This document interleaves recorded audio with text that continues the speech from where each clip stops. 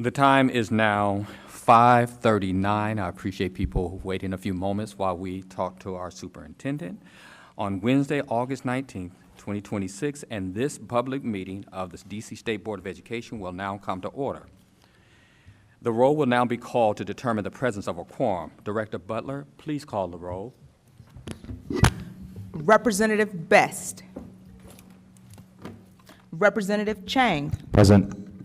Representative Colson. Present. Representative Henderson. Present. Representative Johnson Law. Good evening and present. Representative Thompson. Representative Williams. Present. Representative Goulet. Here. President Patterson. Present. Mr. President, you have a quorum. Okay. A quorum has been determined, and the State Board will now proceed with the business portion of the meeting. Members, we have a draft agenda before us. Are there any corrections or additions to this agenda?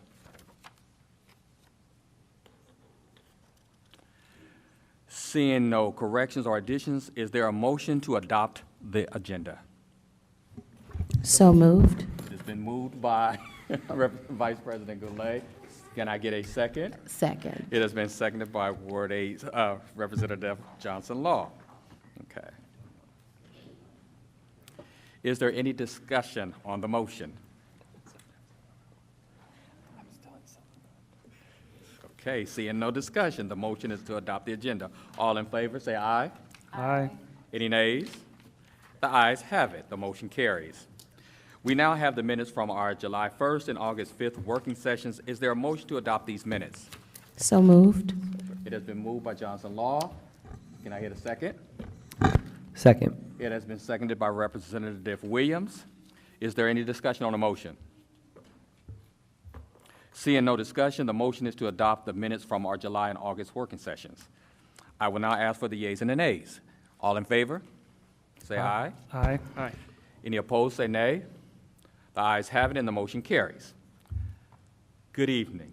I'm Dr. Patterson, the at-large and president of the D.C. State Board of Education. On behalf of the State Board, I want to welcome our guests, members of the public, including those who are watching live via the District Knowledge Network, to our public meeting. These meetings take place on the third Wednesday of each month in the Old Council Chamber here at 441 4th Street. This evening, we will not be hosting an expert panel because we do not have the hybrid capacity in the old chamber that we would like to have. We voted as a board to shift the expert panel on age-appropriate screen time to a virtual roundtable on August 31st. More information, including how you can view the roundtable, will be available on the State Board's website and social media channels. After Ossie's remarks, we will proceed with public comments. We have 30 public witnesses who have signed up to share testimony. We encourage the public to sign up every month at sboe.dc.gov. The State Board is available as a resource for our local communities. Please don't hesitate to contact your representative with questions or concerns related to public education or email our agency staff at sboe@dc.gov. At this time, I would like to welcome our State Superintendent, Annette Mitchell, to provide Ossie remarks.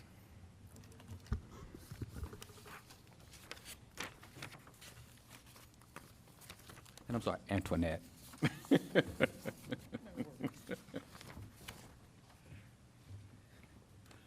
Thank you so much. Thank you so much, Mr. President. Good evening, State Board members, staff, and members of the public. Thank you for welcoming me. As President Patterson noted, I am Antoinette Mitchell, the State Superintendent of Education for the District of Columbia. It is always an honor to give an update on our work and our shared priorities. Tonight is especially meaningful as the State Board prepares to vote on updated physical education standards and graduation requirements, work I have been committed to for the past 3 years. First, though, I'd like to tell you how excited I am to start another school year. Welcome students, teachers, parents, and staff to the 2026-27 school year. fresh haircuts, new sneakers, new courses, new teachers, clean classrooms, updated routines, and fresh starts. In education, we get a chance to begin anew every year, to improve what we did in the previous year, and to look forward to great benefits. We have been hard at work at OSSI preparing for the 26-27 school year. Our transportation team continues to work diligently with our families and schools to get information we need to provide timely transportation services in the new school year. We are expanding career and technical education with the launch of our new permanent home for the Ward 8 Advanced Technical Center. This facility is strategically located with the Walt Whitman Center, a critical health care provider east of the river. It will serve approximately 130 students this school year, giving them the chance to earn dual credit and industry-recognized credentials.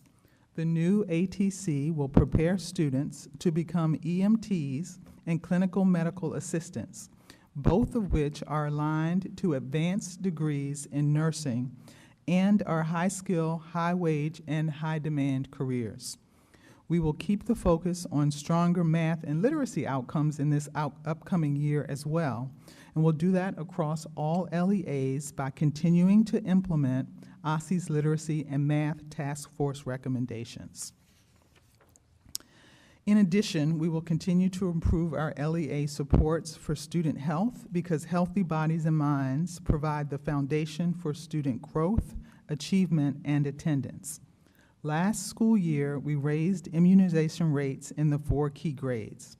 We urge families to schedule their students' annual well child visit as soon as possible to continue to keep them up to date on all required immunizations.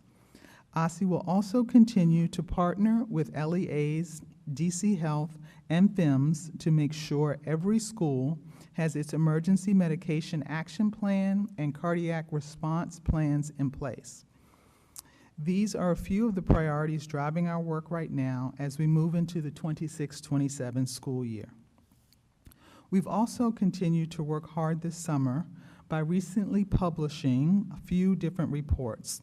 We published an English learner landscape analysis, a report on the district's child and adult care food program, and 2 final rulemakings, one on OSSI's subsidized child care program and one on the statewide academic assessments. And I look forward to additional announcements soon, including the release of the DC CAPE scores on tomorrow afternoon. I want to briefly highlight the resolutions before the board tonight, beginning with the physical education standards. I very much appreciate the board's engagement on this matter and encourage members to support SR 2612. The proposed standards updates are based on SHAPE America's National Physical Education Standards. OSSI conducted a multiple-month review of the national standards update in preparation with local PE teachers and LEAs. The results of this engagement and the feedback we've received from the state board show strong, unified support for aligning the district standards with the national update. The proposed standards build on our existing ones as well as national research. They will strengthen students' physical literacy journey, helping them gain the knowledge and skills needed for lifelong physical activity and success in team environments. As a tennis enthusiast myself, I know firsthand how physical activity skills build K-12 learning into lifelong pursuits. The passage of SR 2612 positions us to drive our students to new heights on their physical education journeys. Tonight's vote on the district's graduation requirements represents the culmination of years of work. I started this work in the spring of 2024, even before becoming state superintendent. We began by creating the district's first graduate profile, a shared vision of the knowledge and skills every student should have by graduation. That profile informed extensive public extensive public engagement, including more than 40 meetings with educators, industry partners, community organizations, and other state education agencies. The State Board also held 5 public meetings, formed a task force, and spent nearly a year reviewing the requirements in our proposal. This is, without question, the most thoroughly studied and reviewed recommendation OSSE has ever brought to the State Board. If the Board approves SR 2613, and I am optimistic that you will, DC students will benefit in several important ways. For the first time, students will have 6 diploma endorsement options to choose from. These endorsement options will help students connect their learning to their career aspirations and increase their marketability to schools and employers. Students will also receive annual post-secondary planning touch points to help them stay on track to graduate high school and to clarify their post-graduation plans. The community service requirement will expand to include both paid and unpaid opportunities, and the required hours will decrease from 100 to 60. This will make the experience more meaningful for our students and more manageable. Mathematics options will grow as we begin building out a new integrated math pathway that weaves together essential concepts and focuses on practical problem-solving skills while remaining absolutely true to our state math standards. The proposal also ensures that every student takes both physical education and health by separating the current 1.5 credit requirement into one credit for PE and a half-credit health course.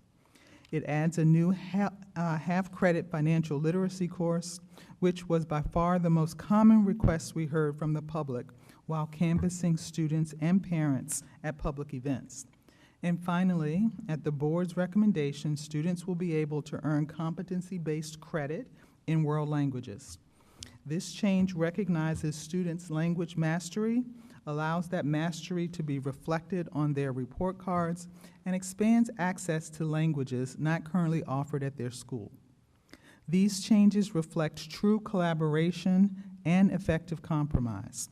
While they look significantly different from OSSE's original proposal, they represent a thoughtful, consensus-driven policy shaped by hundreds of voices across the District of Columbia. With tonight's votes, we continue building a stronger future for DC students. And after the graduation requirements are finalized, I look forward to transitioning to other important shared priorities, including reviewing the district's ESSA State Accountability Plan. Thank you very much for your time and for your attention. I wish you all a joyful, productive, and inspiring start to the school year. And remember, every day counts, so please start the year with strong attendance. Thank you. Thank you, Dr. Mitchell. And before you leave the dais, I just want to say that this morning when I woke and I turned on the news, I saw CBS. I watched CBS in the morning. I saw that we were doing this. We were voting on this tonight, the graduation requirements. And I so appreciate, and I want to say this, how much you, your team, have been so collaborative throughout this whole process. You stated this is something that you started working on in 2024. Yes. Our task force, led by 2 dynamic leaders, dug in and they worked with you, and you worked hand in glove with them. So I truly appreciate the collaboration, and that morning news showed me that we're leading in these areas, so thank you so much for your collaboration over the duration of this time. Thank you. Thank you so much. It's been a pleasure. We hear testimony from public witnesses at every public meeting, and your comments become part of our official record. If you would like to speak at a future public meeting, please sign up using the form or the website at sboe.dc.gov. Sign-up closes 48 hours before the public meeting. As mentioned earlier, we have 30 witnesses who have signed up to share testimony this evening. Members, please also refer to the written testimonies available in Dropbox and in your materials if you had them printed. As a reminder, all public witnesses must share a copy of your testimony with our staff at SBOE at dc.gov so we can add it to the public record. We will hear from those in attendance in a panel format. Each witness will have up to 3 minutes to provide comments. Please note that you must use one of the microphones on the table. The timer light on the table will be green for the first 2.5 minutes, yellow for the last 30 seconds, and red after 3 minutes have elapsed. After each panel of public witnesses, we will pause for questions from State Board members. If members have questions, they have up to 3 minutes. These 3 minutes include their question, comment, and the panelists' answers. Executive Director Butler, will you call the public witnesses?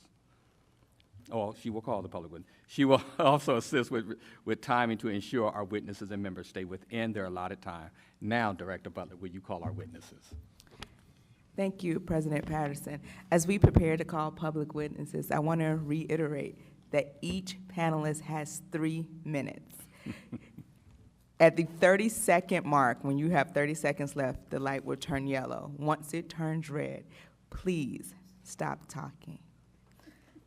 And I will add before you start, Golly, Please. we do not want to cut you off. We really don't, but we will.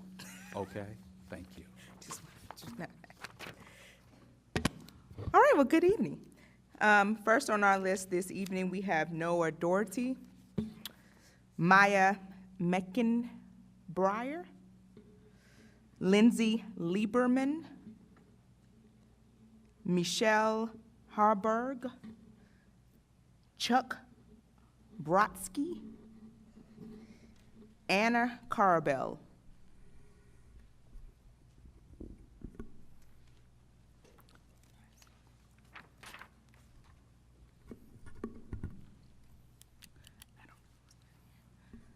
Okay, well, we're going to call 2 more. It seems like 2 people. Kate Rosenberg.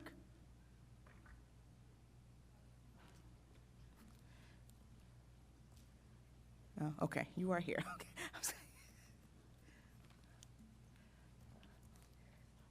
Danielle Duncan. Lindsay just got here. Oh, I'm sorry. Got stuck in traffic. Yeah, we can't control traffic. But yes, so it's very confusing.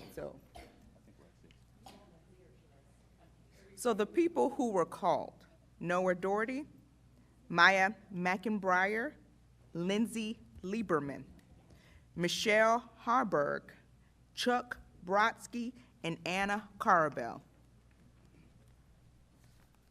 So that is 5 people. So we still have an empty seat. Yeah, Maya Meckenbreyer is in traffic. So Maya is not here. So Kate Rosenberg, if you can please come.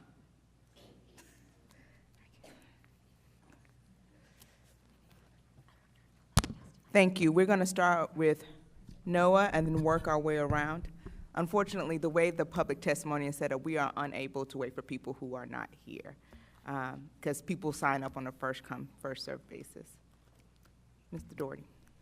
Good evening. My name is Noah Doherty. I'm the Ward 2 resident and the Director of School Talent and Academic Strategy at the DC Charter School Alliance. First, I want to thank State Board representatives, Superintendent Mitchell, members of the State Board's task force, and all of the community stakeholders who have engaged in the process of reimagining our city's high school graduation requirements. We are very happy with OSSE's most recent proposed changes. They honor the hard work and deliberation of the State Board's task force, reflect feedback from a wide variety of stakeholders, and provide implementation flexibility where appropriate. We deeply appreciate Representative Henderson's suggestion at the working meeting to reduce the number of required elective credits from 3.5 to 3 in order to maintain the number of required credits at 24. We want to thank the other State Board representatives and Superintendent Mitchell for supporting this suggestion during that same meeting.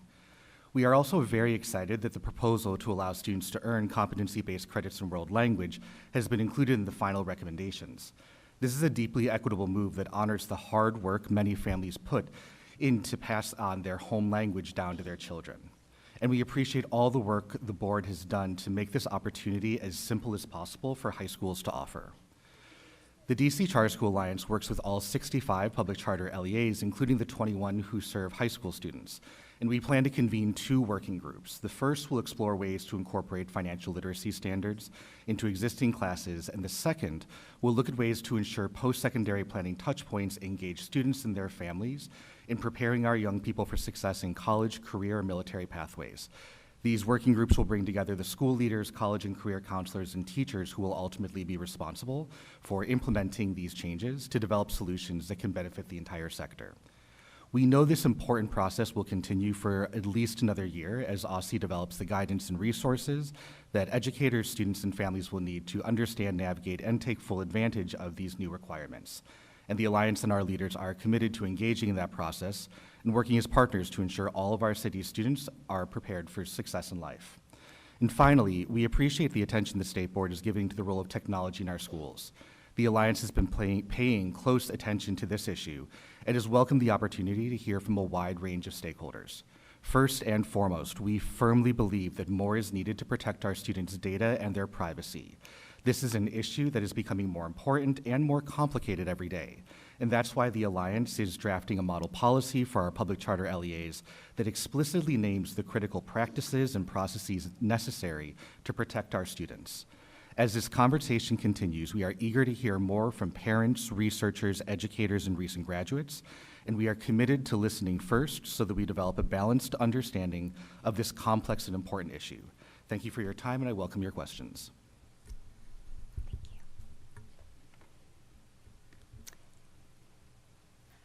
Good evening. My name is Lindsay Lieberman. I'm a DCPS parent, an attorney, and a volunteer with DC Schools Beyond Screens. When I last testified before you, I explained that under federal law, when schools consent on behalf of parents to ed tech used by their children under 13, families are entitled to notice about the platforms, websites, and applications that their children are using at school and those companies' data practices. DCPS's own policy expressly promises an inventory of the platforms, websites, and applications that they are giving to our students, to our children, and links to their privacy policies, and specifically a process through which parents may opt out of these companies. In May, my husband and I emailed DCPS twice requesting this information. We have still received no response. On June 30th, I sent a formal request to DCPS's general counsel. Although she confirmed receipt, I still not have received any information or substantive response. Schools Beyond Screens has submitted multiple FOIA requests to DCPS seeking this information, but has not received any responses. My children's elementary school is fantastic, and they are doing more than many other schools in examining the effects and effectiveness of screens, and even they have not been able to provide this information despite my requests. On July 10th, DCPS sent a letter promising clearer guidance and a pathway for families to raise concerns, but none of the information that I speak about tonight was provided. Last night, the interim chancellor held a town hall for families, and none of this information was provided. This morning, I understand that there was a teacher training on screens, but again, no indication that any of this information that we as parents are entitled to under law and policy will be provided to us. My daughter begins PK4 next week, and I still do not know which technology companies will receive her name, her birthday, her usage and habits, or other personal data, and she is only 4. Just yesterday, the New York Times reported that many Silicon Valley executives send their own children to a private Waldorf school near Google's campus, where tuition is close to $50,000 a year, and of course, there are no screens at Waldorf schools. The people building and selling this technology are paying a lot of money to keep their own children away from it. And meanwhile, our public school families are being told that children need more screens and more technology in order to learn and thrive. This is particularly concerning, considering that DCPS has not complied with their basic, bare minimum requirement under policy and law to provide parents with the inventory of the websites and apps our children are using and a process to opt out.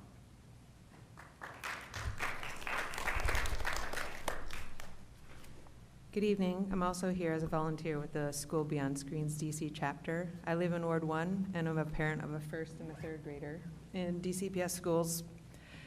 We invited teachers from across the district with the opportunity to share their perspective and on-the-ground experiences on the current use of technology in their classrooms, so it could be on the record for this meeting. Teachers provided their perspective and experience under the condition of anonymity. The first testimony I will read is from an elementary school teacher. She says, or they say, "As a veteran kindergarten teacher, I am extremely uncomfortable and distressed by having to put my 5-year-old students onto tablets for iReady testing in September, January, and May each school year. This testing atmosphere is extremely stressful for many of my students. The iReady evaluation has little value in my mind because as a teacher, I do not have access to the questions they ask, and we don't teach an iReady curriculum. In addition, the testing is touted as being adaptive, and that means it becomes harder for the students when they answer correctly. And they get even more distressed by this because they have no idea how to answer some questions. For example, on the math test, they might see a double or triple digit addition, which isn't taught to them until much later grades. So they begin to cry because they don't know how to do it. Or if they're able to read and they answer correctly to one of the questions, the test stops reading the questions to them and expects them to read it to themselves. They don't know what is happening and get upset. Students shouldn't be subjected to this pressure to perform. Students at this age should be given individualized screenings by a friendly and familiar adult, not sitting in front of a screen." The second testimony is also from an elementary school teacher. "My students are on technology far too much in my classroom. There's no science textbook or workbook, so everything I do, I have to print or they have to read it on a screen. For math, my kids do tons of iReady lesson time every day. Part of this is because my TAS score is based solely on iReady test data. It's teaching to the test, and I don't really think they get the knowledge they need to master the skills. But as long as I'm assessed on it, the kids will do lots of lessons to improve my score. Every component of impact adds up to this one area, so I can count at least a few points in my favor." And the last testimony is from a high school teacher. "Since the pandemic, it has felt as if the district wants everything taught through apps or devices. There's rarely textbooks anymore. When students struggle, the suggestion is to put them on an EdTech app. Students take classes in high school that involve sitting on a screen the entire class watching a video of a professor lecturing. It doesn't spark creativity, engagement, or growth. DCPS's firewalls don't block distracting websites. I've seen kids in other classes while the teacher is lecturing, watch videos, play games, etc. We are not teaching digital literacy. So all the screen time is not teaching skills that might be needed." Thank you.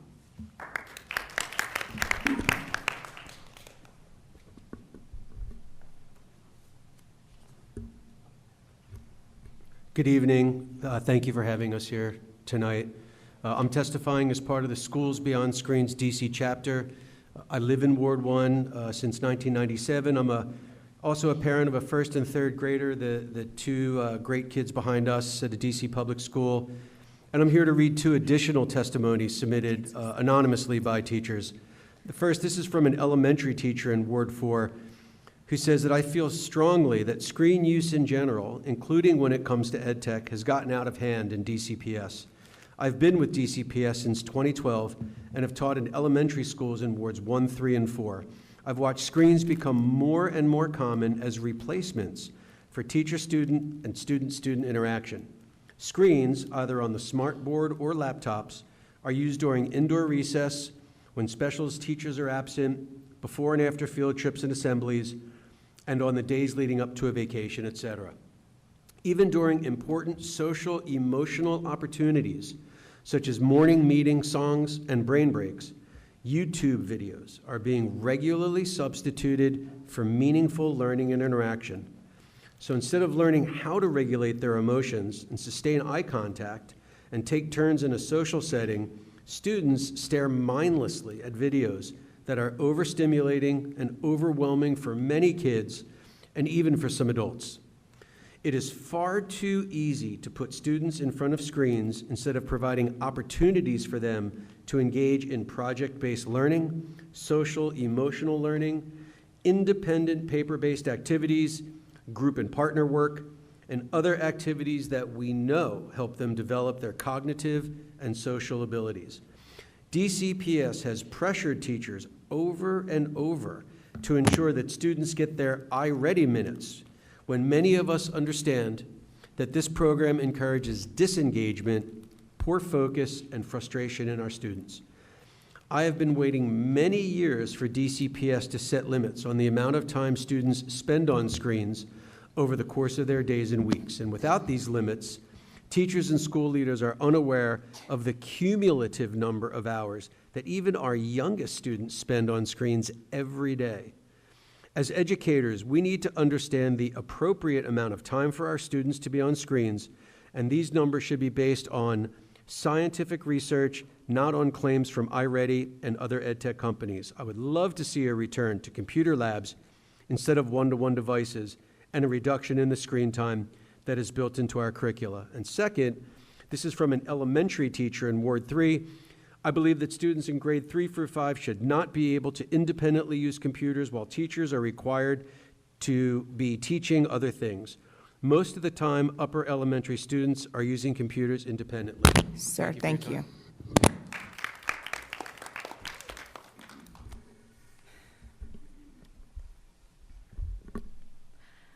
Good evening. My name is Ann Carabell. I am a DCPS parent, a former teacher, and a postdoctoral researcher in special education at the University of Maryland. I am here as a volunteer with Schools Beyond Screens to discuss the role of technology in education for students with additional needs and disabilities, my own among them. This group includes, but is not limited to, students with 504 plans and IEPs. What evidence should we require about a product's safety, legality, and efficacy over established evidence-based practices before we offer it to students with disabilities? First, some terms. Assistive technology. This category describes technology that allows students greater access to content. These tools include screen readers, AAC devices, voice amplification, text-to-speech and speech-to-text, and so on. We should direct more energy to funding these tools and supporting the students who use them. Next, tech ed, or technology education. This term refers to education about technology, not education with technology. Technology education includes digital literacy, typing, online research, file management, and more. Students gain these skills through intentional instruction that is separate from other content areas, not through mere exposure to digital devices and platforms. Finally, EdTech, or education technology. This is technology used for educational purposes and includes platformized instruction, like iReady, digital reading applications, like Sora and Epic, classroom management and surveillance tools like ClassDojo, game and entertainment platforms like Kahoot, YouTube, and BrainPop, and learning management systems like Canvas or Google Classroom. So for students with disabilities, what do we do with these EdTech products? We have to think about the characteristics of effective instruction for children with disabilities. That instruction should be systematic and explicit. It should be appropriately scaffolded, and students should have plentiful opportunities to respond. And instruction should include ample feedback. EdTech products are not designed with these criteria in mind. They are marketed as adaptive, but they are not adaptive. They cannot reteach, scaffold content, or provide contingent feedback. For example, on iReady, when a student answers a question incorrectly, the platform offers a generic hint. With a second incorrect answer, the platform offers the same generic hint. With a third incorrect answer, the platform provides the answer. In other words, as students demonstrate a need for more instruction, the platform offers less. We cannot assume that a tool that works even moderately well for the so-called average student will necessarily meet the needs of an exceptional student. Our children, I'll stop there. Thank you.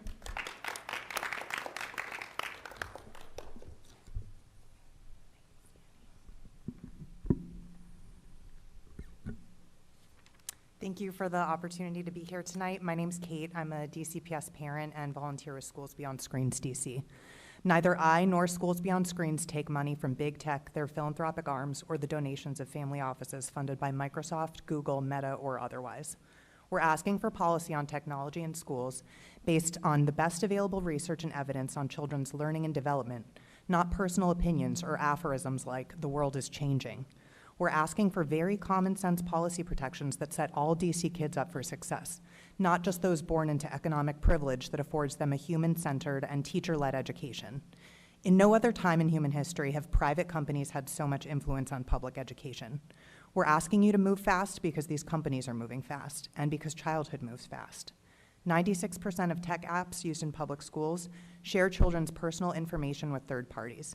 Big tech executives shield their own children from the screens and apps they've developed, the products that made them rich. We can't accept a future where rich kids have human teachers, physical textbooks, and handwritten assignments, while the rest of our kids have Chromebooks, malfunctioning AI tutors, and screen addiction. Now I'll turn to students with exceptional learning needs, such as, but not limited to, 504s or IEPs. I'm a mom to one of them. The rights of students with disabilities must always be protected, and DCPS should continue to allocate funding to meet the full range of technology needs of students with disabilities and special learning needs. But assistive technology, tech ed, and ed tech are three different things. While there are many kids for whom assistive technology is critical, there are others with other disabilities, diagnosed or undiagnosed, that will be made far worse with the introduction of more screens. If all children should get the education they need, the answer cannot be that all kids are overexposed and harmed across the board because there's a benefit in specific applications. A career readiness argument is often used to justify screens and devices in classrooms. While many of us believe that school is for more than just developing future workers, I also want my kids getting jobs and moving out. But more exposure time spent on apps and devices in schools will not better prepare children for a technological future. Evidence shows that ed tech use in K-3 has a negative effect on learning and gap-widening harms concentrated among already disadvantaged students. Being AI ready means having a capacity for critical thinking, original thought, focused attention, and basic math and reading skills. The integration of technology should add to and not detract from these goals. But don't take my word for it. A recent Deloitte report listed critical thinking and problem solving, creativity, communication, and the ability to work in teams as the top skills leaders were looking for as they roll out AI applications. Today, philosophy majors are more likely to have jobs than their peers who studied computer science. Anthropic's co-founder says uniquely human qualities will become more critical in the age of AI, not less. We can't perfectly predict the skill sets that the future will require, and education is for more than just making future workers. But the best available research and evidence supports taking action like so many other Thank you, jurisdictions ma'am. already have.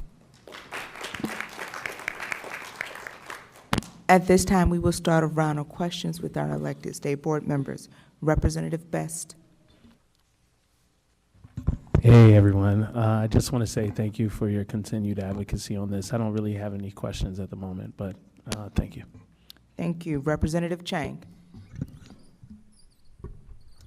And would you like some time to finish your section? Oh, thank you. Oh, you have time too. No, you go ahead. I would. Thank you so much.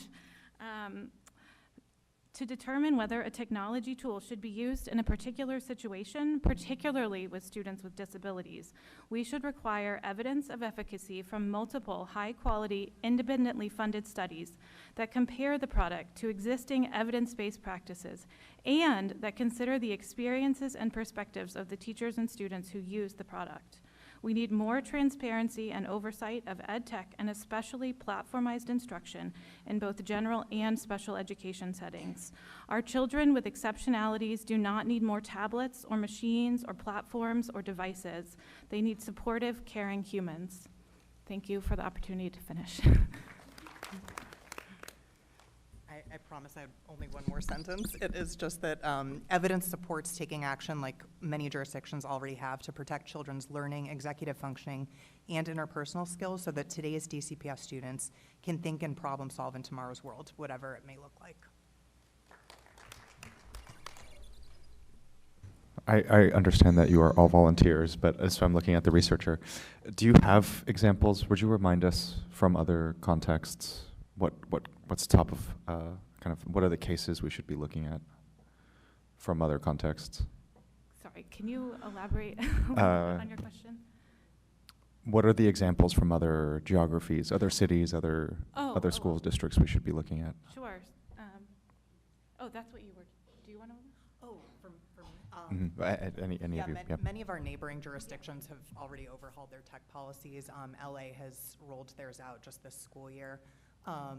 So there are a lot of great examples. New York City is reducing screen time as well.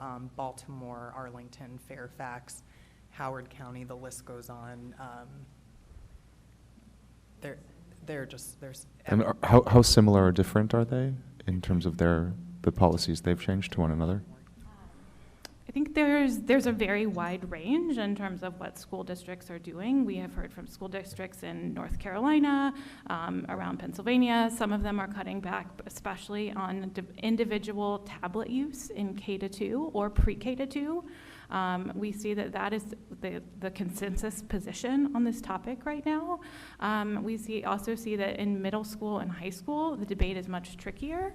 In LAUSD, for example, there's device time limits, and those are being gradually implemented throughout this school year. So there's a very wide range of what schools are doing, but the emphasis is on this rebalancing or using tech intentionally, thinking about what the students are needing. So, Thank you. Thank you. Thank you. Representative Colson. Good evening, everyone. Thank you all for your testimony. Thank you all for those who have been here multiple times. I especially appreciate the additional context from teachers who are DCPS employees. I do not have any additional questions at this time. Thank you. Representative Henderson. I also want to thank you for bringing in the teacher perspective. And I'm wondering what, if any, questions you still have. Like, clearly you've been researching, you're continuing to learn. Are there any questions that you still have? President Patterson referenced that we are having an expert roundtable, and we're going to pose some questions, but I'm wondering what, if anything, you're still curious about.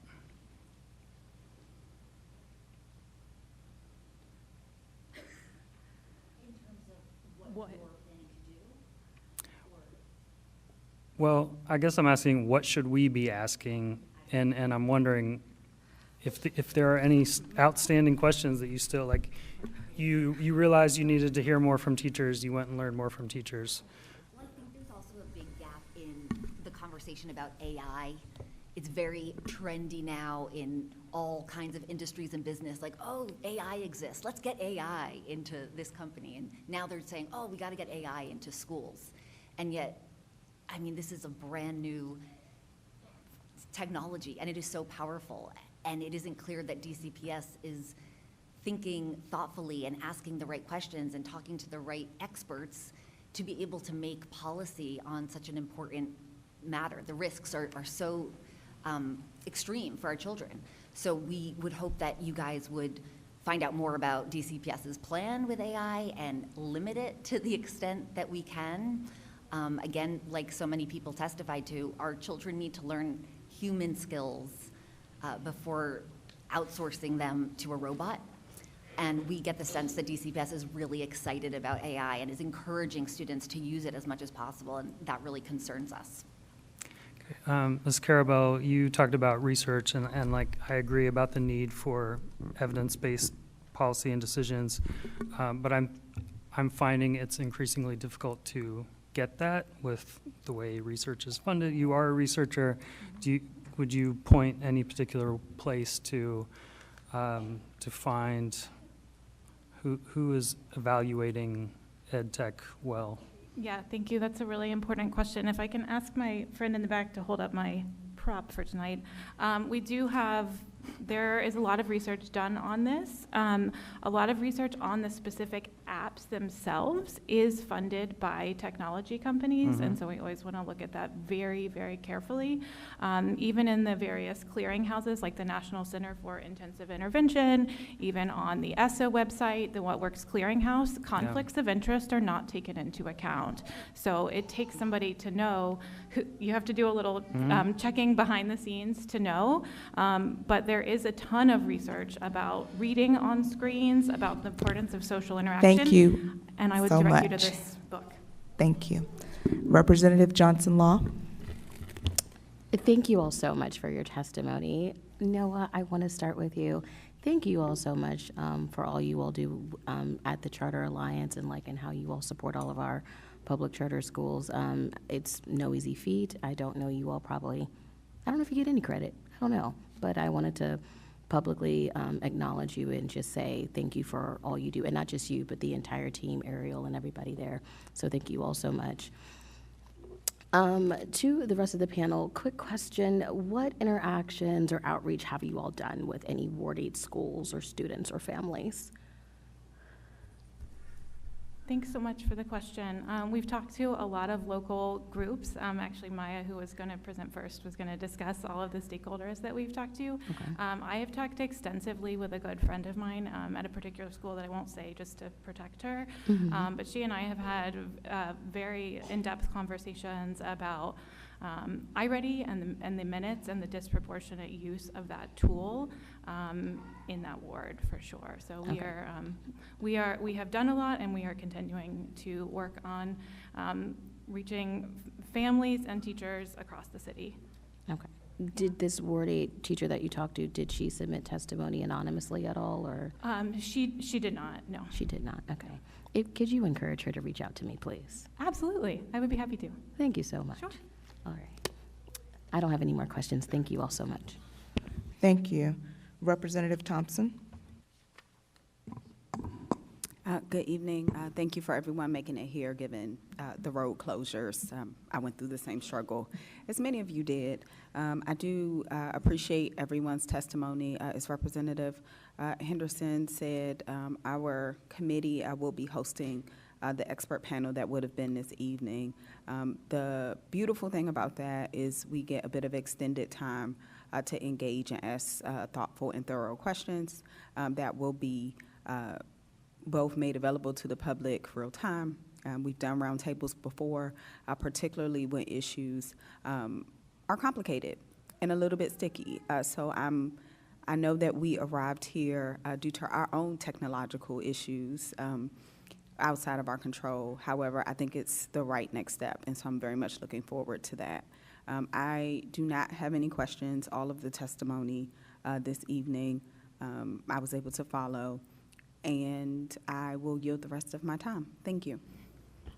Thank you. Representative Williams? Yes, thank you all for your testimony today. Mr. Doherty, I want to start with you. I just appreciate kind of how you're already getting a step ahead with like thinking about the working groups with the implementation of the graduation requirements. So I'm interested in collaborating with you on the financial literacy piece, because I've heard so much difference around training. You know, I already know some schools that are teaching financial literacy this year that are having social studies teachers teach it that have not necessarily gone to a training. As a social studies teacher myself, I'd be interested in teaching that course, but I don't necessarily feel qualified to do that yet. So I want to make sure that as we move that into a requirement, that we're also being thoughtful about how teachers are trained effectively to be able to do that. And there's so much difference in the charter LEAs that I want to make sure we're doing that well and thoughtfully. So no question, but just something to continue working with you on. Thank you. To the other parents around the screen time piece, I'm also a DCPS teacher, so I sat through the hour training today, and there's a lot of change kind of going around and trying to figure this out. I do not get the sense, although I understand from some people's perspectives and I've heard that AI is being pushed completely into schools. That is not anything that I got from today's training. So that was good to hear. The sources that were used to kind of validate some of the research, because I do think that whether it be DCPS or charter districts, we need to do a better job of just communicating what we're doing and how it's happening. And I think that clarity will help us make sure that we have thoughtful, correct policies. So a lot of the research today came from the American Academy of Pediatrics, World Health Organization, and the U.S. Surgeon General, for right or for wrong, but that is what I was told as a teacher in training today. And additionally, the guidance that I got around iReady seemed way more reasonable, where I feel like a lot of the testimony experiences have been misuses of technology. So the ELA and math guidance was 30 minutes per week from what I received, and I'm looking at on the screen right now. And I think we've also heard a lot of principal testimony, school leader testimony about not abandoning the tools that we have to be able to make sure that students have quality instruction, but not using technology as a substitute, not using that as the main thing. So I don't have any particular questions right now. I'll think about it, but I'm committed to figuring this out with everyone. Thank you. Vice President Goulet. I want to thank everybody for coming out. With the Schools Beyond Screens, I just keep fighting for our younger kids. I think on the same page with you and look forward to continuing to work with you. Mr. Doherty, I want to turn to you because we do have the high school graduation requirements up tonight to vote. So I just recently, there's been a shift in the proposal to having the waivers, which I don't support having a waiver process for our students who have developed foreign language skills, shifting that from OSSE to the Public Charter School Board, which I thought was a strange shift. Have you been involved with any of the discussions on that? This is the first time hearing about it. Okay. Okay. Yeah, I mean, it was the first I'd heard of it recently, too, and it just, for me, if a student has obtained proficiency or fluency in a foreign language by demonstrating that competency, I want there to be equity with how it's treated. I don't want to, interrupt the operations of a particular charter school, but I also don't want to have like the Public Charter School Board having to go through an application process. So I was just very confused by that, and I wasn't sure.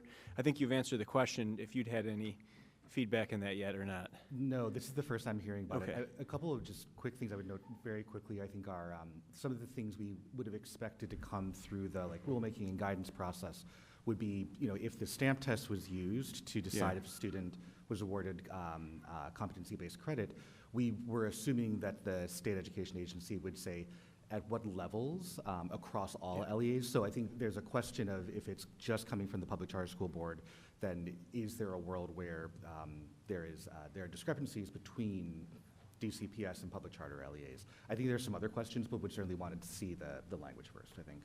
Thank you. I mean, and that's kind of how I was envisioning it as well, where they would set the standards for tests for various levels for obtaining like the 2 credits of competency, for obtaining fluency with the seal of biliteracy, that would be set by the superintendent.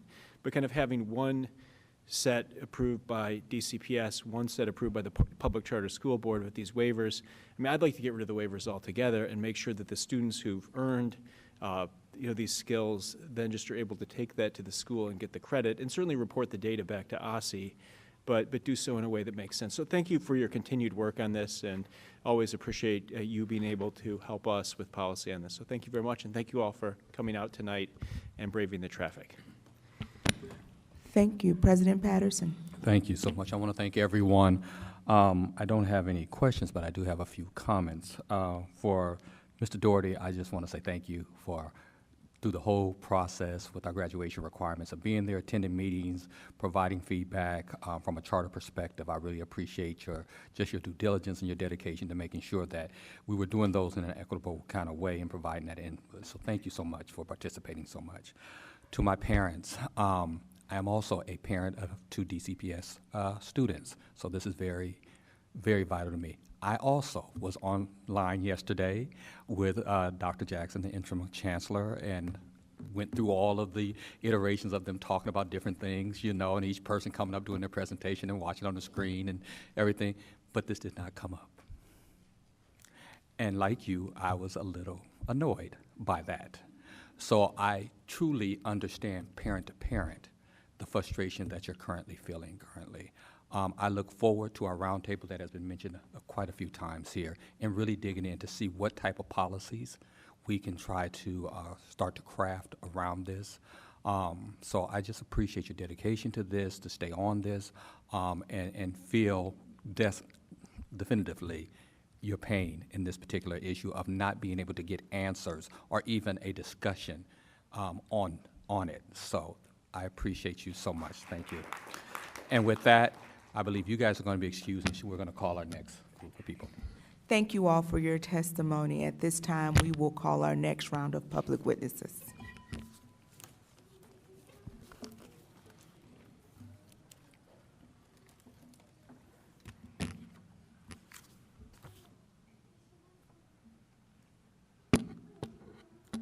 Danielle Duncan Hatfitt.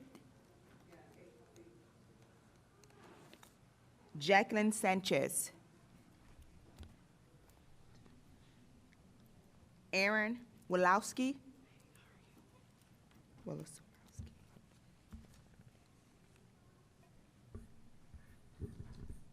Tobina A.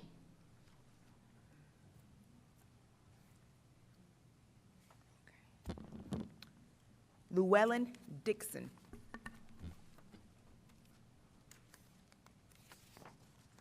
Nicole Summers. Andrew M. Lee.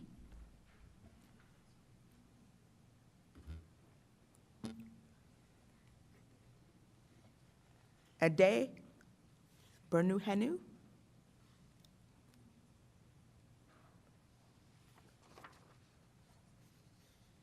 Danielle, we will start with you and go around. Okay. Good afternoon, good evening, State Board members, SBO staff, invited guests, parents, advocates, civic communities members. My name is Danielle Duncan. I'm an FBLA representative. Let me first acknowledge every personnel that has collaboratively been dedicated to the education and learning experience for decades, with the sole purpose of each one teach one. Teaching does not stop. It's a continuous requirement for substantial growth in learning from each and every humankind in living existence of life. With that being said, I believe that it's very important that we, as a nation, community parent, leader, teacher, and pupil, to understand the cognitive patterns of learning and comprehensive mechanisms to understand how important education is. It's the knowledge to our souls that we feed each other without a biased approach, whether it's classification, gentrification, or radicalism of old patterns of negative attitudes, to which we value as acceptable behavior styles to teaching each and other with mannerisms.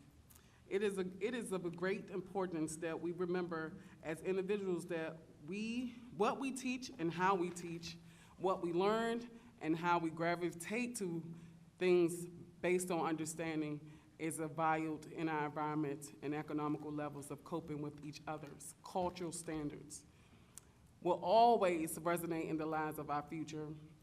For those who didn't quite understand that statement, I'm going to reference to what I just said, to a quote from Sammy Rami. A true seeker can always remedy the reality and obtain freedom from all bondage.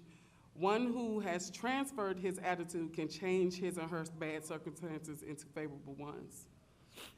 In my perspective, that means when we change the narrative of how we ourselves enlighten the ways we believe in a positive light, we live, and when we can teach each other how to better ourselves in the way we think and believe with free will.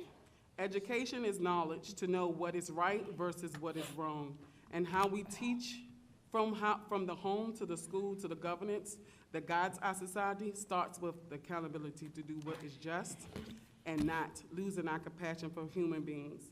Feelings, emotions, and contagious behavior that's narrative of negative patterns of past histories, of unhealed attentions.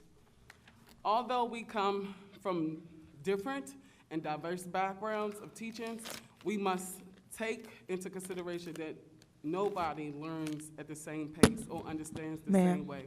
Thank you so much for your testimony. Good evening, and thank you for the opportunity to be here. My name is Jacqueline Sanchez, and I'm a DCPS parent of a rising kindergartner and a volunteer with Schools Beyond Screens, DC. I'm here to ask the State Board to be an important ally in holding DCPS accountable for how technology is used in our classrooms. Right now, it's the Wild West for parents trying to understand technology policies and practices at individual schools. Too often, those practices conflict with growing research about the risks of excessive screen-based instruction for learning and academic growth. There is a striking disconnect. The technology industry has spent years selling schools on digital learning, while some of the people building these products have chosen intentionally low-tech schools for their own children. As one SBS advocate put it, CEOs are using our kids for their tech products to pay for Waldorf school tuitions for their own kids. DCPS students should not be subjects of an experiment we later discover failed them. If technology belongs in our classrooms, the burden should be on the system to demonstrate that it is being used intentionally, appropriately, and in ways that benefit children. That requires accountability. As we await DCPS's new technology guidance, we are asking for 5 things. First, make implementation measurable and public. DCPS should regularly publish actual usage data for iReady and other common platforms against its own guidance, along with school or ward level compliance. A policy only matters if we know whether it is being followed.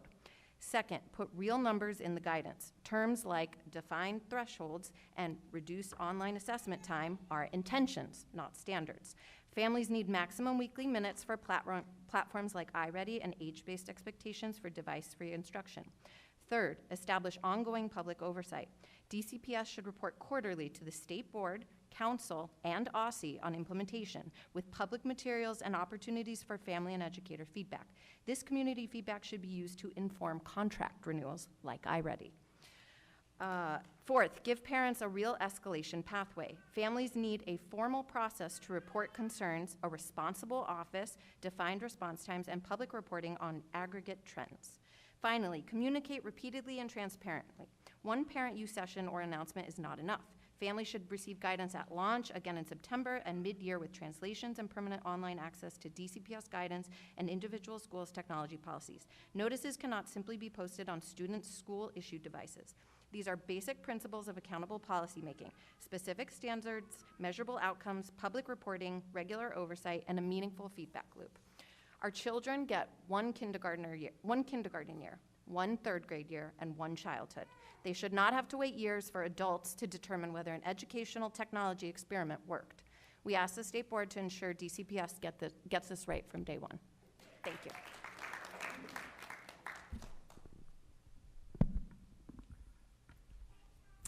Good evening. My name is Aaron Wozlowski. I'm a Ward 3 resident and the proud parent of a rising 6th grader at Deal Middle School and a rising freshman at Jackson Reed High School. I want to talk about 2 important areas where our school communities need strong oversight, transparency, and proactive leadership: health staffing and finding the right balance on educational technology. First, on health and safety, I want to make sure board members are aware of the available administration of medication training from the Department of Health for school staff, and I encourage each of you to reach out to school contacts across your wards and ensure principals and staff know how to access it for the school year. DC law requires every public school and public charter school to have at least 2 AOM-trained staff on site at all times. While a dedicated full-time nurse in every single school must remain our ultimate priority, I also want to recognize that DOH is planning some mitigations to health staffing this year. According to Parents United for School Health, DOH is hiring additional school-based staff to reduce clusters from 5 schools to 4. However, it should remain a priority of city public health and educational leaders, including this board, to monitor health staffing levels and their impacts. Just as we need transparency and active oversight of school health staffing, we also need a high level of transparency and clear guidelines when it comes to technology in our schools. True transparency around what tech is used in our classrooms, how often it's used, and what data it generates are essential. Without robust transparency, we can't effectively identify and curb excessive screen time or protect our classrooms from unproven digital platforms. We also can't ensure equitable access to meaningful technology where appropriate. We need clear visibility to identify which resources work and whether they are actually reaching students across all 8 wards. We've heard many well-founded concerns about ed tech. At the same time, I don't think we have to choose between common sense safeguards, which I think folks are asking for here, and digital equity. We can and must do both. Technology needs to be treated as a tool to support teachers who should remain at the center of instruction and who deserve clear guidelines and resources from the city. And I think there are examples where technology does serve an important purpose. Things like assisted technology and other essential accommodations for students with special needs, targeted acceleration for twice exceptional 2E learners, and age-appropriate and genuine digital literacy. Preparing students for the modern world means teaching them how to navigate technology effectively, safely, and responsibly, which includes knowing when not to use tech in favor of analog methods that rely on fundamental skills like reading, writing, and math. We need common sense limits on screen time where technology is counterproductive or harmful, while also ensuring older students across DC have equitable access to evidence-backed tools where appropriate. Thank you.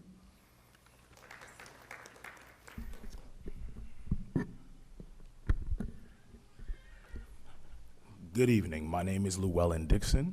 I am a teacher at Lecky Education Campus. I was educated at MCPS. I went on to receive a bachelor's and master's degree from Morehouse College and Emory University, respectively. I'm now pursuing a PhD in leadership from Pepperdine University, and prior to teaching in DC, I held several leadership roles in where I've raised millions of dollars. I'm also an ordained minister of the gospel of Jesus Christ. I have a question for you on the panel. Would you send your child to Lecky? If the answer is not an enthusiastic yes, then it is your moral and professional duty to oblige my forthcoming request. The mission of DCPS is to educate children. With an average literacy and math proficiency rate of 13%, it is clear that Lecky is failing at that mission. Over the course of the 2025-2026 school year, there was one in-person staff meeting that took place in October and 2 optional virtual ones. For at least one entire school year, Lecky had an infestation of mice that went unaddressed until the summertime. Funds that have been allocated for specific purposes have not been made available for those purposes, and there has been no accountability or receipts provided. Special education students are grossly neglected and undereducated. The school is experiencing several lawsuits because of mismanagement, and there are several other policy violations that could be named if time permitted. Again, the mission of DCPS is to educate students in a safe environment, and by allowing these things to go on, the principal, Naika Wilson, has proven that she is not in line with said mission. Any other employee who committed such egregious acts would be terminated. So now the ball is in your court, panel. As leaders of the school system, it is your moral duty to ensure that the children receive the same level of education that you received that allows you to sit in the seats that you're currently in. In addition to the mission of DCPS, it is wise to have it at the forefront of your mind to make every school in DC a school where you would send your child to. So I ask again, after hearing the current state of the school, would you send your child there? If the answer is no, do the right thing, conduct a full investigation, and hold Naika Wilson accountable for her actions. Thank you. Good evening. My name is Nicole Summers, and I am a DCPS parent here with Schools Beyond Screens. I am also a professor at Georgetown University Law Center. Law is a profession that is largely embracing AI. Law firms use it, and many tools exist to embed AI in legal practice. Yet this does not mean that we are reshaping legal education and embedding the technology across our pedagogies. To the contrary, we understand that to use AI successfully as lawyers, students need to learn the tools of legal analysis first. At Georgetown Law, we have required all first-year exams to be in class with no access to the internet. The University of Chicago Law School, currently ranked the second best law school in the nation, has done the same and has also banned all laptops from classrooms. In a memo that circulated widely, the University of Chicago Law School administration said, quote, AI is already a pervasive part of legal practice and will become more so. It is simply unrealistic to think that students and lawyers will not use AI. But legal technology is changing rapidly, and there is no guarantee that the specific AI tools or techniques that are ascendant today will be useful when current students enter practice. Thus, AI skills training requires more than producing students who can use the tools that are currently part of legal practice. Law schools must give students the analytical skills and theoretical toolkit to adapt as technologies change. This is how we will ensure that our students learn how to use AI responsibly, effectively, and ethically, end quote. I completely agree with the emphasis DCPS places on preparing students for college and beyond.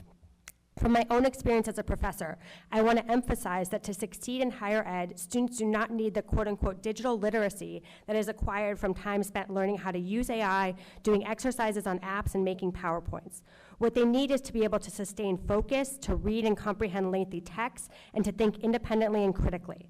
Across higher ed, faculty are discussing students' decline across all of these areas. Students are more distracted and distractible, their capacities to absorb lengthy reading assignments are diminished, and they're more reliant on the internet and AI to think for them. These are skills they have to learn in their elementary and secondary years. And all the research has shown that time spent on devices and on ed tech programs undermines them. It is precisely as these technologies have taken over the classroom that we witness these effects. Finally, I will note that in my own law classes at Georgetown, I highly discourage laptop use. I do this because the research shows that students learn more when they handwrite notes. When students handwrite, not only are they less distracted, but the process of handwriting actually helps them retain the material. Yet so many of my students can't act on my encouragement to handwrite notes. For many of them, they don't have the physical handwriting skills necessary to do so. For others, they don't know how to engage in the process of more slowly taking notes by hand. Every year, the students with the top scores on the blind graded exam have been the ones who took handwritten notes. If the status quo continues in DCPS, is only likely to increase inequality. Time spent on devices makes, oh, thank you.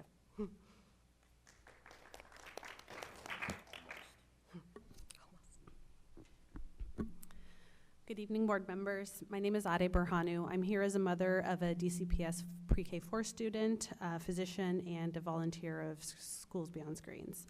I'd like to start with a shared foundational obligation between medicine and educators alike, which is to put the health, safety, dignity, and development of children before any institutional convenience or commercial interest. Though I'm not a pediatrician, as a physician I have reviewed the literature, and it is from this parental and medical responsibility that I want to share the unequivocal risks associated with increasing presence of screens and ed tech in our schools. I'll briefly review the highlights for you.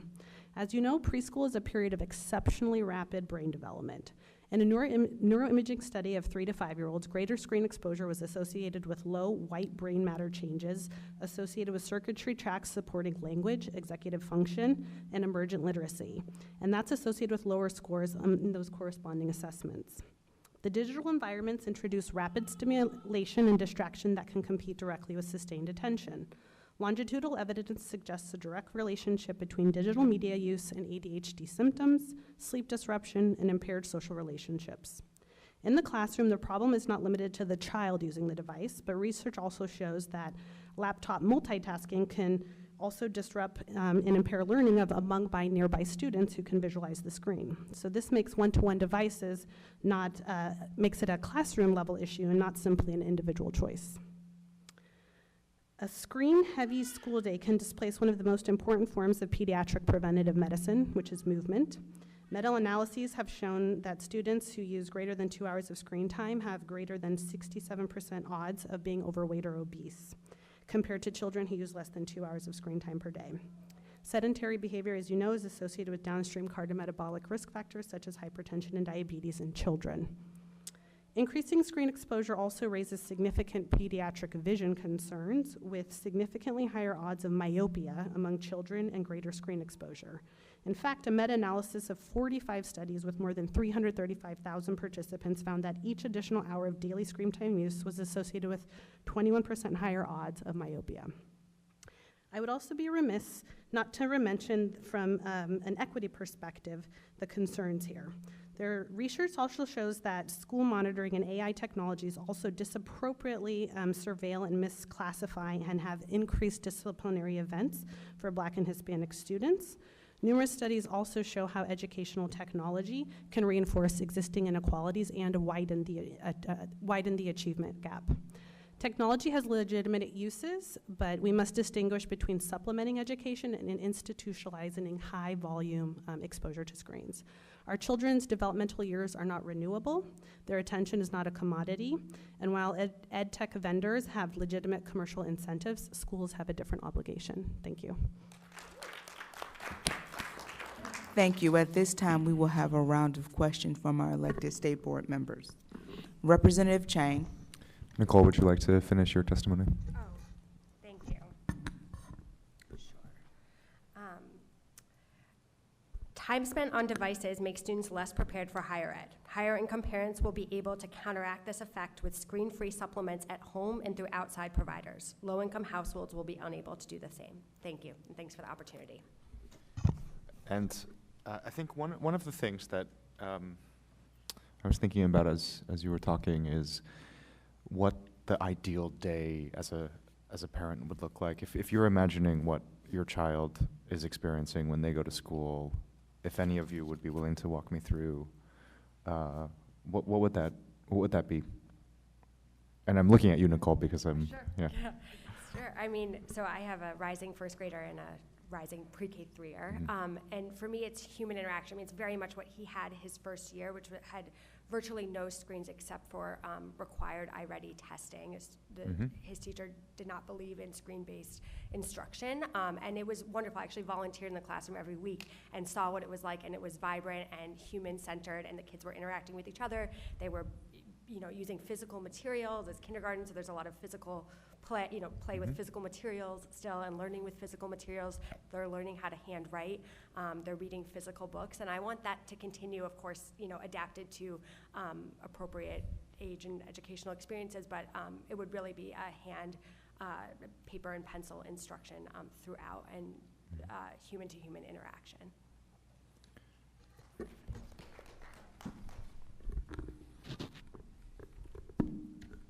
I would echo everything Nicole said, and I would also say that, an ideal day would also have the option for paper alternatives to electronic testing.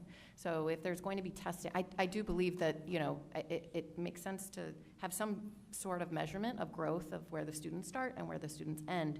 But I think we used to do it in the olden days, in my day, via paper. And so I think the big thing with that the resources have to come along with that. So we must not give an unfunded mandate to teachers. I think that's really important that we invest in the materials. And as much outside time, play-based activity, particularly in those early years, as much as we can do to reinforce policies that contribute to that social emotional learning, and keep screens out unless absolutely necessary. But I'm not opposed to them, just an intentional use of the screens and a research-based one. Aaron, either of you have anything to add to that? Yeah. I was going to add just the kinesthetic and visual ways of learning because of the new centuries of technology. So as a parent, you have to adapt both ways of how you personally teach them and then have them adapt to how they can collaboratively engage with other students. So understanding the cognitive behaviors of what they like to learn and how they learn, and dealing with that hands-on with them so they can be diverse in learning. Thank you. Representative Colson. Good evening, everyone. I have a question, I have a comment, and maybe just a statement. Allow me to say this, and you all chime in when you can. I was thinking while I was listening to the parent from Deal, he spoke about healthcare and nursing. And then right behind that, sir, you spoke about our test scores and the condition of the buildings. And we have heard multiple testimonies about screen time, and while that is a very important issue, I'm wondering why this is the particular issue that has galvanized everyone together. Again, not saying that it's not important, and I do understand. And my thought was maybe because their babies are young and they're just now entering the system, and so this is the issue that is at the forefront. But my thought is also, as they matriculate through the system and as you begin to see test scores, which was mentioned because I don't want to name any other problems, or you begin to have the need for a nurse, will we have this same response? So I guess my question is, specifically, if you all can tell me how we got here with everyone being so coordinated with the screen time, and then what would that look like once you all have succeeded or once you move on? Will this energy and this coalition then move on to support some of the other concerns that older parents or parents of older students may have? Can I just jump in really quickly? So as a parent of older students, I mean, I can't speak for sort of what's galvanized everyone. I can say I am thinking about concerns across the board in our schools, so I'm concerned about whether or not there are nurses. I'm also concerned about the amount of screen time. And I had a daughter who was an 8th grader this past year at Deal. We've had a great experience at Deal. She saw a huge increase in the amount of technology she used. So I think part of what's driving the issue right now is it's happening in real time. Things are increasing exponentially. So these concerns at specific schools, concerns with school health, are ongoing concerns, and they deserve attention. But I think, from my perspective, this is happening right now. It's, things look differently on the tech side than they did 5 or 10 years ago, and it's happening really fast. So I think folks are reacting to that, but that's my take. And would the movement from across the country also play a part as well? The federal lawsuit, I believe we started to hear testimony from this group after that was dropped. So is that part of it as well? So I think doubling on what Erin said is exactly right. I think this is a byproduct of COVID. So I think what happened during COVID is we were all scrambling to make sure that our kids could get an education of some kind. And what happened was there was a huge influx of money from the federal government distributed to all states and localities. And they had to spend the money and get the devices out. And so they just willy-nilly sent them out with no thoughtful process behind how they were crafting the policy. And now here we are years later dealing with the in-person, real-life chaos that is on the ground. The urgency and why we all came together, I think it was organic. It was not driven by a national movement. It was, we found each other by talking to each other at meetings and on WhatsApp groups, and that's how we just started organizing. And I think the urgency is that this tech is corrosive the way it's being used, and there is an urgency to fix it fast. And so that is why that movement, I think, has galvanized. Thank you. So sorry. Representative Henderson. Yes, thank you. I do feel like most of the people who have testified on this issue have young children.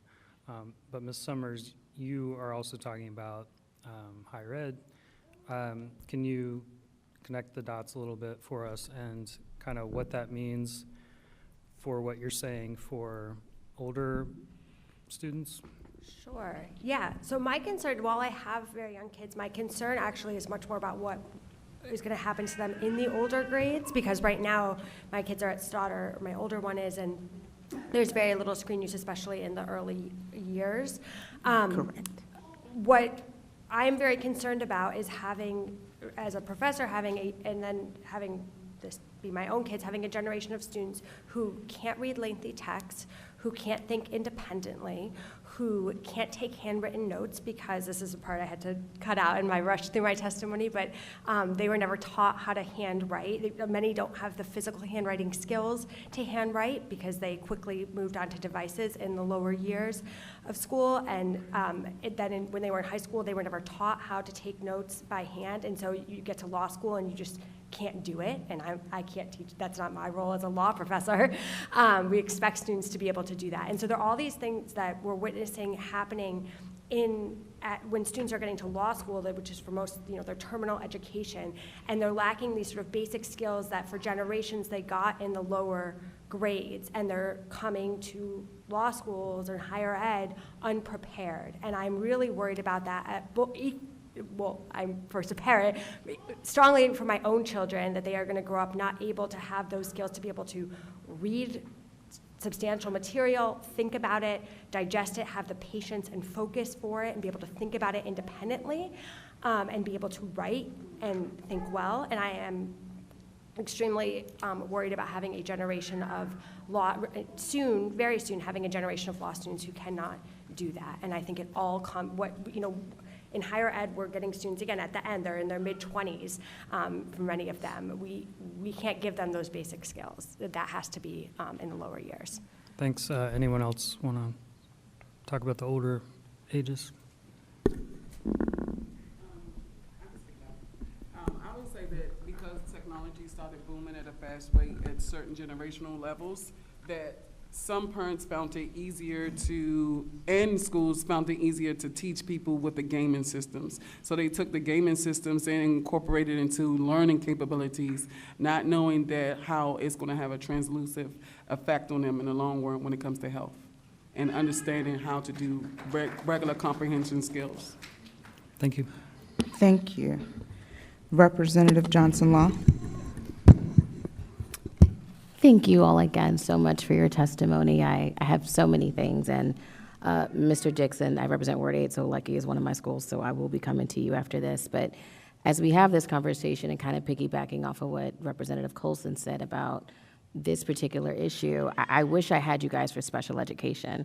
I wish I had you all for transportation. I wish I had you all for bullying. I wish I had you all for safety, because those are like the top 3 things that I get from my schools. And when it comes to technology, the other side of this again, as we talk about equity, many of our families still don't have computers. Many of our families don't even have access to Wi-Fi or to the internet for them to even, let's say if they have a research project, many of them are in the library. Not saying that everybody in Ward 8, but many of them do. I get calls from schools saying they don't even have enough devices. They're not even updated enough to even do some of the things that you all are talking about. So as we have this conversation again, I would like to know, where are you all with Ward 8 engagement? Well, I started with engagement with Ward 8 and was part of some of the enhancements of program and teaching on a I'm gonna say low income level. So I understand exactly where you're coming from as far as them not having.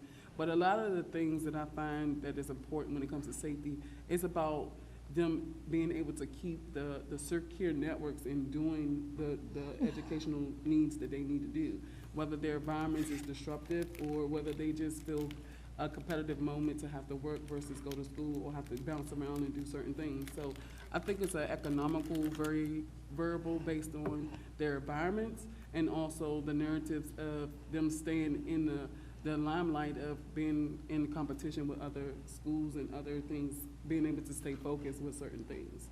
So it's a little bit about a lot of bit of just environmental and home-based things, and then school-based favoritism things. So it's a lot of things that need The to be nuances. Yeah. Thank you, Ms. Danielle. Mr. Dixon, you mentioned Lucky, and you mentioned about the mice, and you mentioned about special education. In the last 40 seconds, you can take the rest of my time. One, can you just update me? Has anyone responded from DGS? If not, let's follow up offline. And then two, you mentioned special education. What things are not happening, so I can also follow up in regards to that as well? Yeah, and I want to preface my statement by saying this. I have been in DCPS only for 8 months, and I've observed all these things. So phrases like DGS, I'm not really familiar with. Department of General Services. Okay, okay, thank you. And even with the SPED stuff, I am still working through some of some of that knowledge. However, I have not received any responses from DGS as of yet. Okay. And I'm out of time. Let's follow up offline. Thank you, Mr. Dixon. Thank you. Representative Thompson. Sir, you can take 30 seconds to finish your response. The most recent example I can give, as far as, thank you for that, as far as the SPED violations, there is, again, it's an abuse of power in certain kind of ways. I am not SPED certified, for example. I don't mind, teaching special education, but I'm currently not SPED certified. After some conversation that was contentious between the principal and I was placed in an ILS class this year to teach there in a space where that is not my certification, and it is and that's a common practice that happens at the school as well. I have when I was a teacher last year in 3rd and 4th grade as a small groups ELA teacher, there were 2 students. I don't want to say their names, but there were 2 students who could not read or write their own names and very clearly belonged in special education, and they had made it to 3rd grade, now going to 4th grade, being completely ignored.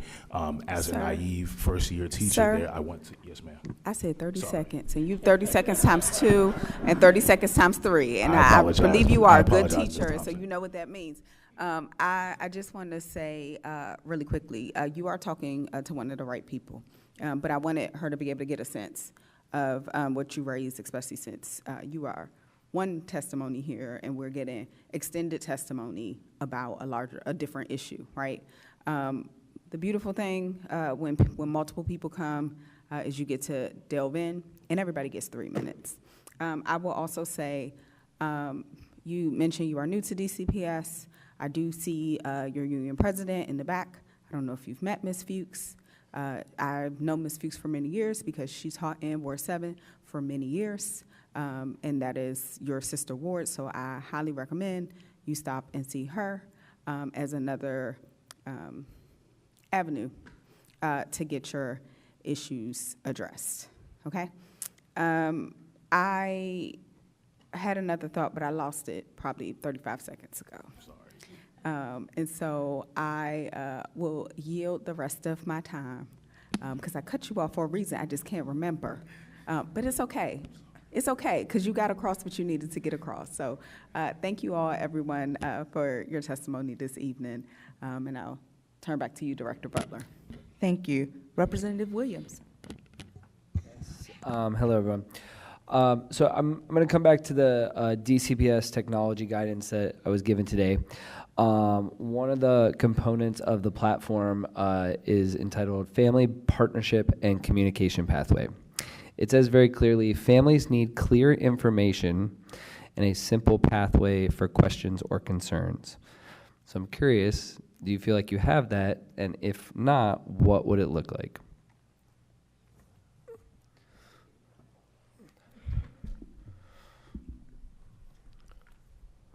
So we also heard a little bit about some of those pieces being included, and right now there is no back and forth with the DCPS that exists at all. So I think what that would look like is kind of something along the lines of my testimony, having an escalation pathway. So if families have issues that they're experiencing on any number of issues, in addition to some of the ones that were spoken about here, there's a real path to escalate it to somebody that will listen and engage. There's a September 1st Technology Parent University session coming up. I would venture to guess that that will not be interactive. It will be us being spoken to about the guidance, but no opportunity to comment. There were hundreds of comments submitted for the session last night, and as you noticed, they did not answer any of them. So it would be a real process. Does anyone want to add to that? I was going to say engagement and having some type of real data core value where there's issues or concerns that parents and teachers have on a database level where they can reach out and someone is being accountable for addressing those issues instead of leaving them to a year later, or they get to the 12th grade and they still have those competencies of problems. Right. Yeah, it's something that I'm thinking about because I hear you both, and Ms. Ed, just to your point about just DCPS kind of talking at you, that was my experience today, and so it's just not collaborative. And I think that's one of the things why I'm so excited about a new mayoral administration. Right, I really think we need a cultural shift in our schools, that puts students, teachers, families at the center, and I've heard this also from our W2 president hundreds of times, right? That sometimes, like, we really need to be thoughtful about what central administration is doing, not have it be so great, but also have it support schools, and not make teaching and learning harder. I think there's a lot of room for growth here. I don't want to have it be a gotcha system with teachers, and I want to think about proper communication channels, but I don't think we have that yet. Great. Thank you. Representative Best. Thank you. Jacqueline, thank you for your continued partnership and support and advocacy on this issue. I want to talk to Mr. Dixon. So I don't want to lie to you, man. I hear you, and that's extremely unfortunate. I wish that there was something that this board could do. I wish that we could launch an investigation, but unfortunately, the way that we're set up, we just don't have that power to really act on that. I think that we can talk about what are some effective ways that we can help you address some of those problems. I think, one mentioned, connecting with Laura, but I think we can also figure out what are those other avenues outside of this right here, because unfortunately this board doesn't have that power. Where most areas and regions have a school board, we're not a school board. We act as a policy advisor, and so I'd love to talk to you afterwards about what I would do if I was in that scenario. And I appreciate you for being brave and standing up and speaking out against some things that you're seeing and you're witnessing and putting yourself on the line. So I do appreciate that. Absolutely. Yeah. May I Yes, absolutely. Yeah, so I thank you for clarifying that for me because, again, new to the system. Yeah. But also, even my intention was that even if you all are not able to do something, I wanted it to be said very loudly, dragged out of the darkness, because my experience has been, even in my 8 months, that a lot of things are done too quietly. And I didn't want this to be quiet. So thank you. I appreciate it. And I just think that, you know, for those of you who are here, who have continued to advocate for certain things, I think one thing that you could advocate for in the future is that this board has some more power to do some things outside of what we can do right now. Thank you, sir. Representative Chang.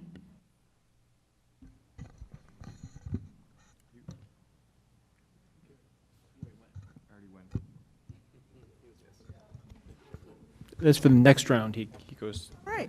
Representative Goulet. Oh, thank you. I just want to thank you all for your testimony tonight, and thank again our parents who've come out on this screen time issue. You know, I think the reason, I think Representative Colson, you mentioned it, like, why is this such an important issue for people? And I think it's because they're seeing the effect on their younger kids. And I think this is where it's just tremendously concerning to me, is on the brain development of our young children. I think you, Ms. Sanchez, mentioned it, hit the nail on the head by saying we need an intentional use of this technology. And I think that's the real concern, is that our youngest learners, we have, I think, a physician, Dr. Berna Hugh, am I saying that right? Baranu. I think you cited the research on this, and I think that is what should be the guide on this, is what are our physicians, our independent physicians, saying about the effect this has on our children's learning, on their brain development, and then using that research to start to set reasonable limits on the amount of time and the types of activities that should be on screens. And I think if we do that, we're going to get to a good place. So is there anything more you would like to add with that research on really drilling down to the youngest kids and what we're seeing from pediatricians? Because you talked a little bit about it. I wasn't sure if there was anything you wanted to add to what you said previously. Short of going into the specific studies, I just want to call this out. This is parallel to a public health crisis. So we've seen already in our children social media use causing significant mental health concerns. And so we have a choice to be ahead of the wave, on the wave, or behind the wave. And so I think that's why this is a national issue, and it is very personal to all of us, because if we don't start now, it will be too late in 2 years. Well, I want to thank all of you for speaking on this, and lastly, I want to go to Ms. Summers on this, and I appreciate you then sharing the kind of the end of all this with some of our students who still haven't developed these skills, you know, even when they get to law school and graduate programs. What do you think at the high school level is necessary to transition those students into college and then into professional programs?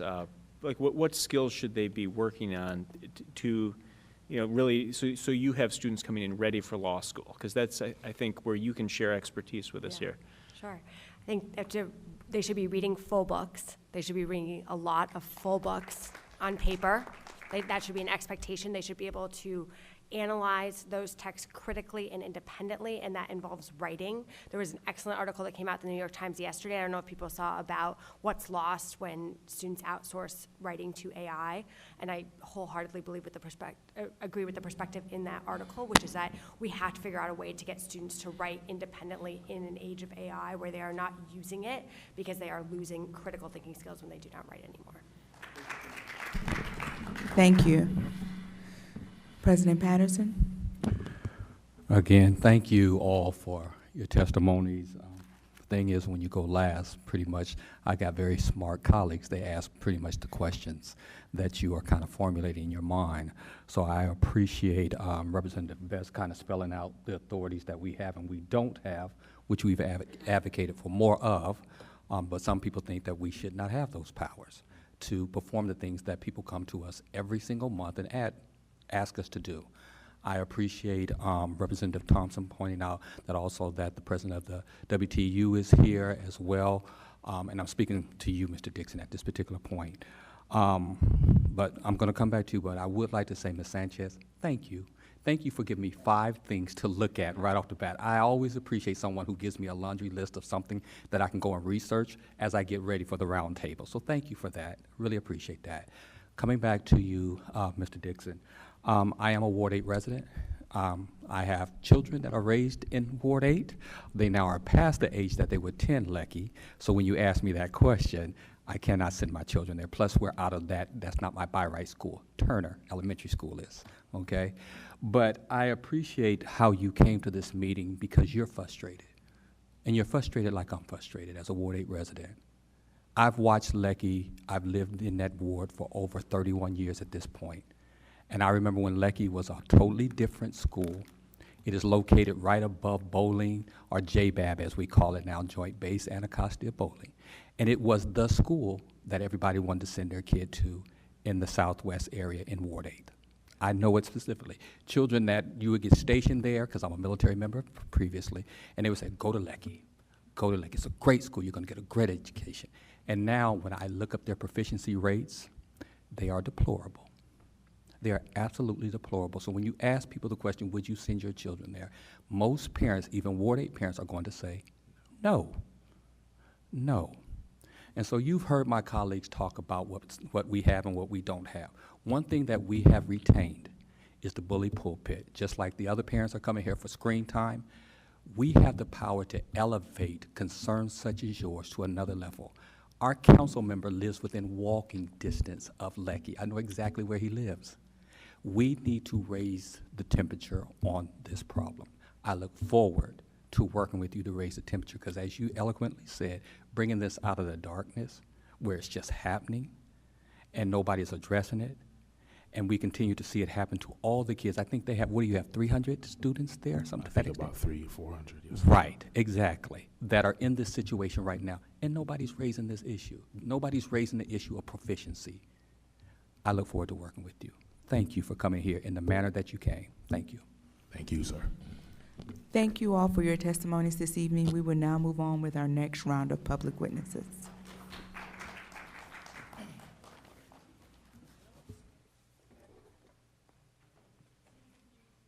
Sorry. Susan Friedy.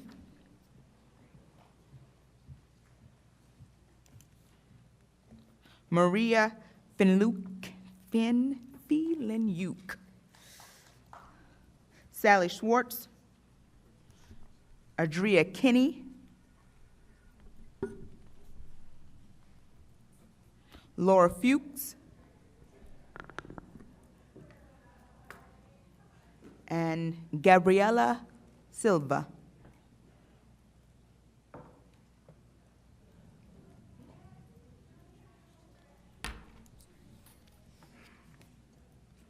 Susan? We will start with you and then work our way around. Thank you. Good evening. My name is Susan, and I'm a Ward 4 resident and mom of twin boys entering 2nd grade in a DCPS elementary. Susan, could you pull the mic a little bit closer? We can't hear you. Sorry. Okay for me to start over? Yes. Thank you. 1 second. Let me get the clock. All right. Go ahead. Good evening. My name is Susan, and I'm a Ward 4 resident and mom of twin boys entering 2nd grade in a DCPS elementary in a school and community I genuinely love. I'm here tonight because the evidence suggests that DCPS's current approach to screens and ed tech is not serving our children well, and I believe we can and must do better. A few months ago, I read a Wall Street Journal investigation entitled "How YouTube Took Over the American Classroom." The article is about YouTube specifically, but points to something broader. There's a mounting research base proving that profit-driven screen overuse in schools is hurting children's ability to learn, not just academically, but socially and behaviorally. Any parent who has had a child on a screen too long knows what it looks like: the short fuse, the resistance to putting the device down, the struggle to re-engage with the real world afterward. These are not parenting failures. These are documented, predictable responses to overexposure. And if it's happening at home, we should be asking hard questions about what is happening during the school day. I'm also deeply troubled that this is rapidly becoming an equity issue. Wealthier districts are pulling back on screens and putting safeguards in place. Schools with fewer resources are growing more dependent on ed tech, in part because these products are offered at a low price point. They're making it cheap because they know that our children's data is valuable. Furthermore, my husband is a veteran. We are raising our boys to be present, engaged, and oriented towards something larger than themselves. Algorithmically driven content designed specifically to capture and hold a child's attention works against every one of those goals. I'll note that research has documented boys being served particularly harmful content through these platforms, which compounds our concerns. With that, I'm leaving you with 3 specific asks. First, a real audit of how much time our children are spending on screens during the school day. Parents are advised to monitor overall screen time. Only a true accounting of time spent on screens at school will allow parents to make informed choices at home. Second, a formal plan for screen use in schools developed collaboratively by school administration and PTAs so that the total screen time our children experience in and out of the classroom is intentional, coordinated, and developmentally appropriate. Third, a commitment to a mostly device-free elementary environment as the default, with technology introduced as part of a purposeful curriculum, not as a substitute for instruction or a classroom management tool. DCPS is spending $54 million annually on tech and $600,000 on AI. Comparatively, they spend $37 million annually on special education. That is a decision worth examination. These are funds that could be and should be reallocated to address other common areas of concern. My kids, as well as kids across this district, all deserve an education grounded in what the evidence actually says. Thank you.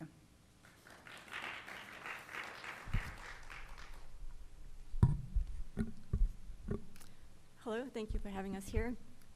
My name is Maria Felanyuk. I'm a Ward 1 parent of an almost 5th grader. And this is my experience as a parent of a 4th grader at DCPS Title I school. Upon asking how the school was each day, we started hearing excited reports about free time on the computer that our child was getting every week, if not every day. Upon further questioning, it seemed like free time is earned by finishing up work early and was given by teachers as a reward. What do kids do during free time? We had the same questions. I can't speak for all the children, but here's what he said. A lot of time was spent on coding. While it sounds educational, most of coding we observed was done by modifying and then playing existing video games. Not only that, one of the main websites used, Scratch.com, has social media functions, such as counting views and engagements under children's projects. I'm sure I don't have to explain why this is problematic. I'm not against the idea of teaching coding. It can be a fantastic tool to teach logic and problem solving. If this school board decides that coding should be a part of our DCPS education, then teach it. Teach it by having real curriculum, adult leaders, by scaffolding skills, by measuring progress. The way coding is experienced at DCPS is much closer to video game-based social media. Another program that my child cited was Sora. Sora is a digital library that allows kids to check out digital books and read them on the computer screen. There are multiple issues regarding screen-based reading, such as drastically increased myopia risk and difficulties focusing for kids with ADHD. We know that reading physical books results in retaining more information because it engages multiple senses. Books have weight, covers have textures, and most importantly, words have a physical address. All those aspects help us retain information and develop stamina for longer reading passages. I checked my child's average time spent on Sora. It was 5 minutes. That brings me to my last point. Most of the free time was just spent on video games. Some of them I actually purchased and provided by DCPS. For example, Prodigy, which is known for low quality of instruction, providing minuscule learning to game ratio and aggressive upselling. But the main offender is Google mini sites that compile links to video games that bypass the district firewall. Those games range from low quality at best to mature content at worst. We cannot expect teachers to play screen time police to every child. The solution is not a better firewall. During the last week of school, my child self-reported 6 hours of screens a day. Thank you.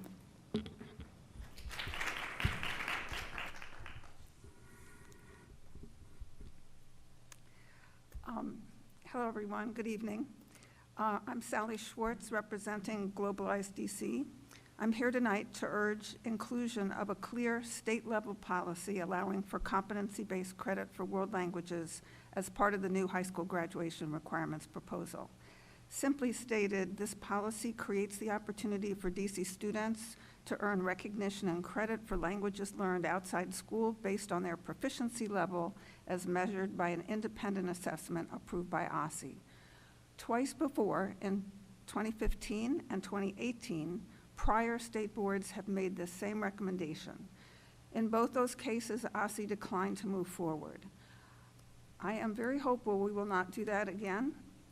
This recommendation aligns with the new graduate profile and with OSCE's vision for creating more flexibility and choice for students, real-world experience, and pathways to careers.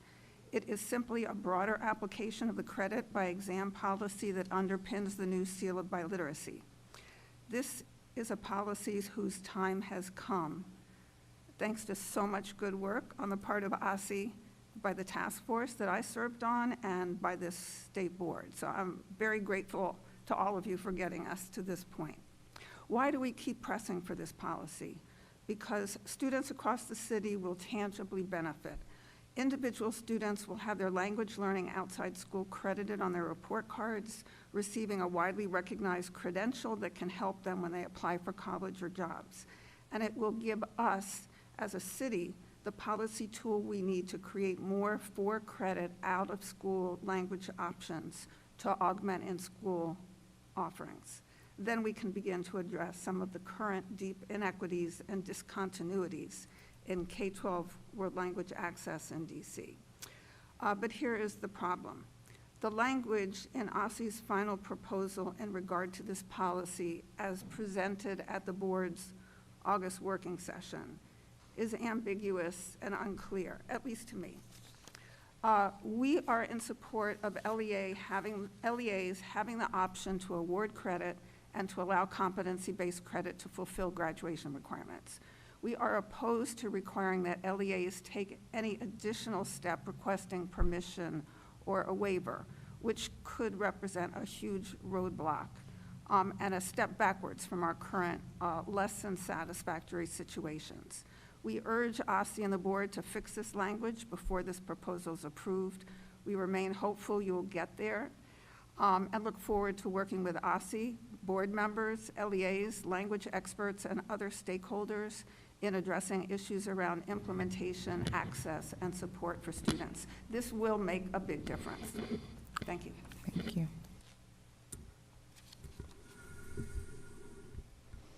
Good evening. My name is Adria Kinney, and I'll be following up on Sally's testimony. I'm a Ward 6 resident. I'm a former educator and international affairs professional, and I'd like to share my perspective on the value of global education and language learning opportunities in the hopes that this will highlight the value of adopting a policy that grants competency-based credit for world learning. I know firsthand that foreign language proficiency can open doors to career opportunities, especially careers here in DC. In my case, I fell in love with Spanish as a student in Ohio, which later motivated me to study abroad, live overseas after college, achieve Spanish fluency, and eventually to move here. You see, my experiences as a student sparked an enduring passion for international exchange, and I figured DC was the perfect place to build my career, since this is the heart of our nation's international relations community.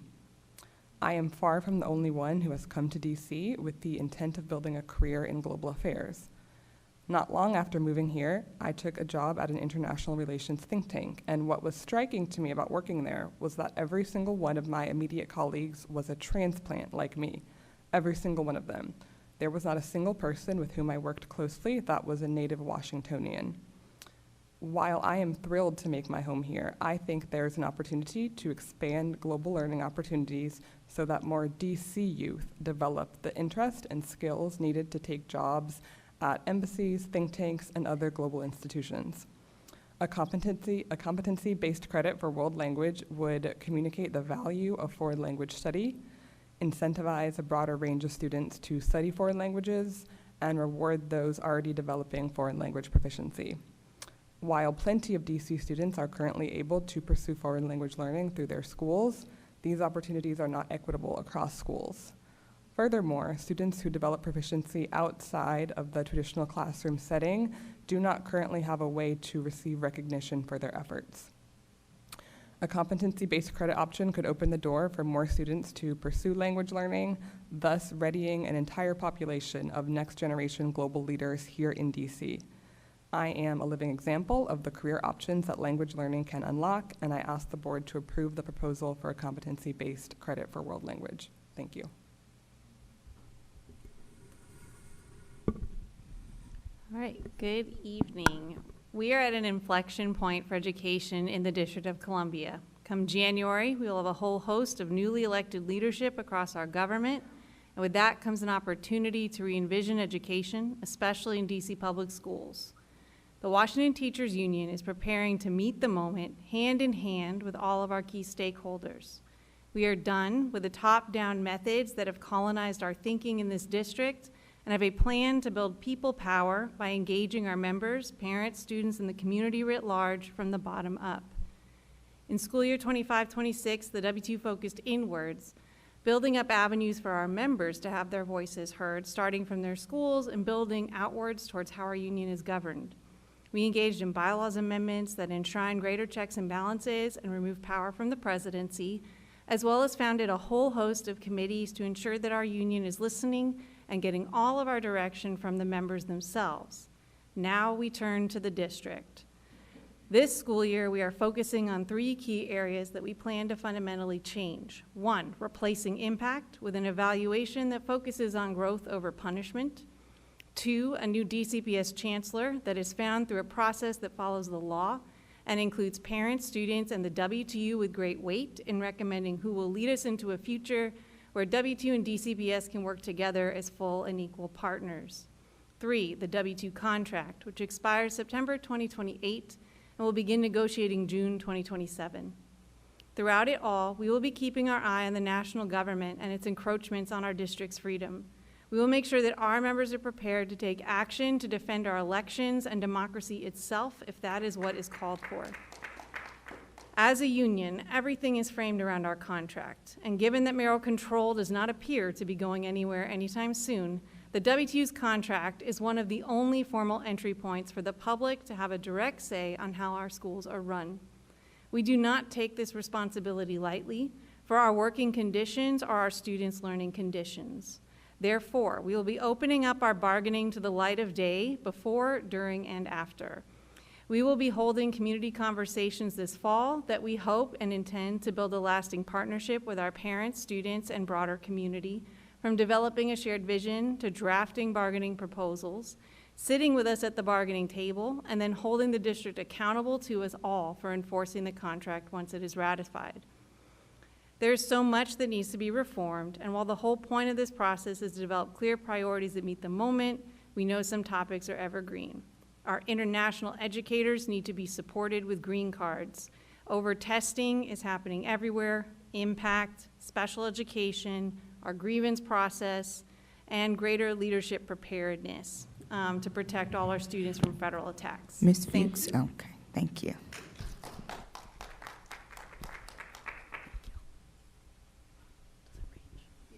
Thank you.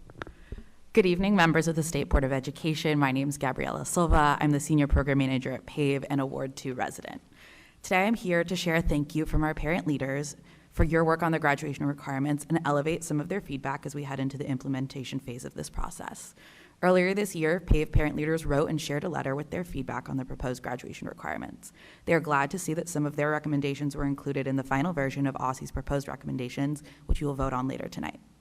Parent leaders were excited to see endorsement options that will honor the additional ways students can challenge themselves throughout high school, changes to community service hour requirements to include paid and unpaid options, allowing students to broaden the ways they can get involved in their community, the separation of health and PE requirements, as parents felt strongly that both courses are critical, an increase in the number of touch points required in person for post-secondary planning with an advisor, with a minimum of 1 touch point per grade for a total of 4. 3 of the initial proposed changes had PAVE parent leaders particularly concerned. Changes to math requirements, changes to science requirements, and the proposal of a practical studies diploma.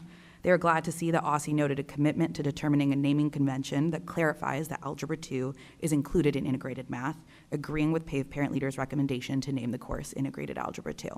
They look forward to the positive impact expanding math pathways could have and will remain focused on ensuring that any negative impacts are mitigated. Parent leaders were deeply concerned with the negative impact a reduction in science requirements would have on students looking to pursue STEM fields, especially considering that according to the Office of Education Through Employment Pathways, nearly 40% of DC graduates pursue STEM. PAVE parent leaders were glad to see that the number of required science courses was not reduced in OSSE's final proposal. The primary area of concern was the proposal of a practical studies diploma, as it could severely limit the number of options available for students post-graduation. Parent leaders appreciate OSSE eliminating the option and committing to improving graduation outcomes and opportunities for post-secondary success for all students with disabilities. As noted in their original letter to the State Board, they recommend expanding foreign language requirements to include options like ASL or coding as a way to meet the requirements for a standard diploma. In a world where coding and understanding large language models are becoming increasingly prevalent, we must prepare our students for the future. Expanding options to include coding allows students to build fluency in a workforce that will look different than what we're all used to. They urge the SBOE and OSSE to keep this in mind as you both work to expand access for our students. PAVE parent leaders would like to thank the State Board for incorporating their feedback into the recommendations to OSSE and would like to thank OSSE for including the feedback in their final proposal. In a world that is changing day by day, parents are looking forward to the different ways the updates to the graduation requirements can further support students as they navigate the variety of opportunities available to them throughout their high school experience and ultimately lead to post-secondary success. Thank you for the opportunity to testify today. I look forward to your continued leadership working to ensure that all students in the district have the tools they need to thrive. Thank you all for your testimony. We will now have a round of elected member questions. Representative Colson. Thank you all for your testimony. I want to circle back, and again, just to reiterate, make sure I'm clear, I am not saying that technology is not an important issue. I just want to be clear on that. I also want to say that because we're talking about brain development at the young ages, as we get older and as our students get older in our schools here in the city, we have an issue with vaping and with marijuana as well that impacts their development. And so when we talk about these concerns, I want to make sure that we're talking about all of the concerns that harm our children. So I just want to note that. I want to say thank you to my Ward 4 parent. Thank you for your testimony. Did you read a revised testimony? Because you cited some numbers at the end that were not, that they caught my ear. And they're not in this testimony here. So I would love to hear those again. And before you do that, I want to say thank you to President Fuchs. You come often and you testify, but I am specifically thankful about you today because many times the other unions benefit from the work that you do and the work of WTU. I am a part of a different union. My leadership is not as vocal as yours. And I am excited that you are not waiting and that WTU is not waiting, that we are taking action now. I say we like I'm a part of your union, but I'm gonna make myself an honorary member, that we are taking action now, not to wait and just see what happens. I love that we are thinking now and not just waiting, because so many times we just by default go back to what has happened before. And when change in administration comes in or change of any type, it is a wonderful opportunity for us to reassess and to tear up and to interrogate what has happened before and find a new way, a better way to move forward. So I thank you for continuing to come here. All right, my Ward 4 parents, I'm ready. Hit those numbers again, please. So, and I should say, those numbers came to me from a document that was prepared by the Schools Beyond Screens group, which I'm not a volunteer necessarily with that group, but there's a lot of active parents in my parent community that gave some information, which is part of certainly why I'm here today, because I'm aware of it through them. So they can give you more information on it, but I will say the numbers I cited were that DCPS spends $54 million annually on tech and $600K on AI, compared to $37 million spent annually on special education. So that's just, I mean, you could compare it to lots of different amounts of spending, but to me, $54 million annually spent on tech could be spent on building computer labs in schools across DCPS if access to computers and Wi-Fi is an issue that we care about, which to me would be address an equity issue and put more control into what teachers want. Thank you so much, ma'am. Thank you. So the reason I added that was actually in an earlier, sorry. Thank you. I'm sure somebody else will yield time back to you. Thank you. Yeah. Representative Henderson. Ms. Reedy, I was going to ask you about that too, because I noticed that was not in what you submitted. So if you would send your revised testimony. And Ms. Feloniuk, your testimony reminds me that like we're talking about policy a lot, and then what's happening, what our kids tell us. Like we need to make sure that those things are matching. Like if there's a policy, it needs to be implemented, and we need to make sure that it is.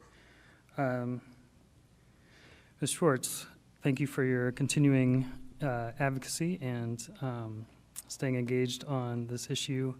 I have to admit I was very confused by some of the counter proposals that went on over the last month or so. I'm feeling pretty confident that the new language gets us pretty close to what we want. I think the remaining sticky point, which you mentioned, is LEAs will still need to request a waiver, but it will be to either DCPS or PCSB rather than to OSSI. So I'm hopeful that we can find ways to reduce that barrier, even if we don't eliminate it in policy today, that there are ways that we can work to make sure that's not an impediment for the opportunities that we want students to have. Ms. Fuchs, great to hear very clear priorities from WTU, and I think I support everything that you said and I don't think I've thought about replacing a chancellor before, but I support your approach and engaging. I appreciate the legal approach in engaging the public in that process and support the other issues that you laid out and have for many years. And Ms. Silva, thank you for making sure that PAVE parents were part of the process for the graduation requirements and making sure they knew when and how to take those opportunities and to take advantage of them. So thank you all. Thank you. Representative Johnson-Law. Thank you all so much for your testimony. I'm going to start with President Fuchs and just want to say thank you all so much for all you do. I know we have a back-to-school bash coming up. I saw Mike in passing and told him thank you, like as I yelled it out the window. But as you are here publicly, President Fuchs, thank you so much for all your support for our Ward 8 schools and students and for this back-to-school bash on Saturday. Whoop, whoop, it's at 1 p.m. Well, that'll be the announcements at the end. And again, thank you all so much for all of your testimony. Gabby, I'm going to give the rest of my time to you because maybe no one's really answered my question, and I'm hoping you can answer my question. Have you all engaged East of the River families in regards to the screens and technology concern? And if you have, what have they said? Yeah, so our parents, our citywide board put together their thoughts on technology just in response to some of the shifts we're seeing across the country, because as they will tell you, some of them are here tonight, they wanted to make sure that Ward 7 and Ward 8 voices were included in that conversation, since that's where the majority of children and families live in DC. And so essentially their takes, and I can bump this, I can text it to you or send it in your inbox again, really revolved around balance, right? We want our kids to balance being prepared with also staying safe.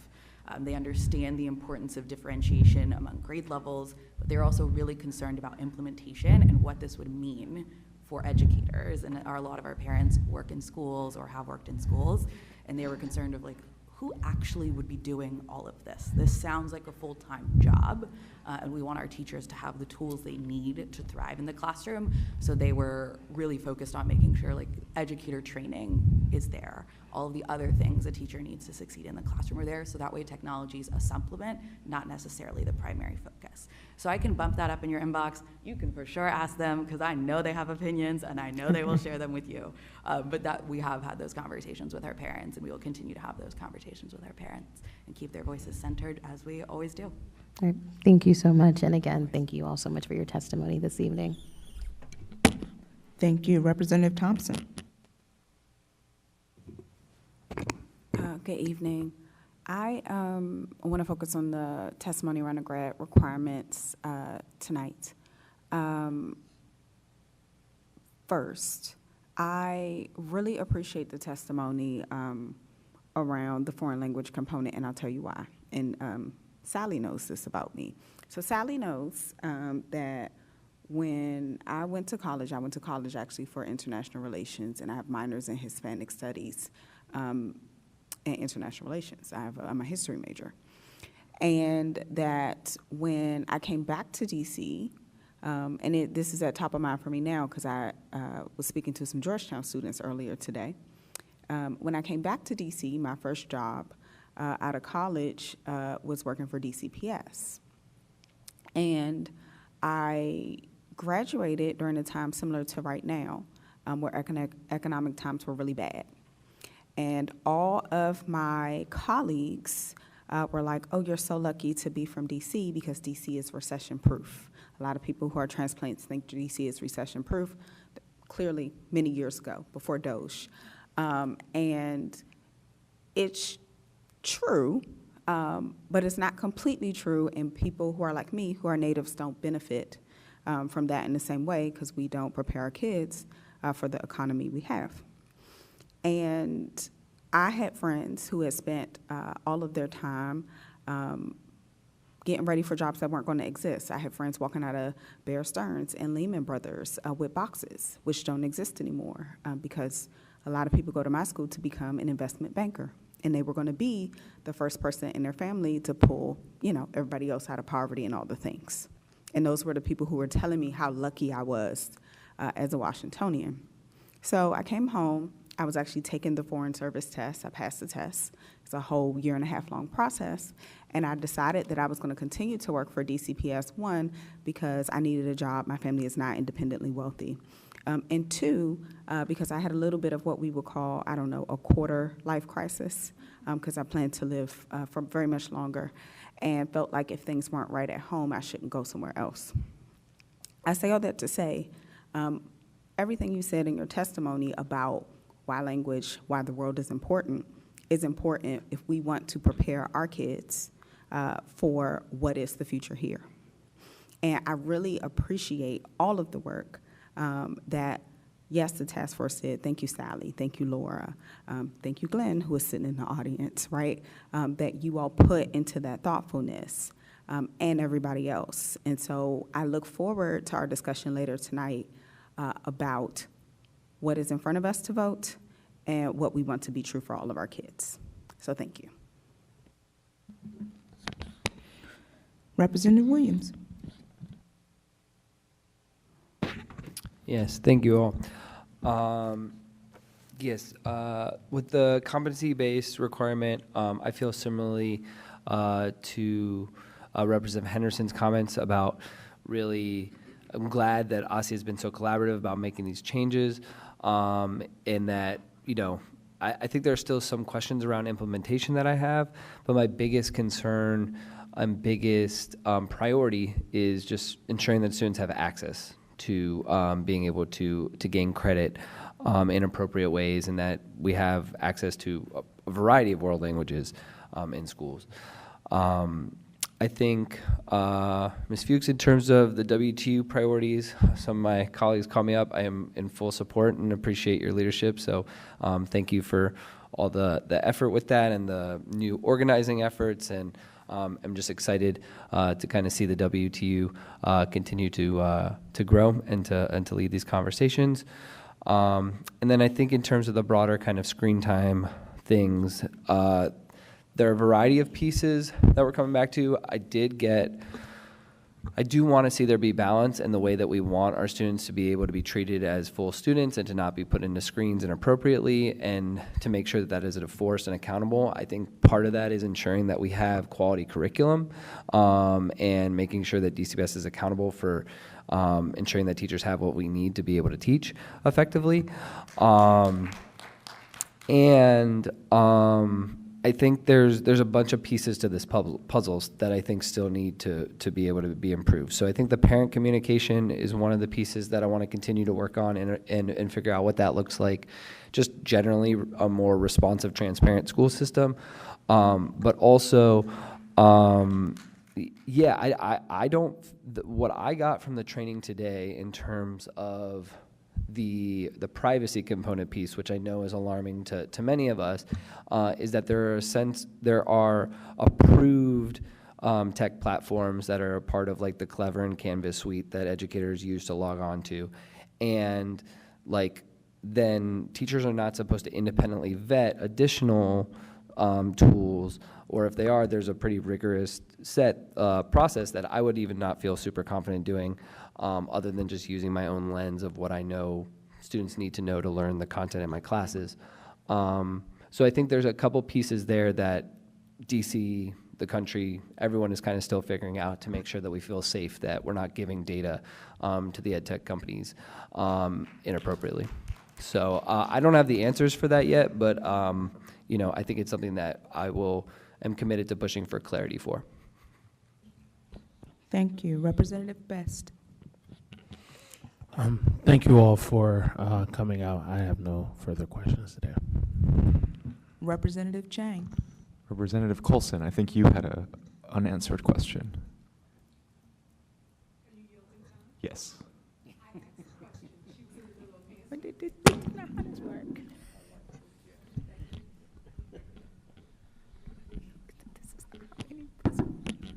I tried to revisit my thoughts to remember what it was on the question of the numbers, I know, and I think I was just saying that as someone who's maybe a step back from the detail of how the talking points are all put together, but I know that the Screens Beyond Schools people have lots of information that they could send you on the numbers that I cited. And just to say, I think to your excellent point that screens are obviously a big part of the conversation tonight. That's in recognition that money that is being allocated towards technology in schools that a lot of us are really concerned about. We see and agree with you that there are many, many other concerns, and hearing about specific schools tonight where I think we would love to see that money better spent and redirected within the DCPS budget. President Fuchs, I'm curious on your take, whether personally or from what you've heard from other educators in response to the asks that the parents have come forward with.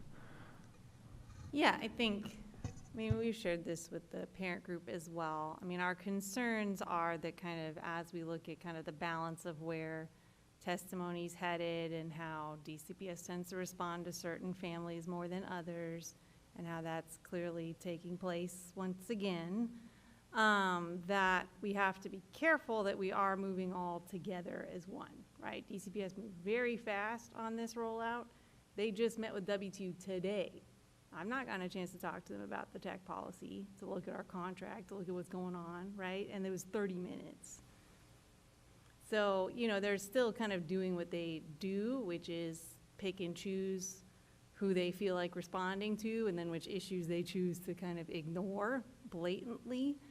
And so it's not that we're opposed to what's happening necessarily. It's that once again, it is hasty.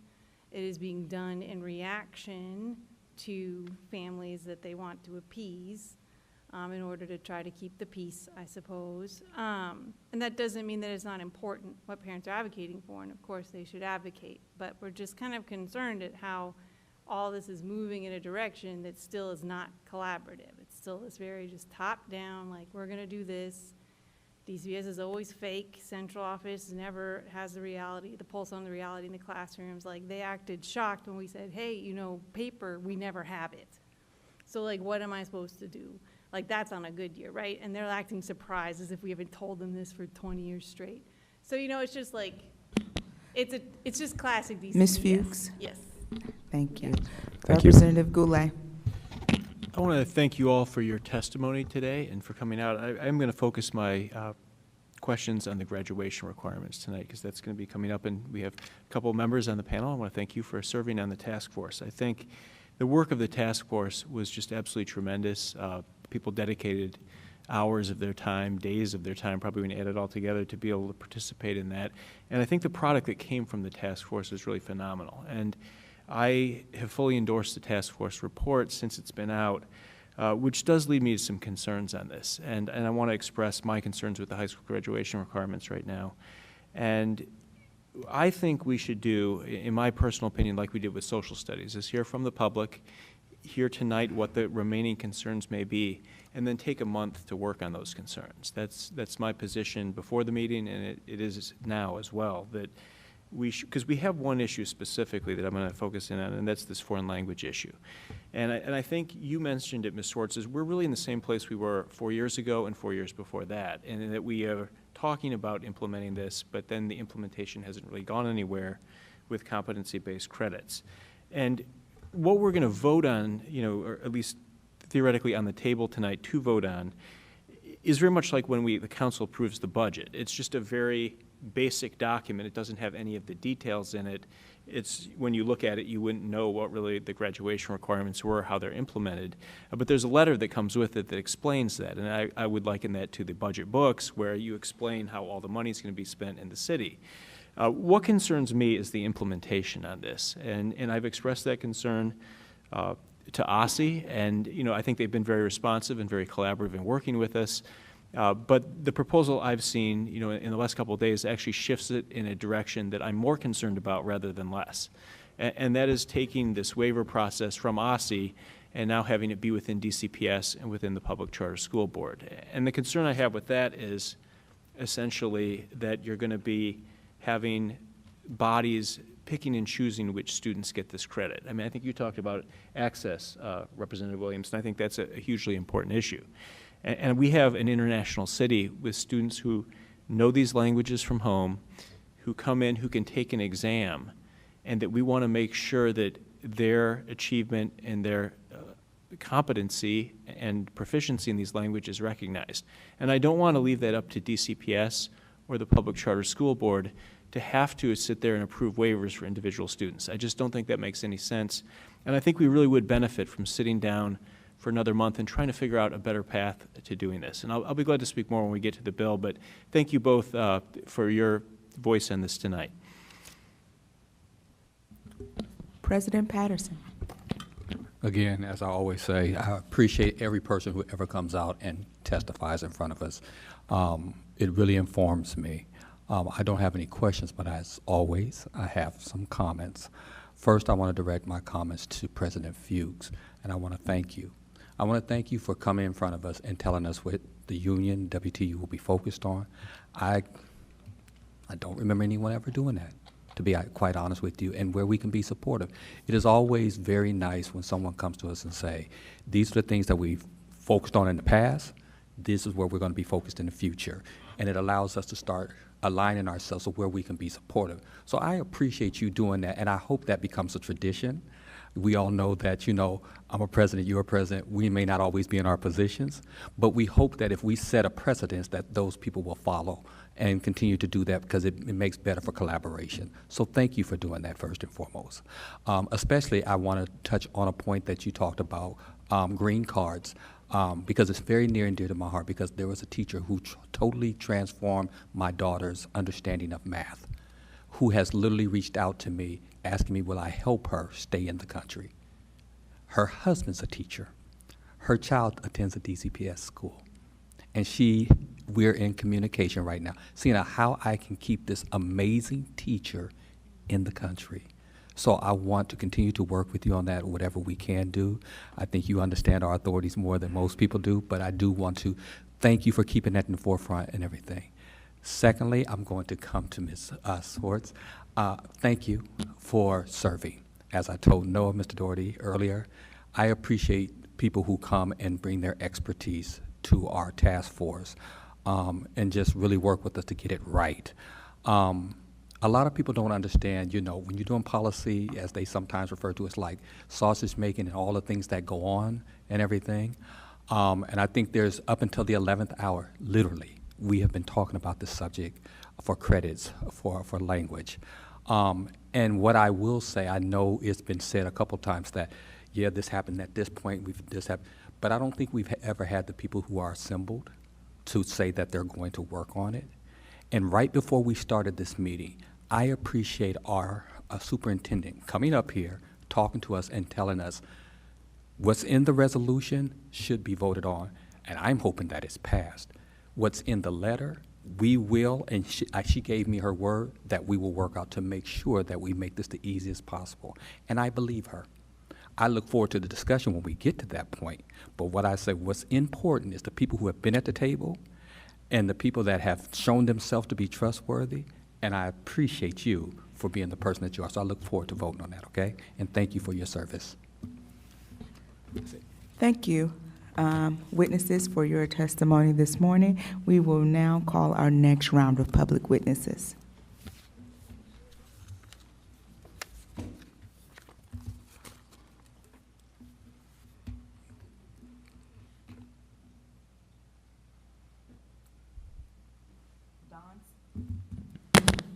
Don Smith,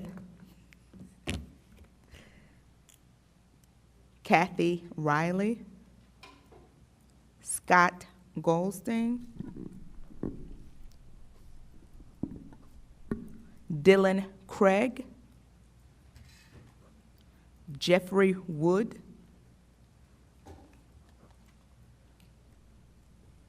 Araya Shelton,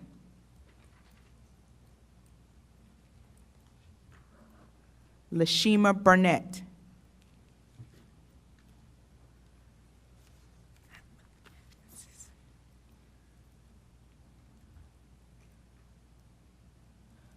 Dawn, we'll start with you. Thank you. Good evening, members of the State Board of Education. I'm Dawn Smith. I'm a Ward 7 resident and a proud native Washingtonian. I have 3 wonderful children, 2 who have graduated, and my youngest who is about to start 2nd grade at Van Ness. I am here today to talk about the proposed high school graduation requirements and to say thank you. I was excited to see that OSSE is recommending that integrated math should be named Integrated Algebra 2 to ensure that it is clear to all colleges and universities that students have fulfilled their graduation requirements. I look forward to seeing how offering integrated math can expand a student's option to help them build strong understanding of math. My biggest concern with the initial proposed change is about the Practical Studies Diploma. Now, I am going to be honest, while PAVE parent leaders love each other, we don't always have the same opinion. We love to deeply discuss the debate and different ideas. In all my time with PAVE, I have never seen a citywide or advisory board come together so quickly to oppose something. The conversation about the implementation of a practical studies diploma we had came to a unanimous conclusion. Absolutely not. This does not support our students with disabilities. This is not setting them up to success outside of the classroom. This change cannot guarantee the employers will recognize the practical studies diploma with the same weight as a traditional high school diploma. I was thrilled to see that SBOE, the graduating task force, and OSSE recognized that the practical studies diploma will not serve students with disabilities. I look forward to seeing OSSE fulfill their commitment to expanding options for students with disabilities and hoping they continue to partner with parents and families as they explore options to do so. Lastly, as a proud mother of 2 DC graduates and a future DC graduate, I know the value of how post-secondary plan for college or for entering the workforce right away. My 2 oldest have picked 2 different paths. My oldest went straight to her career, and my son is currently in college pursuing his degree in animal science with a concentration in big animals. By requiring high school students to meet with their counselor at least once a year to build out post-secondary plan, we are ensuring that all DC students have a chance to think about what comes next and working on the steps that they need to take to get there. While my youngest may have a while until she enters high school, I am looking forward to knowing that Faith will be thinking about her post-high school secondary as soon as she enters 9th grade. Thank you, State Board of Education, the Graduating Task Force, and OSSE for your commitment to ensuring DC graduate requirements are preparing students for an ever-changing world. I appreciate all of the ways you are incorporating. Thank you, ma'am. Thank you. Yeah, that's good and helpful. Hi. Thank you. I appreciate and value the opportunity to testify on your impending vote for the revisions to the graduation requirements, to begin with the 9th graders entering high school next week. I was part of the SBOE task force making recommendations to OSSE this spring, as well as in May of 2018, and I think at least one before that. I am the co-founder and executive director of SHAPE since 1998. My name's Kathy Riley. I strongly support the SBOE recommendation to OSSE and appreciate the effort of the board on this and the large number of recommendations that OSSE accepted. The changes are modest, and they build on the work done 8 years ago. I would like clarification. I noticed in the letter last night that it does say that you're going to increase the graduation requirements to 24.5, which was different than I expected. So I hope that gets clarified instead of the 24. Graduation requirements apply to students, not to LEAs. They apply to students. One of our goals on the SBOE task force was to look at how a student is able to attain the necessary credits and have a transcript that reflects their efforts, regardless of which one of the high school level 23 LEAs that they attend. We perceived an unnecessary level of inequity in world language. Any student can demonstrate competency through their performance on an assessment, but on the assessment. But if their LEA does not choose to apply for a waiver, they are not eligible to receive credit. This is a credit that is already fully recognized by OSSE in their certification of the seal of biliteracy and with the stamp assessment accepted. Removing the requirement for an LEA to request a waiver is a step forward, but the document forwarded the last one that I read does require a charter LEA to submit an OSSE-approved waiver to the Public Charter School Board, and then DCPS, which is an LEA, has to have an OSSE-approved waiver the schools present to them. OSSE's established the validity of the assessment, the cut score, and the credit, so I don't think a waiver should be needed at this point. Whether a student's credit applies to the world language requirement is a different issue. We're just talking about credit and acknowledgement. And credit and acknowledgement of language is not taught in the school. It's to expand. World language was identified in 2018 and again this year is one rare area where there's strong and accurate assessment of competence in being able to read, write, listen, and speak a world language. And there's a shortage of teachers, and what we teach is not representative of the many languages our students speak or can access for instruction.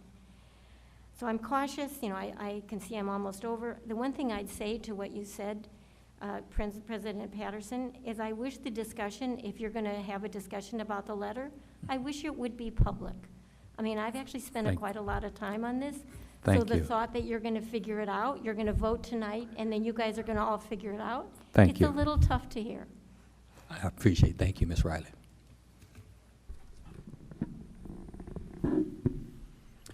Good evening. While it is not the subject of my testimony, my colleague Caroline Pryor did submit written testimony on the subject of the graduation requirements that you're voting on tonight, as well as the important appointments you're making to the Community Schools Task Force and the Educator Evaluation Task Force. I do want to say that I do have a slightly different concern about the world language requirement, not about the waiver itself, but about whether it actually should supplement the 2 credits or supplant the 2 credits that are necessary, and how that might narrow the experience for some students in their overall high school experience. At Empower Ed, we believe it is fundamental that students have positive, lasting relationships with adults in school that help motivate them and provide them guidance along their way. In the past 10 years, alongside advocacy from the State Board, we've made progress on teacher retention. Still, turnover across our schools remains too high, especially in our public charter school sector. And the beginning of each year is an opportunity to think about how we can approach this issue proactively. So I'd like to raise several ways in which the board can pay close attention to this issue over the course of the coming year. First, prioritize a holistic approach to educator and student mental health. As many of you know, this past year, the administration pursued a misguided attempt to bring school-based behavioral health entirely in-house at DBH. It's a plan DBH was not ready for, and luckily the council rejected in its final budget. But the funding for the SBOE model was also cut back. This means dozens of schools are starting this school year without a clinician that students depended on last year and had a relationship with. We need your advocacy this year to rebuild and strengthen the SBOE-based model for delivering mental and behavioral health to students in schools, and your support for expanding mental health services to educators, both through the kind of educator wellness partnerships that Empower Ed supports schools with, but also clinical support like provided by organizations like MedStar Wise. We're excited to be working with both MedStar Wise and Transcend to launch a citywide educator wellness hub this year.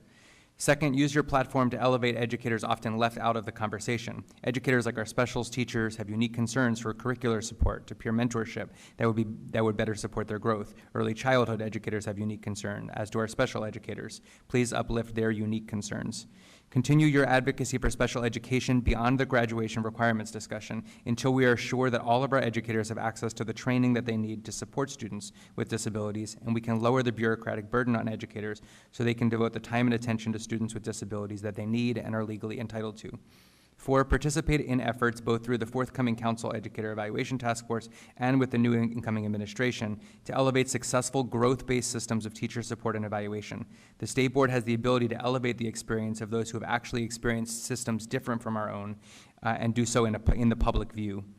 5th, while DCPS retention is now over 80% overall, it still hovers close to 70% in the public charter sector. Yet each year at a budget time, we hear about advocacy or equitable school funding driven more by large LEAs than the small ones that are at a disadvantage in our system. We need your help to elevate actual teacher retention challenges that small LEAs are facing, whether different evaluation systems, approaches to educator well-being, scheduling, and more.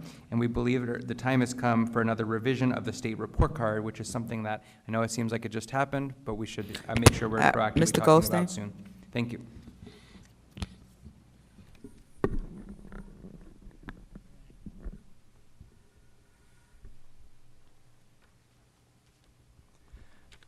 Good evening, State Board of Education members. I'm Dylan Craig, former English teacher at Garnett-Patterson-Stay, organizer for the Washington Teachers Union, and a Ward 4 resident. Much like WTU President Fuchs, I wanted to highlight our ambitious plans as the school year begins. As we move closer to our contract expiration in September 2028 and our ability to call for negotiations in June 2027, we do not want to wait to begin developing our vision for a strong public school system that our families and students deserve. But we also know that we cannot envision this alone, as we need all the stakeholders we can to fully understand the needs of our school communities. This is why, starting in October, while also engaging our members internally, we want to work with the community to collectively develop a vision of strong public education in the district. This vision and the partnerships created will help in crafting and advocating for our demands as we move forward in our negotiations. In order to accomplish this, we are starting with community conversations in each ward throughout October. These will be meetings to hear from parents, students, and educators and various community stakeholders to identify issues and utilize our bargaining or other forms of advocacy as a vehicle to shape change for the entire public school community. We want to hear the visions, ideas, and priorities regarding what will make our district one that reaches all. Parents and students are closest to the work we do, and we need them as partners in this vision. We want to hear from parents about what structures in their children's schools support them and their children the most, and what support can be implemented to improve further. We want to hear from students about what brings them excitement throughout their day and what might impede their engagement, whether that impediment is inside or outside the school building.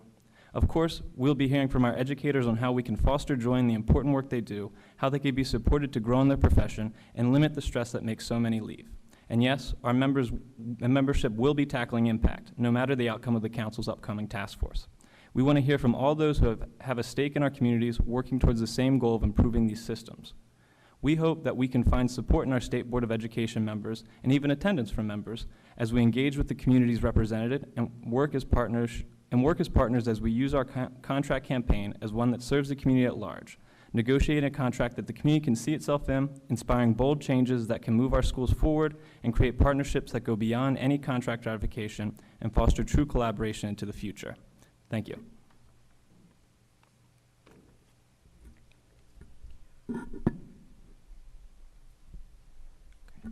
Good evening, everyone. My name is Jeffrey Wood, Theodore Roosevelt High School class of 2011, right here in the district. Go Rough Riders. In the summer of 2009, I never owned a passport, never been on a plane. Then, as a DC public school student, I flew to Beijing for 6 weeks of intensive Mandarin. I came home in August of 2009, speaking a language that I hadn't known in June. There was no Mandarin at my school, so I commuted across town to Wilson High School after the day ended, several days a week, for an hour at a time, while I was still taking Spanish as my requirement. I did 2 languages. I earned credit for 1, Beijing, the commute, the hours after everyone went home. None of it appeared on my transcript. So on paper, that experience never happened. I went on to George Mason University, majored in Chinese, and won 2 federal scholarships, the Boren and the Gilman, to study a year in Harbin, China. And then while I was there in 2014, I interviewed former First Lady of the United States, Michelle Obama, during her visit. I became a Foreign Service Officer with the State Department and spent my career in immigration and consular work. Everything downstream in my life came through that language. And still, I couldn't prove I didn't have it when I went to college. But however, I was lucky. I had a mentor who helped me find the fellowships necessary to make the rest possible. But as a student, and students in general, they shouldn't need to feel as lucky as I was. And so the system's answer to a kid who learns a language on their own time is silence, based on my own experience. Not a lower grade, nothing. And think about who that silence falls on hardest. Every DC student has a 2-year language requirement, but at many schools, the door open is Spanish 1 and 2. So a student who wants to learn Mandarin, like I did previously, or someone who already speaks Amharic at home, or wants to take a different language based on their own personal interests, either takes a language they don't need or finds one themselves, either after hours across town, or in some cases self-funded, and comes back to a transcript that says they did nothing. We are telling the most motivated students in the least resource buildings that their effort is invisible. Competency-based credit doesn't lower a standard, it applies the same one. An independent proficiency assessment, and asks a single question: can this student do it? If yes, the transcript should say so. The board's own task force approved this. The board approved this. Please don't let this disappear now. 17 years ago, I did the work, and the district had no way to acknowledge it. Students in DC right now should not still be waiting. Put competency-based credit for world language back in and vote yes. Thank you.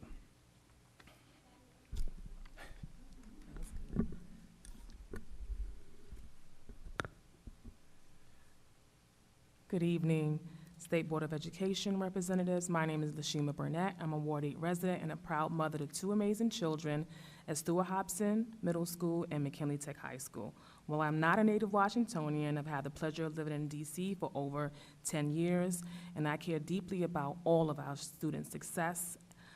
I would like to begin with a thank you for listening to paid parent leaders' feedback on the proposed education graduation requirements. DC is a tale of 2 cities, those who have access to resources and those who do not. I am hopeful that these new requirements will create a more equitable system that will allow all students to not only survive but thrive in the district post-graduation. As the mother of an incoming middle schooler and an 11th grader, post-secondary planning is at the top of my mind. Throughout the graduation requirement update process, I met with fellow paid parent leaders, other community organizations, including DC Policy Center. Through these conversations, I learned more about the importance of post-secondary planning touch points. As a result, I reached out to my son's counselor at McKinley Tech. Our check-in was a game changer.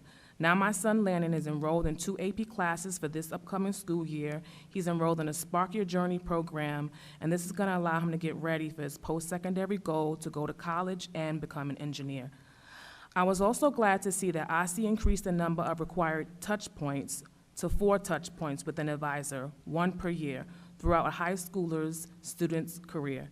By requiring these touch points at least once per year, the new graduation requirements help to ensure that all students leave high school with a plan. I'm excited to see how this positively impacts my daughter Lana when she eventually enters high school. Thank you, SBOE, the Graduation Task Force, and OSSI for all your hard work and throughout your consideration throughout the process. I look forward to your continued leadership. Thank you. Thank you each for your testimony. We will now go to our members for a round of questions. Representative Henderson. Thank you all. Ms. Riley, thanks for serving on the task force. Thanks for your years of service. I can clarify, I'm not sure what you saw, but the final proposal does take the total credits down to 24 from the electives changing from 3.5 to 3.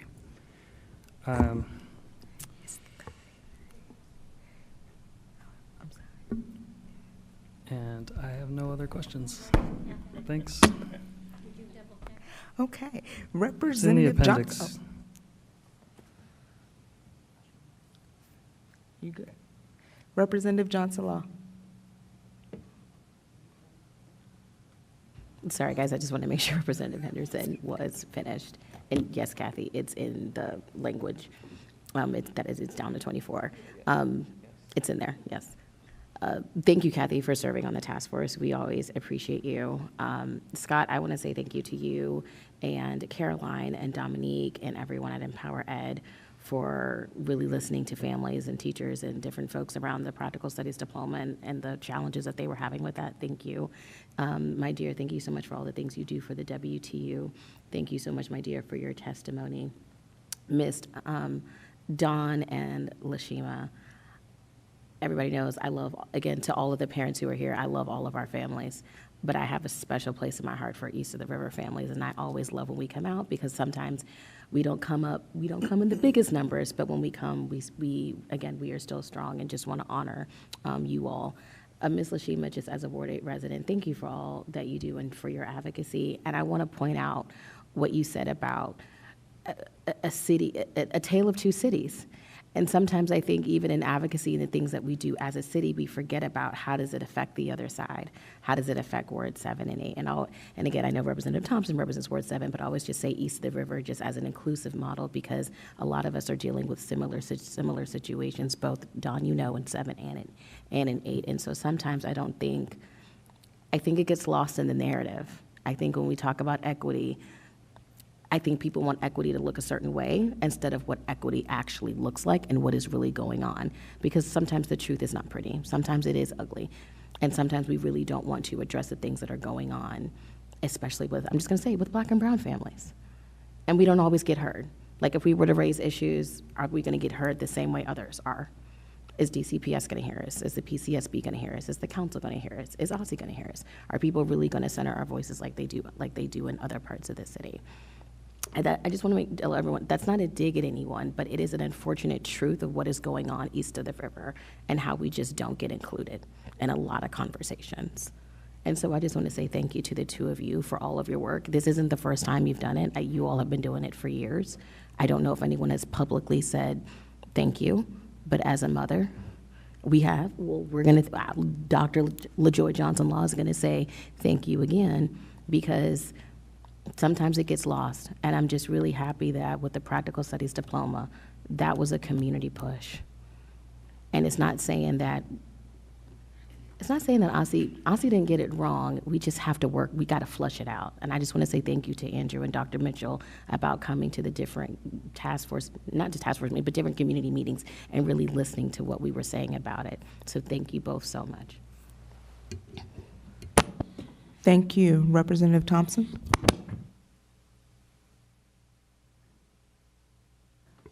All right. I definitely always appreciate everyone's testimony. I think the following things are, I'm telling you what's in my head. Kathy, I'm sitting here digging through the appendices to make sure none of us are crazy. And I'm trying to do math and listen at the same time. And I believe that we are at 24 requirements, and then the overall is how, like, that's different than how many classes you have to take, which I think some people, we're not talking about the same thing.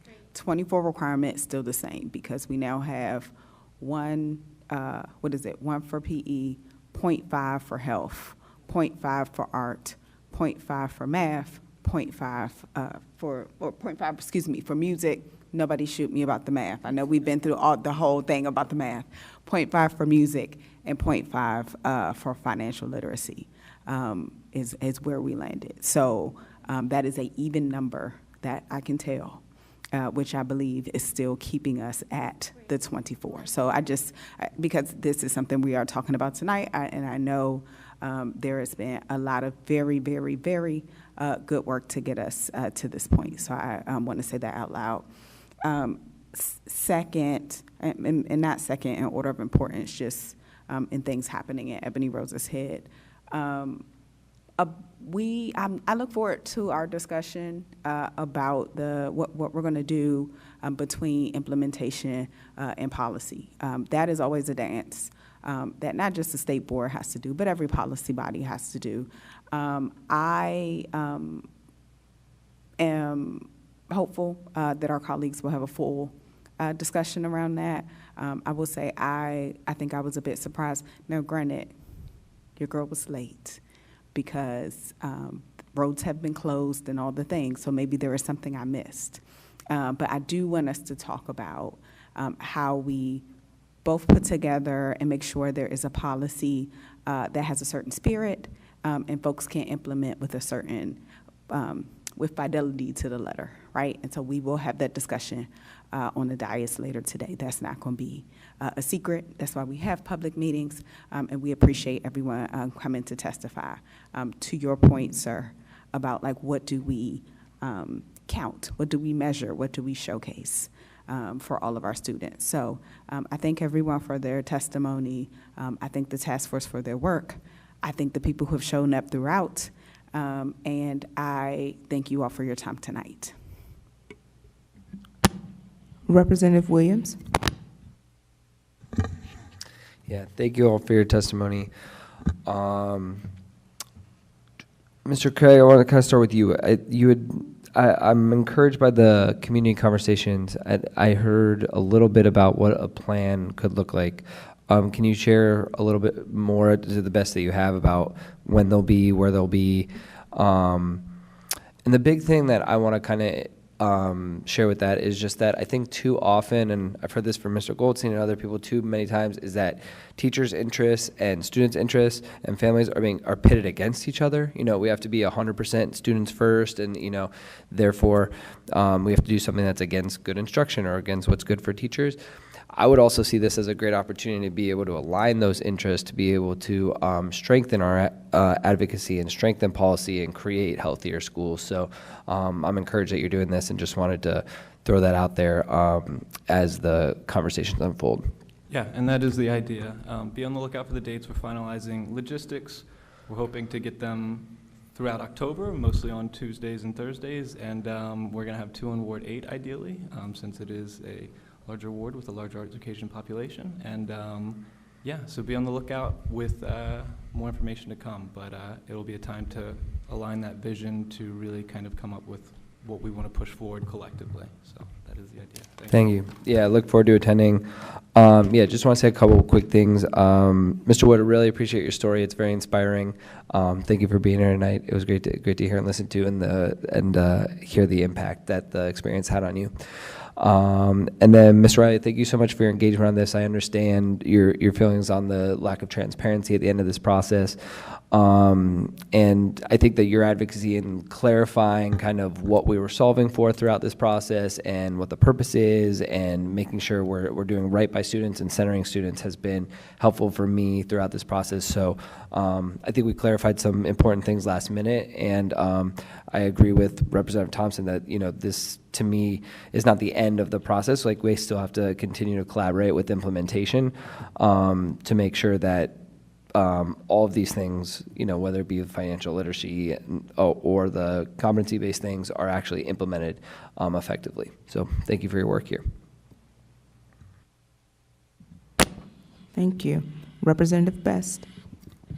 No further questions. Representative Chang. Also no further questions. Thank you. Representative Colson. Thank you all for your testimony. Thank you for the parents always coming out. I'm so excited. Don't even know your babies, but I'm excited for what's going on with them. And thank you for sharing your experience as a DCPS grad. Thank you, my Ward 4 friend, for your work with WTU. Again, like my colleagues have said, I look forward to the work. Ms. Raleigh, thank you so much for continuing to push and advocate for some things that were discussed, some things that we missed. I really appreciate that. I've learned more from your perspective. I will say that I am still on the fence tonight, and I look forward to the discussion about this. I'm still on the fence because as we share stories about DCPS experiences or our experiences. I remember many years ago, I was at a high school and I should have had a credit and I had an empty spot on my schedule. And even with parent advocacy, I did not get that class that I needed, which meant that I would have needed to go to summer school. And I know that that was a long time ago, but sometimes we still have experiences like that where parents cannot get up to the school or do what is necessary to really push the needle.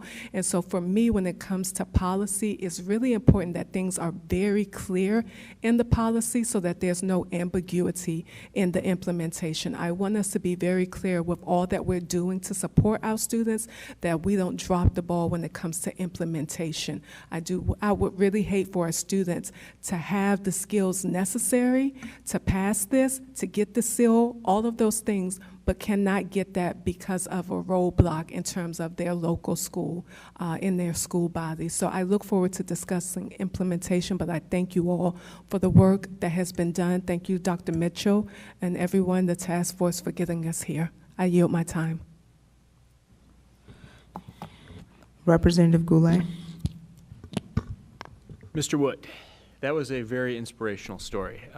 Thank you for coming and sharing it. I think that really actually, I mean, it's incredible what you're able to achieve there through your hard work, and it's what we want to provide as an option for all our students here. And I think that is exactly what we should be trying to get done with this. And I mean, DC is such an international city. We have so many families with such diverse backgrounds, and like we have families who speak all sorts of languages at home that we would never teach in DC public schools or even in public charter schools.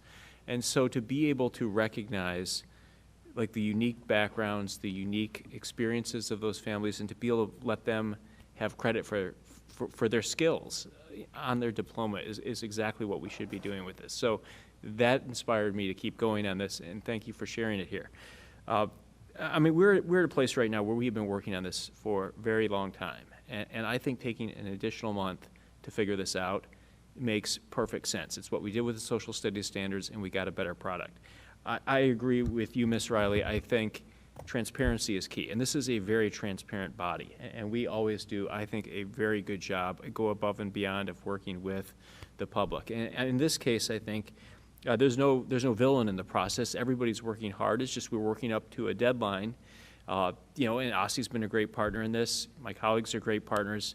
I mean, I think the challenge is we just kind of ran out of time to get it done tonight. So I think those discussions should continue. And I think a month from now, we may nail this and have really a perfect product. And that's what I want to get to on this. I don't want to get to, after all this hard work, 95% of the way there. I want to get to 100%. So, I mean, things that are still confusing to me a little bit with this waiver process is I don't see the need for it in the first place. I think if a student, you know, like Mr. Wood talked about, has achieved those skills, they shouldn't have to worry that DCPS is going to approve a waiver, that the charter school board is going to approve a waiver. I mean, the charter school board may not even know they're approving waivers because the Charter School Alliance wasn't even aware that they were going to be doing that today. So I think we've just got some more work to do on this.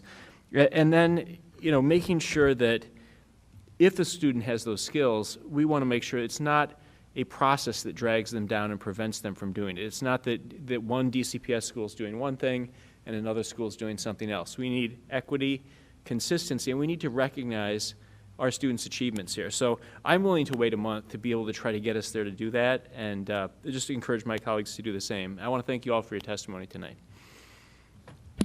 President Patterson. Thank you. Thank every single one of you for, again, coming here, for those who have served on task forces, like Ms. Riley.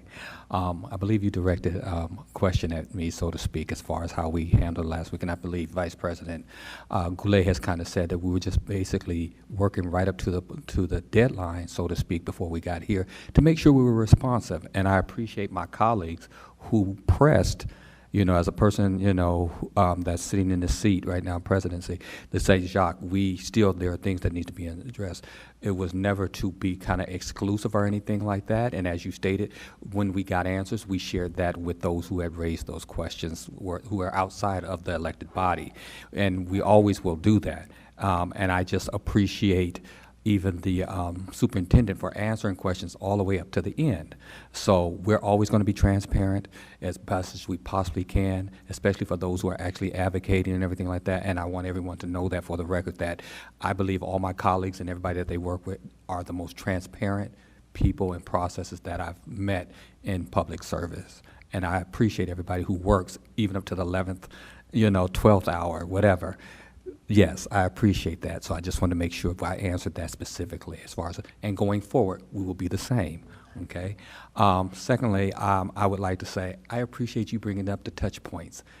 That's important to me. I love that OSSI has put in there, there's going to be 4 touch points, 9th, 10th, 11th, and 12th. Yes, because I am a person who, when I was in school, no one talked to me.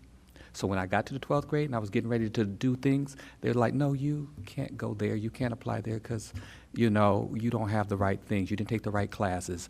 I wanted to go to the University of Washington at that particular time. They're like, no, you're probably going to a community college, which I did. Eventually, I caught up, and now I'm a doctor. But I get it.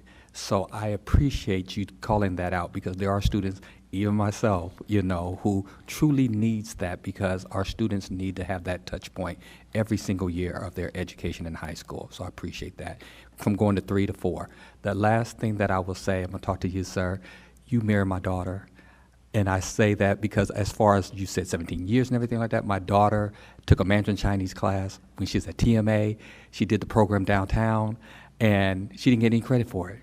Now, it worked well for her because she put on her college, kind of letter and got into the school of her dreams, Spelman. But she got nothing outside of, any type of credit for it. She took 2 years of Mandarin Chinese right there in Chinatown, right there on 8th Street, and nothing, whatsoever. And to sum this all up, she missed being valedictorian by like 0.5. What would that have done and she was salutatorian, what would that have done for her had she got that credit? So I come to this as a parent. I will always look at this from a parent perspective, and I appreciate your story. So thank you.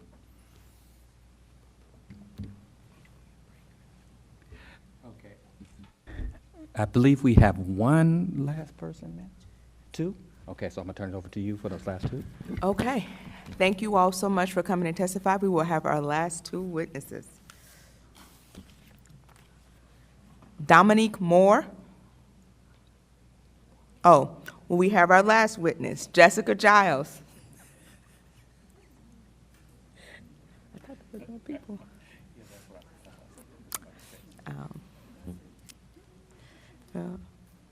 Just because you're alone, you're not alone.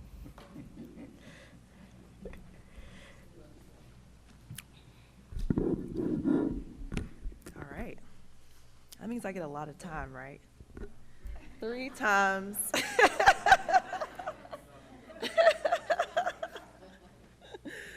Okay. I didn't bring my laptop. I'm screenless. All right. Greetings, representatives of the DC State Board of Education. My name is Jessica Giles. I'm a Ward 7 resident and the Executive Director of the Washington, D.C. Office of the Center for Strong Public Schools Action Fund. CSPS Action Fund is a 501c4 organization committed to ensuring that every student, especially Black, brown, and low-income kids, attends a high-quality public school, regardless of their zip code. Today, I'll be testifying about the State Board of Education's Resolution 2613. OSSI released recommendations that outlined a vision for college and career readiness. OSSI, the High School Graduations Requirements Task Force, and the State Board of Education engaged in thoughtful dialogue with the community to get us to a place where we have substantially improved graduation requirements to vote on today. Exciting. CSPS Action Fund has been proud to be a part of the process. We attended the task force's community meeting, shared feedback, and testified at the April public meeting. During those interactions, we've consistently reiterated that all students must be held to high standards of excellence, that there should be more flexibility to ensure every student can reach their full potential, and that there continues to be urgency to ensure we prepare students for future success. We maintain that DC's graduation requirements can remain rigorous while allowing for greater flexibility in student schedule. We're proud to see many of our recommendations reflected in the resolution today, including the following. Students must receive 4 in-person graduation and post-secondary plan touch points once every year. Students can choose from 6 diploma endorsement options. Financial literacy is required as a half a credit course, but content can be incorporated into other courses. Students are required to earn 60 community engagement hours, which can include paid and unpaid opportunities, which is really important. We also appreciate that students can take integrated math, given how important algebra is for post-secondary outcomes, and we are pleased to see that the practical studies diploma recommendation was removed and that OSSE dropped the required career preparation course because there is a lack of clear guidance in place. So we support these changes and we appreciate the time and work that has been devoted to this effort. Still, we continue to stress the importance of DC dramatically expanding access to intensive, high-quality career programming to ensure every high school student, not just older students or a limited few, has meaningful career-building opportunities before graduation. We won't stop saying that. The district has seen higher graduation rates. However, our public education system continues to produce too few degree and credential holders. Additionally, DC has struggled with disconnected young people in a workforce system that leaves Native Washingtonians, many of them, locked out of living wage careers. As we shared earlier, findings from the Education Through Employment Data System, DC Alumni Early Career Outcome Survey, those who participated in career-oriented experiences in the high school were significantly more likely to report feeling prepared for careers. Skipping around. Thank you for the opportunity to testify. We look forward to partnering with future conversations on these topics. Thank you so much for your testimony. We will now have a round of questions from our elected state board members. Representative Johnson Law. Thank you so much, Jess, for your testimony. We love you. I just have a quick comment, and then I'm gonna actually yield the rest of my time to you to actually finish, because I know you skipped around. Just wanted to say, thank you for, all you do, and to publicly say thank you for also supporting our Ward 8 Back to School Bash. That's also happening on this Saturday from 1 to 4 at Sycamore Oak. That's a little plug. But again, just thank you and Victor and the entire team for all the work that you're doing. Again, it's not easy. And so just, again, want to publicly say thank you. I say thank you to you all the time, but also want to say it publicly. And then I'm just going to yield the rest of my time for you to finish what you were saying, because I know you skipped around. Thank you. You're welcome.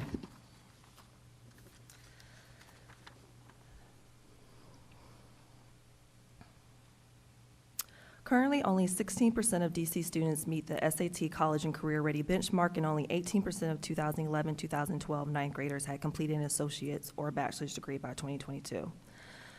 And so the findings of the studies that I mentioned earlier with regards to the DC Alumni Early Career Outcome Survey shows that providing students multi-layered career-focused experiences is really important for students to be ready for what comes next after high school. Our nonpartisan nonprofit affiliate, the Center for Strong Public Schools, commissioned a poll which also showed that 88% of DC Democratic voters believe every high school student should have had access to meaningful career or connected learning experiences before graduation. In addition, we also want to continue to stress the importance of DC graduation's requirements, allowing for flexibility in student schedules. Students deserve multiple rigorous pathways to demonstrate mastery through academics. Expanded course equivalency offerings, career-connected learning, and real-world experience, all at a pace that meets their needs. So we believe these improved graduation requirements represent a crucial step in that direction. And so we look forward to being a part of the conversations that the SBOE has with regards to implementation. We totally want to underscore the importance of implementation and getting this right, and being a part of the conversations around the integrated math proposal so that DC can continue to lead the nation with strong public schools and real opportunity for every student. Thank you. Thanks, Jess. I appreciate you. I yield the rest of my time. Thank you. Representative Thompson.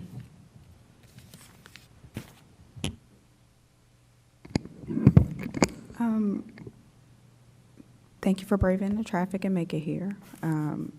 Hopefully that wasn't too terrible for you. You mentioned a survey about recent graduate, well, maybe not that recent. What was the survey? I'm trying to pull up your testimony. My computer's just. Yes, and it's hyperlinked, but it's the Education Through Employment Data System DC Alumni Early Career Outcome Survey.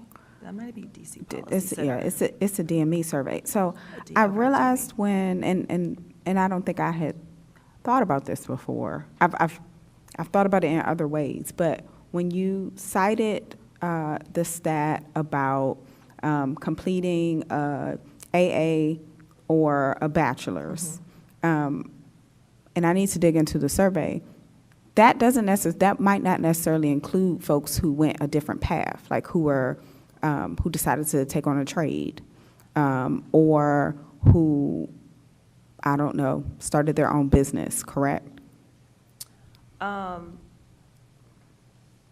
So are you talking about the 18% of ninth graders that completed Yes. an So, associate?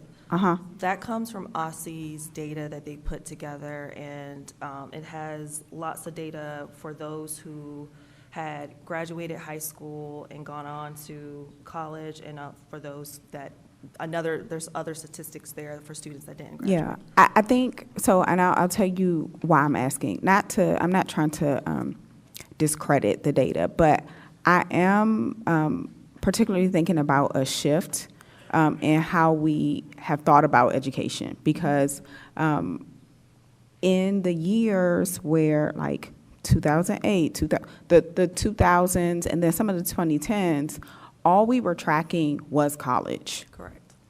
And college is a specific destination on the path to success, but it's not the only destination. Now, I'm not the person who's going to say, oh, college isn't for everybody, because honestly, I think anybody could do college with the right supports. I'm not saying everybody has to do college to be successful, though. That's a different thing. And let me tie this up in a bow. Some of what I believe that we have gotten right with the graduation requirements is thinking about how folks can be on multiple paths, and so like how do we have endorsements for CTE? But one of the key things I hear from my constituents is actually more access to career and technical education. And so I'm looking forward to digging in a bit more with that lens and not just the college completion lens, because it is the overall success, yes. 100%. So that caught my ear. Yeah. Thank you. Thank you both. Representative Williams. Thank you for your testimony. I have no questions at this time. Representative Best. Thank you for your partnership in ensuring that all schools and all students are supported regardless of the sector. I don't have any questions at the time, but I just appreciate the work that you do. Representative Chang. Also, no questions at this time, but I may take a picture of you because I think this is a moment to remember. I'll make sure I'm frowning when you do it. Representative Colson. Thank you for your testimony. I think often when we hear testimony here in the chambers, it's always, I won't say always, often comparing one LEA to the other. And I appreciate your testimony for highlighting or spotlighting the outcomes, what we hope our children will be able to achieve. So I just want to say thank you for continuing to elevate that. I do not believe that we should be in competition in DC, one LEA against the other, but looking at who's doing it best in the nation and what we can learn from them and how we can implement that here. So I guess my question is, now that we've come to the voting part, in terms of implementation, is there any one specific thing that you would really love for us to see to ensure that it doesn't fall by the wayside?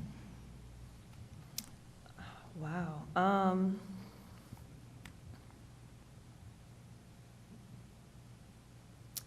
I'm gonna cheat and say everything, make sure everything doesn't fall by the wayside.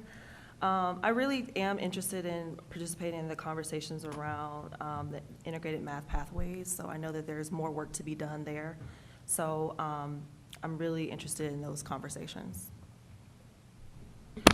I also say, look, you give me a moment. I also say that it's really important that when we talk about dual enrollment, that it's not just that students are taking those courses, but we have to also make sure that there's opportunities for students to really, truly earn college credit as well. Okay. Representative Henderson. Thank you. I don't have any questions. Vice President Goulet. Mr. Charles, I want to thank you for coming to testify tonight and, for your leadership on this and so many issues here in the city. I think one thing you said really resonated with me in your testimony, and that was talking about the flexibility to ensure students reach their full potential.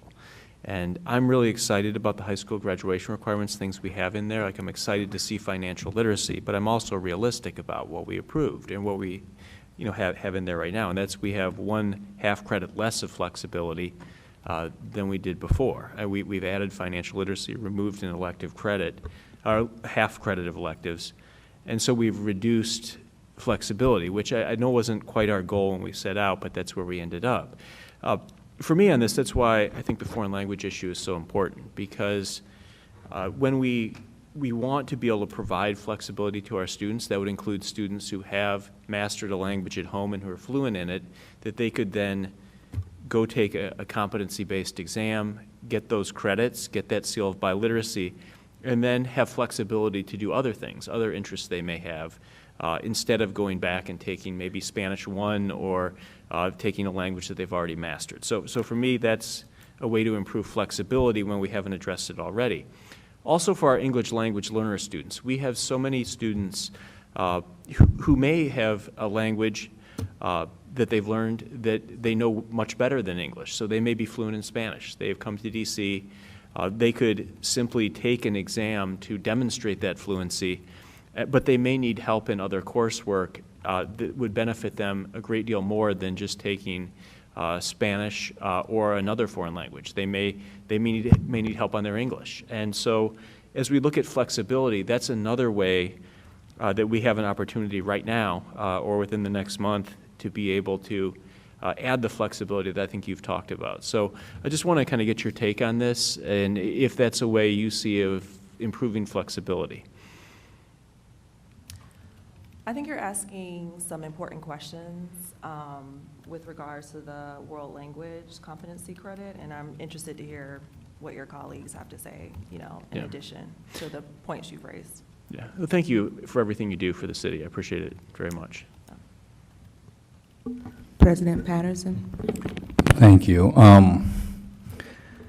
Thank you, Ms. Giles, for bringing up something in the course of your testimony. And I was going to save this comment until we got into the discussion about the graduation requirements, but because you said a certain number during your testimony, 16%, I'm going to bring it up now, because recently you and I, we saw a video, and there was a teacher. He was a seniors teacher, and he was literally crying because he knew that his class, he had given a test, and he was crying because none of the students in his class could read. He said even when he gave them prompts that only needed them to fill in 4 words to finish the sentence, they couldn't do it. And you and I made a comment about it because it touched us to see this man crying about his seniors that could not read or finish a sentence or put 4 words in that. And I was going to save this till the end, but because you and I talked about it, we have a graduation rate, since we're talking about graduation requirements, of 79%. We have a career and readiness rate of 16%. And from my last math, that's 63% difference. That's horrible. We're about to have a big discussion about graduation requirements, which I think we're doing the right thing. I do. All the debates that we've had and all of this conversation. But if we're still graduating students that are not college and career readiness, and we're still saying numbers like 16%, that's a problem. That's a major problem. I have a colleague who wrote an article about it, and I want to thank Representative Chang for writing his article about that, because then we're not aligned. It's nice that we're going to do these graduation requirements, but they will mean nothing at all if we continue to have students who are at 16% proficiency as far as college and career readiness. So I want to thank you for the conversation that we had. I look forward to the conversation that we're going to have about the graduation requirements. But I just wanted to pull that out because, again, at the end of the day, we're supposed to be graduating students. Our main goal, our North Star, who are career and college ready. That is our goal. That is our North Star. Everything else kind of builds onto that to get us to that point. So I appreciate you just alluding to that to allow me to say that as we get ready for that discussion. Thank you very much. All right, thank you. Thank you all. Thank you for your testimony this evening. And thank you again. Don't wait till the last minute this time. And so normally when we have an expert panel, we would have a break in between that and the public testimony. My colleagues up here, including myself, has been needing a break, a bio break, so to speak. And so we're going to take a 5-minute, just to allow people to have that, because I know this discussion we're about to have is about to be rich, and I don't want people jumping up and missing parts of that because they have to go to the restroom. 5-minute break. It is currently 8:58. I will see you guys at 9, well, it's not 8:59. I will see you guys at 9:04 prompt.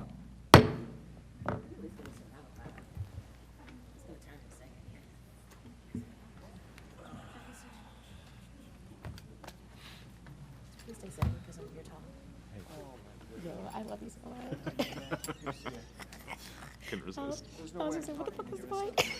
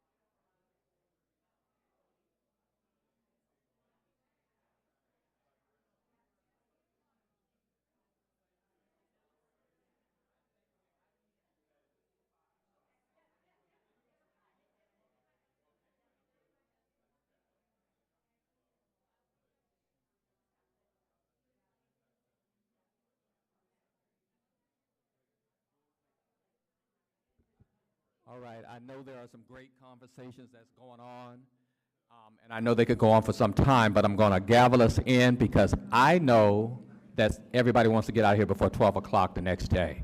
So, members, make your way back to the dais. Members, make your way back to the dais.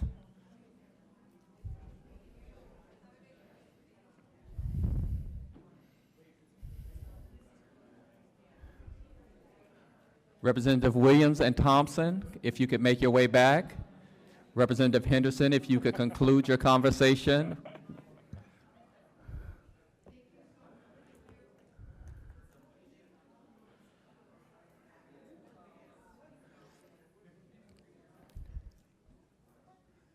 All right.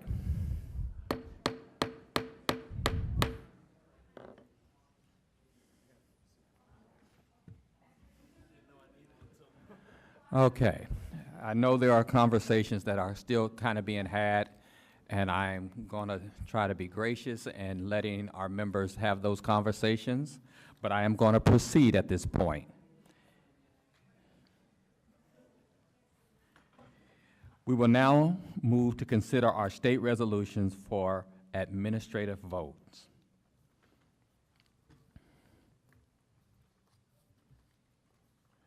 We will now move to vote on State Resolution SR 26-11, supporting student access to identification, real IDs in the District of Columbia. Is there a motion? So moved. It has been moved by Representative Johnson Law. Is there a second? Second. It has been seconded by Vice President Goulet.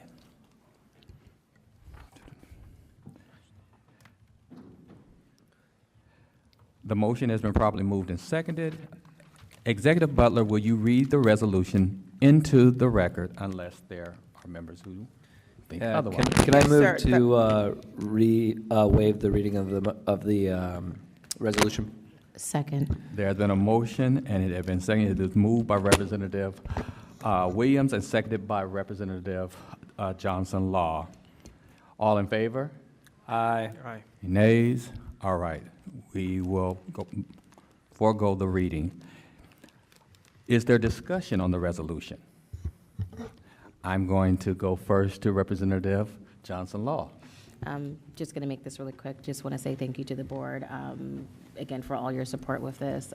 We know many of our young people, especially our homeless students and our students furthest from opportunity, we want to make sure that they have every resource at their disposal. And so some of our babies are, going to internships, they're traveling, it's a lot going on in the city, and we just want to make sure that they have as much access as possible. So looking forward to folks supporting this and also advocating to council about this because it has to get more attention. We got to get our babies their IDs so that way they can have them for their internships. They can have them when they're going to college.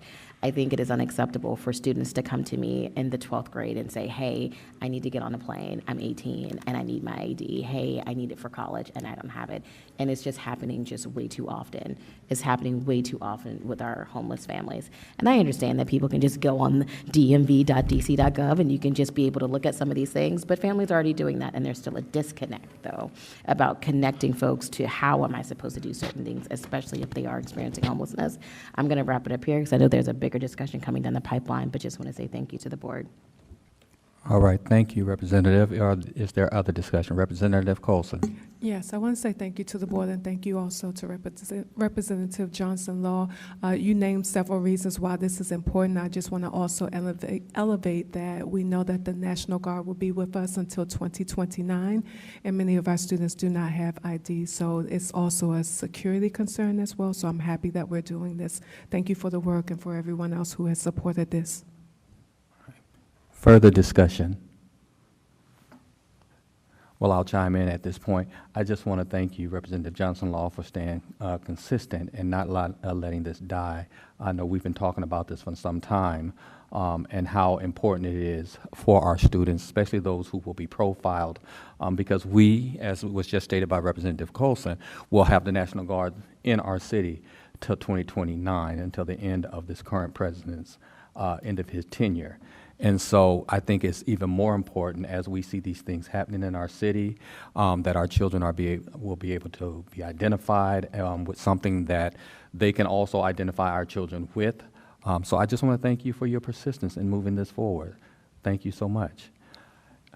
I'm going to look around once, twice again, just to make sure there's no further discussion. All right. Seeing there is no more discussion, the motion is to adopt SR 26-11. Executive Director Butler, will you call the roll? Representative Best. Aye. Representative Chang. Aye. Representative Colson. Aye. Representative Henderson. Aye. Representative Johnson Law. Aye. Representative Thompson. Aye. Representative Williams. Aye. Vice President Goulet. Aye. President Patterson. Aye. State Board of Education Resolution 26-11, supporting students' access to identification, real IDs in the District of Columbia, passes unanimously. Thank you, Director. Next, we will move to vote on State Resolution SR 26-12, approving the District of Columbia's physical education standards. Is there a motion? So moved. Okay, I'm hearing two. I'm going to go with, it was moved first. Well, he's being a gentleman. It was moved by Representative Johnson Law and seconded by Representative Williams. All right. Okay, since it has been properly moved and seconded, Executive Butler, will you read the resolution into the record? Mr. President, may I move at this time a motion to waive the reading of the resolution? You have moved, Representative Goulet have moved a motion. I Is there a second. It has been seconded by Goulet. All in favor? Aye. Any nays? Colson. My fault, it was seconded by Representative Colson. All in favor? Aye. Any nays? Okay, we will forego the reading. Is there discussion on the resolution? Wow, okay. Well, yes, there is, okay. Representative Johnson Law?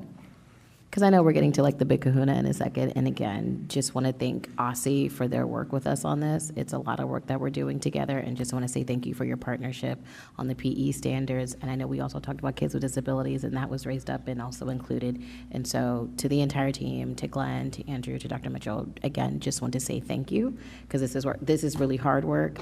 Even if we don't all agree all the time, I think it's important to center why we're all here, and that's for our kids. So thank you so much for your partnership with the PE standards. All right. Is there further discussion?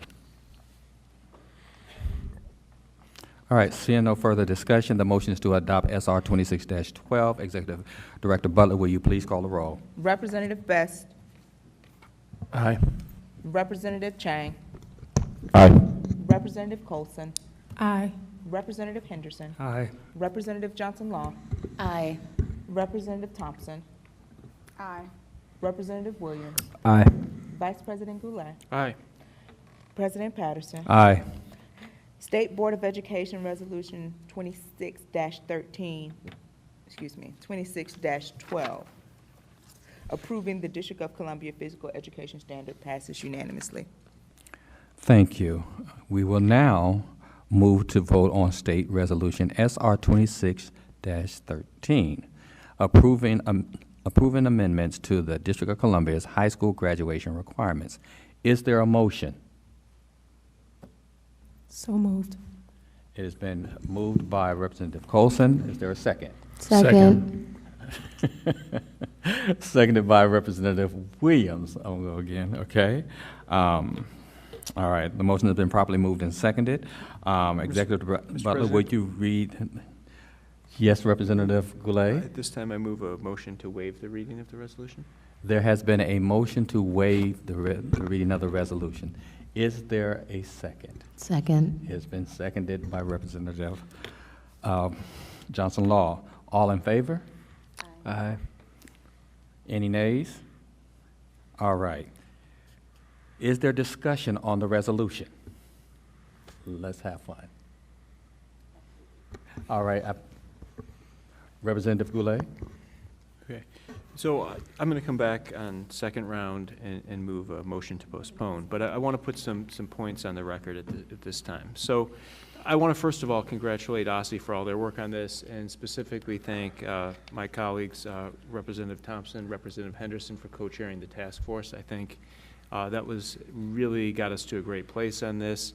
I support the task force's recommendations. I think they were fantastic. So, and I want to thank all the people who volunteered their time to participate on the task force. I have concerns, though, and I want to put those on the record, too, right now. And my concerns, I think, could be alleviated with another month's work on this. We've put so much effort in, and I just don't want to see us rush this. The board doesn't have a lot of formal duties. We have certain things we have to do, and I think this is the most important thing that we have to do this year, maybe perhaps in the last 4 years even. I think right now my concern is that if you have a student who has achieved competency and they've demonstrated that competency on an OSSI-approved exam by meeting an OSSI-approved score, that they should get those 2 foreign language credits, they should get their seal of biliteracy, and that they really have a right to that. Now, that's what the task force recommended, and that's where I think we should land. I think we were willing to try to address a concern that was raised and not force this upon LEAs if it had operational concerns. But what really still concerns me is having a waiver process, because I think this is going to create, even if it's a short waiver, a lot of problems, and I simply don't support it. We had concerns when it was with OSSI, and I think now the new proposal, which we saw yesterday, actually raises new concerns and even more concerns for me. I'm not sure if anyone has even talked, up here. I haven't had a conversation with the Public Charter School Board about this. I'm not sure how they would approve these waivers. I'm concerned about DCPS doing it as well, because I think there should be uniformity among schools. Like, DCPS should just simply grant this credit once the state superintendent determines that like a certain standard needs to be met, and it is met by students for foreign language. So I don't know why there would be different schools doing different things on this. That makes little sense to me. And I think ultimately this has to be about the students. It has to be about the students who achieve proficiency, who demonstrate proficiency, should be able to get that. And I can't possibly imagine a situation where you have students who at home have demonstrated this proficiency, who then have to go to their charter school and ask for then a waiver to be sent to the Public Charter School Board that then has to be approved so the student can get the credit that they've already achieved by meeting the OSSI standard already. Like, that's 2 extra steps that could potentially keep that student from getting the credit, because it just gets bogged down in unnecessary administrative burdens. I mean, we can still report data of the number of students that have achieved this and received the credit. So I just am very confused at this point. We've talked a lot about flexibility throughout this process, and I think something that's really important in generating flexibility is making sure we're not making students take unnecessary courses that they don't need. So if you have a student whose first language is Spanish, who is fluent in Spanish, they can go get their seal of biliteracy and then maybe have courses to help their English so that they can make sure they're able to stay on course there. If you have a student who has traveled overseas or is fluent at home in another language, they can get their seal of biliteracy, they can get their 2 credits, and they can explore other elective credits, because we've reduced in this proposal the number of elective credits from 3.5 to 3, despite talking about, as a board priority, trying to create more flexibility. So I think we've done a lot of good things in here. I definitely support financial literacy. I really support reducing the number of community service hours from 100 to 60. But I think this one last issue, it's just strange to me that we wouldn't take a month to continue the good work we've had with OSSI and the positive collaboration to try to just get to a place where we understand this, because I do not support the implementation plan that's in the letter. And we are voting by reference to that letter in the same way that when council votes on the budget, it's voting the budget books by reference. So we're essentially adopting a plan that I don't agree with on this. I don't agree with the waiver process, and I would rather set a waiver process that we support and approve that today than have a waiver process that we don't support, and then we have to try to clean it up through implementation. So I'm going to move it later around to postpone this 1 month and then keep up the great work that everybody's been doing on it. Thank you very much. Thank you, Vice President. Is there more discussion? Representative Thompson. I have the following thoughts. Here's where I agree with Representative Goulet. I agree that this is some of the most important work before the board. I have said that from the beginning, before we ever even embarked on this work. This is our high school graduation requirements are essentially the roadmap to what we are saying. If students take the following steps, they will be prepared when they leave our high schools. Doesn't matter which high school, doesn't matter where the high school is located, as long as you are in the District of Columbia, you will be prepared to do what you want in life. That is something that I personally am very committed to as a person, as a human. And so I absolutely agree with Representative Goulet that this is one of the most important votes this board will take. I will say I also really appreciate Representative Goulet's point about implementation and knowing what we are voting for and saying we support. I will say I don't have, and I have been, I tend to be very, very thorough. I'm someone who has been very engaged in this process. I've been in the conversations around the competency-based most recently, and I am a little confused about the roles and the why. Like, why is the TSB the best party to do this? Why is it not OSSI? Like, why was the compromise language the best language? Are there other constraints that I don't know to consider from OSSI? And I know I have asked a few times, and I do appreciate very much Representative Goulet's push to get us to a compromise on this, because I absolutely would like this to be my birthday present this month, to vote on this and put a bow on it. But I do still have some things that if a constituent asked me, I would not be able to explain. And I don't know, and specifically around this implementation piece, I do not, and if someone could help me understand that in this discussion, that would be particularly helpful. Because this language we saw today, and we have been very consistent, we've been very open, we've been very transparent, and we have been in an ongoing conversation with OSSI, and they have provided us a lot to weed through, and we've taken the time to weed through that. They've done a yeoman's job of responding to all the things that we have raised and the public's raised and everyone's raised. But I am someone who, and this is one of the reasons I thought the task force was particularly important, I always want to understand why I'm supporting something or why I'm not supporting something. And it would be really helpful during this discussion if someone can explain why this is the right answer. I think that is helpful to know since it was put on the table, this version was put on the table today.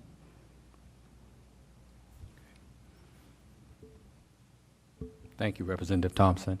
I don't know if there's someone who wants to speak to that specifically in the course of the discussion. I mean, I would imagine somewhere between Vice President Goulet and President Patterson, since you all are the ones who negotiate on behalf of the board. And you spoke to earlier that there was a conversation with Dr. Mitchell, which you said you had full confidence in. If I would expect it would be. So you're asking me, because before I would general, imagine. So you're asking me, can I speak to it for you? Unless there's someone else who was party to the conversation, but. No, I can do that. Okay. All right, thank you. What I will say directly to your response, Representative Thompson, is that first and foremost, I appreciate all that has gone into this process. As I've stated in earlier conversations, we weren't going to even have a task force until you personally started talking about a task force so that we could get the input that we could get for this. So I appreciate the process that we have gone through. As far as the conversations that were at the 11th hour, if we want to use that term, that was in response to, and I'll take you down the chronological order, is that we had a meeting with the deputy mayor. I did not attend that meeting because I could not because of a personal situation. And so Representative Goulet attended that meeting, and at that time, that's when this was brought up. Kind of like, there's still some problems. We have some constituents who are here in the audience that are raising some issues about this. We want to tackle this again. And so what happened after that, and this happened in very short order within the span of about 5 days, and that's why you probably didn't see this play out all over the place like, like some things do. It was like, well, we need a letter. And we're working with the staff and we're saying, okay, we need a letter. So that's how we got to the letter that was sent out yesterday. And I believe that letter was sent out about 6:07, somewhere thereabouts. And basically, I had called, and I'm a very transparent person. I called the deputy mayor's office. I said, where's this letter that we have requested from OSSI? Can we get this letter as soon as possible so we can go through it? We get the letter back from Dr. Mitchell. It has this new language in it, specifically around the foreign languages and everything. People had some time to read it. And today we see where we're at. People's like, I feel confused, I still don't understand it. But it wasn't any type of meeting where we said, we tried to not be transparent with it is what I'll say. Is that I think that language was kind of rushed. And then the letter was, and we're discussing it now. And I don't know if this is helpful to clarify because I am not asking the how did we get here question. Okay. I am specifically asking why this is the right solution and what the language means. Okay.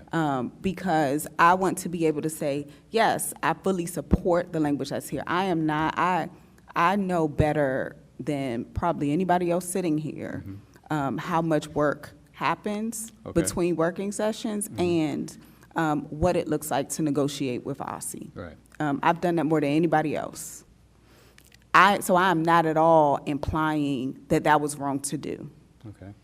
Or that is in any way inappropriate to do. I think that is always the responsibility of the leadership to do, is to do their best to get to the finish line on behalf of the board. And I think that was done here. And I think it is also an important step to take and turn around and say, hey, board, this is what this means. This is why it's not the language that we put forth as the task force. And this is why this is the place that arrives. And this is what this means for the Public Charter School Board. And this is what it means for implement. And so I am more so asking, trying to understand the language itself. Okay. And I think I'm making the assumption, since you and Vice President Goulet have been carrying that ball forward, that was shared with you.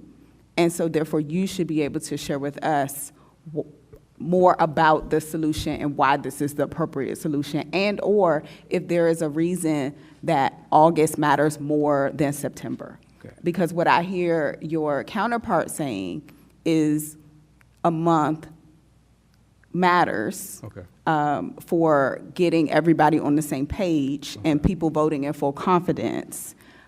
Even if the language, like whether it changes, whether it doesn't, I tend to be able to want to explain that to people. I have not heard, again, the why this solution, so we can explain it to the public, and there might be really good reasons for that, but I want to consider them. And I have not heard why we should or should not vote tonight versus in September. So therefore, I can consider any motion Vice President Goulet will put before us. Okay. So what I will say is, as far as me explaining this to you, I received it, as I said, at the timestamp that I gave you. I understand it as much as you do, okay? So I'm not in a position myself, any more so than you are in your reading of it or your interpretation of it, to give you any more clarity on that particular aspect. I can't give that to you if that's what you're searching for. So let me state that to you first and foremost, okay? I received the language and I disseminated it to everyone and was assuming, like you were, that they would look at the language and understand it, and they would say, okay, I can vote yes or no. I believe I put in my email to all the members, basically, please read this over. It may affect your ability on how you vote, but I was not trying to interpret the language. Okay, so I have no more understanding of the language or how it was proposed or put together, any more so than you do. We asked OSSI for a particular thing as far as implementation. They gave us that language back to us. So other than that, I can't give you any more understanding of how to explain something to a particular constituent that may come to you. I can't give you that particular thing. I'm listening to see if we need another month. I'm with everyone else listening to my colleague, my vice president, and everyone else. Why should we or shouldn't we? So that's why I'm in the same place as you are. Even though I'm in a leadership position, I'm in the same exact place as you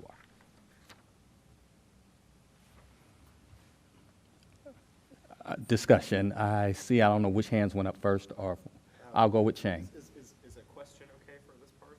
Sure. Okay. I think I would love some help from either of you just to lay out what are we actually.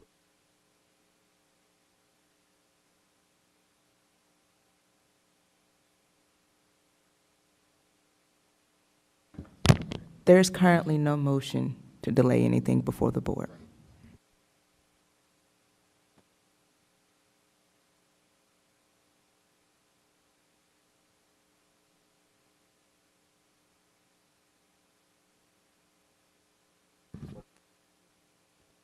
Representative Chang, we can't hear you online. Your mic is not on.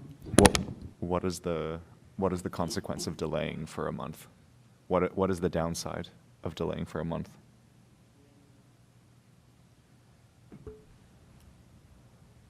I don't believe there is a downside to that. Okay. To be honest with Okay. you, I don't know of, Representative Chang, of any deadline that has to be met. It pushes back when you can institute it or anything just by delaying by a month. So Okay. that's my answer. So I think what I'm hearing is a lot of these conversations are things that we should be discussing in a working session as well. And so would propose that, and I hear your point, Kathy, that these conversations need to be open and transparent, but it does feel like we have either 3 hours here or work that we can do more efficiently outside of this setup. And so, I think for those reasons I hear what Ebony Rose is saying and what Eric is saying. Okay. Yep. Other discussion? Representative Colson? I want to echo, I'm so sorry. I'm so sorry. Yeah. I'm so sorry, Go over there, Representative please. Colson, because I turned and I know that you had put your hand up, Representative Johnson Law, so I apologize. Go right ahead. Okay.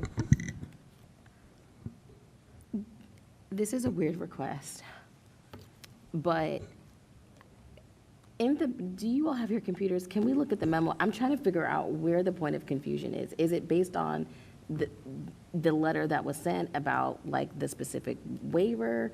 Like where is there seems to be confusion. Is it that we don't understand like the updated language? Do we need to go old school and literally just read it together, OSSI's updated language together as a board? Because if that's the case, we can do that. I'm just trying to gain understanding about kind of building off of Representative Thompson's concern is like, okay, where's the disconnect here? I'm confused about the disconnect and where. Is it specifically in the resolution? Is it about is it specifically just about the language that's in, again, I'm just gonna really quick, like as described in the proposed policy regarding a new state seal of biliteracy. Like, is it something in here? Is it talking about the DC code when it comes to the language requirements and the waiver of who it's going to? Like where, like can we, you know how they say in church, baby, go to your Bible. Can we just go there together and figure out where we are? Because I'm lost a little bit. I believe Representative Goulet would like to respond to your question. So I think Representative Johnson Law, I think that's a very helpful point. I mean, so I think we have 3 documents at play here. I mean, one, we have the resolution itself, which you're not going to see that level of detail in. Yes. The second thing is the attachment to it that breaks it down to the next level, which is showing the like the credits that you Yes. have per subject. Okay. And the third thing is like we have when we have like the budget with DC, you have then the plan. And in this case, I want to give OSSI credit. They've been very responsive to us. We had our working session where we had concerns that were raised. I'll give Representative Henderson, Representative Williams, you raised concerns at the meeting. And, leadership went back and took those concerns to the state superintendent. The letter that was sent over. Okay. Correct. We talked about the letter. Okay. And addressed those concerns. We then met with the deputy mayor, again reiterated those concerns, and then OSSI provided a new letter to us with kind of a different implementation strategy. I think the point I have is it's not that I can't read the language, it's just that I think we need more time as a board to be able to articulate that plan and be sure we can explain it to our constituents and make sure that that's the best way to go, because it is different from what was there before. It's a different waiver process. So for me, it's just about having the time to try to continue the work we've been doing, go through a working session, have that transparency that the public's talked about, and do what we did during social studies, which is to take the time to bring the public feedback in, get a product where we all enthusiastically voted for, and I think we can get there within a month. So I don't think it's anything more than that. I think it's everybody's just working. It's just kind of we hit an artificial deadline, and now we just need a little bit more time to get to the finish line for this and hopefully have unanimity for it. Got it. Okay. That's Other helpful. discussion, Thank you. Representative Henderson? So just to elucidate some of the rub, my understanding, the board sent a letter to OSSI Right. asking them Right. to remove the requirement for an OSSI waiver to grant the competency-based credit. They came back to us with a proposal that did that. Right. And it pointed to regulations that require Like the DCPS schools and the to go to PCSB. DCPS and PCSB. Right. That's like the old, like the original code, like the DCMR 2203.7, the original one, that one. Right. So then Representative Thompson's question is relevant of, is that the solution that Got it. Okay. works that we want or not? My With you. thought is, I think we do need to be careful around like having a clear policy for waiving credit hours, and that we need to protect that. And so I don't know if there's a solution that protects that. Maybe it needs to alter those regulations that point to DCPS and PCSB. I get the perspective from OSSI that, like, from their perspective, we asked them to remove something and then they removed it.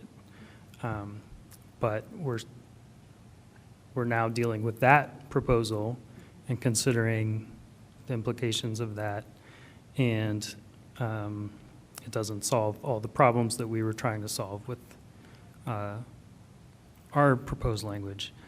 I appreciate the compromise that OSSI offered.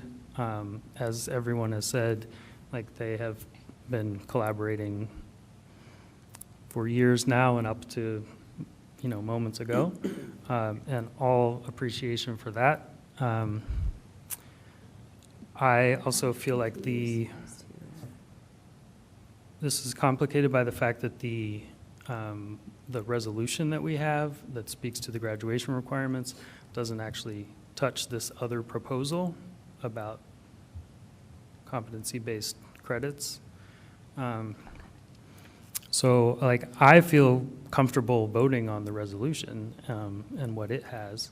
I would also like to continue working on this competency-based foreign language credit. I think we could do that even if we did vote for the graduation requirements today. I also do think it's important that everybody understand what we're voting on and be able to explain it to constituents. That is important, and if there is confusion,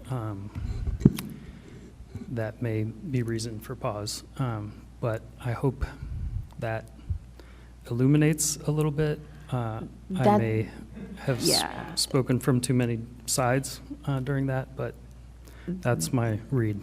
That's helpful, because now that puts into perspective about when you're talking about the DC code and it going, if it, with the waiver with DCPS or a charter, but then in the law, it also states that the DCPS or PCSB respectively shall review the school's application in accordance with the standards and requirements established by OSSE. So if OSSE's already establishing it and it has to go through the LEA, then I think I'm trying to figure out what the disconnect is.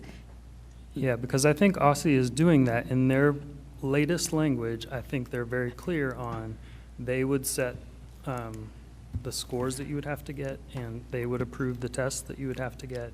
The rub is that there's another layer of the schools having to apply for the waiver.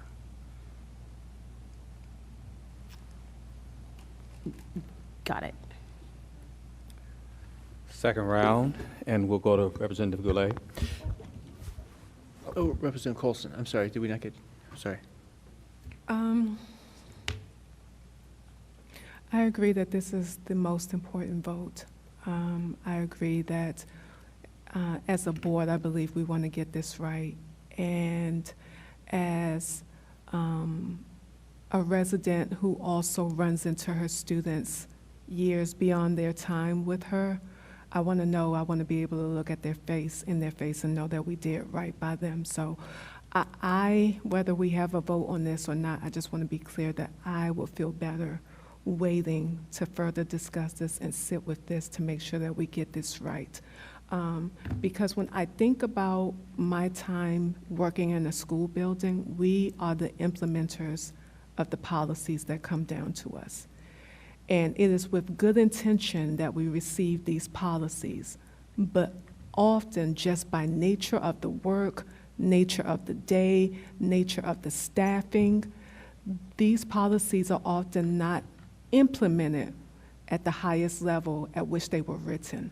So when I read advisor, counselor, or other designee, that can end up being anybody can fill the other designee portion. I'm also thinking about our work on chronic absenteeism, what our rate is right now in the city. And with implementation, if we're saying that, and this is just the way I'm thinking about it, if we're saying that the students should meet with an advisor once every year, what if the child is absent during that time? Do they get a chance to meet with that advisor when they return back to school? Do they wait the next year? If they've only seen their advisor 2 out of the 4 years, is that going to hinder them from graduating? All of those things are the things that I think about with implementation. And I know that maybe we can't get into the weeds like that with this language, but as much as possible, I want to remove the barrier of interpretation from the LEAs and from the schools so that we can make sure that the students are receiving everything that they deserve. It means nothing for us to make a policy and then when implementation strikes, it's not being done well or done with fidelity. That's the same thing that happens now when we're looking at our grading policy or our attendance policy. We have to make sure that we remove the possibility of human error or lack of implementation. And for that reason, I appreciate the work that everyone has done. I appreciate all the compromise and the back and forth. But for Ward 4 and all of our students, I want to make sure that we absolutely, without a doubt, get this right. Thank you, Representative Colson. I believe we're at the second round, and I believe Vice President Goulet. I just, I want to again thank everyone who worked so hard on this on the board, people who put in a lot more work than me. I mean, Representatives Thompson, Representative Henderson, I want to thank you both for your work, and I want to thank everybody on the task force. So, for me on this, it's just about making sure that we do everything we can as a board to exercise really our most important duty of the year on this, and that's to make sure we fully understand the proposal, make sure we fully vet it, make sure we're transparent about it. And I think we are right near the finish line on this, but we just have a little bit more work to do to get us to the point where we'll be able to go out and explain this to our constituents, that we'll be confident with it. And I again want to just thank OSSI for all of the work it's done in collaborating with us and working on this. And it's just such a positive working relationship with you, Dr. Mitchell, and your leadership has got us to this point. And I just want to thank you for that. At this time, I think given where we are, I'd like to move a motion to postpone. Well, it'll be debatable, so you can. So I'd like to move a motion to postpone, which will be debatable, and then. So, parliamentary point of order. So, Vice President Goulet can make a motion now. That motion then will suspend discussion on the current issue, and you would take up the whatever issue at hand. But Vice President Goulet had already been recognized to speak, and so he had not. And since there's no time limit on the comment period, he can continue to speak, and unfortunately, President Patterson can't disrupt his discussion time. So if he'd like to make a motion during this time, he can. I'll just be clear. This isn't a motion that would cut anybody's opportunity to speak further on this off. This is a motion that would move us along in the discussion, I think. So this is a motion to postpone this for 1 month. That motion is debatable. Like a motion to table would not be debatable, but a motion to postpone is debatable. So you can comment on the motion, you can comment on the underlying measure to the degree that you want. But this isn't an opportunity. This would not cut off anyone's opportunity for another round. I would not do that to any of you. So I move at this time a motion to postpone this until the next public meeting, and that motion is debatable. A motion has been moved by Vice President Goulet. Is there a second? I'll second it. It has been seconded by Representative Thompson. There needs to be a vote. All in favor? Well, we call a roll. It is a voice vote, but if you can request a roll call vote. I'm going to request a roll call vote. No, it's to move for the open discussion. The motion. Yeah, we're still in the motion of the discussion. He moved that there be postponement of the voting on this particular matter to the next public meeting. So that vote hasn't occurred, it's just been moved and seconded. The board hasn't voted to actually do that. Right, but I thought we were going to have discussion before the vote to decide if we wanted to do that. Yes. Why don't we take a roll call before the discussion? I thought it was just to have the discussion, to put it on the table. Once it's been moved, it's late, y'all. Once it's been seconded, it's already on the table. Right. So thank you. Yeah. Discussion. There you go.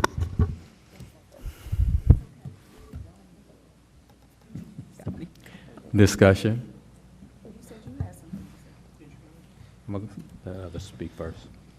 I'll just say, if we do vote to postpone, just to underline, it's incumbent on all of us to make sure we are prepared and do everything we need to do. I think, we did receive the latest language just yesterday, and so that is a short amount of time to process that, but just to make sure that we are proactive in settling everything, not at the last hour. Before I go, Representative Williams. Yeah, I will simply say that I think I have some questions around how to interpret some of the final language in what was sent over yesterday, but at the same time, when I think about this whole process for the last 3 years, I feel good about it, good enough about it at this point. So if people want to put in the work, I will engage in that work, and I will work to continue to clarify things. And yet, I do not necessarily see it as necessary. So I will be voting no to postpone, but I will understand if people want to clarify things to be able to explain it to their constituents. Representative Thompson. So I'm going to say something actually very plainly because I don't have a better way to say it. My fear is that what if the school won't apply for the waiver? Where does that leave the young person? Like, what if they just refuse to reply? And I say that from a place of my graduating class had 21 people. What was offered is what was offered. My neighborhood school, when I was a kid, the same neighborhood school my mom went to is my neighborhood school now. I am someone who made a choice to come back to my community and had a lot of different experiences. Some because of my school, and some things I did not get because of my school. And I am not saying at all that anyone is acting in bad faith. But I do want to understand the answer to that question in a very real way. And I'm sorry I cannot remember your name, and I'm gonna call you a young man because you're younger than me. Mr. Woods. What the young man, Mr. Woods, said earlier is a real example. And I am wrestling with, is that still true if we put this policy in place?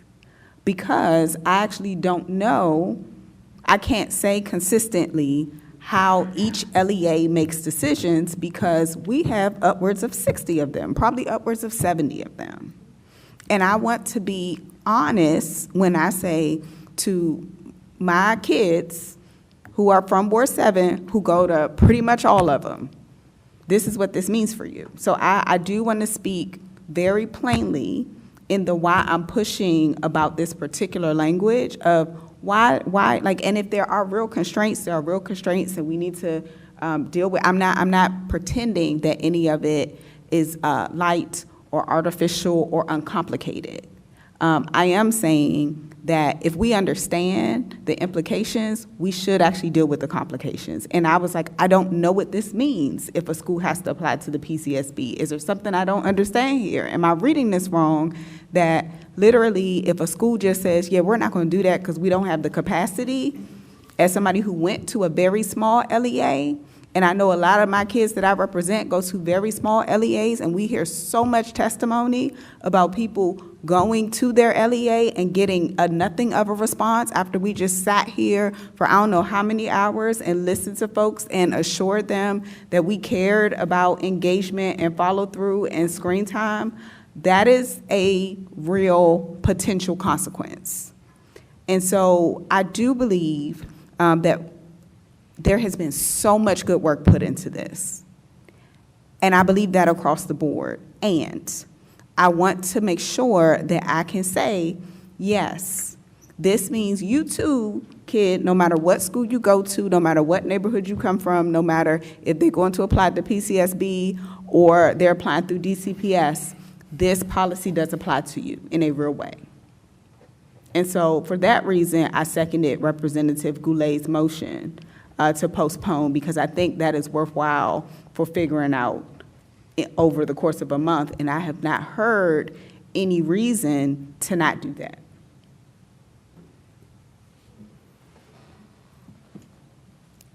I'm turning to look both ways before I add comments, see if there's other discussions. Representative Johnson-Law.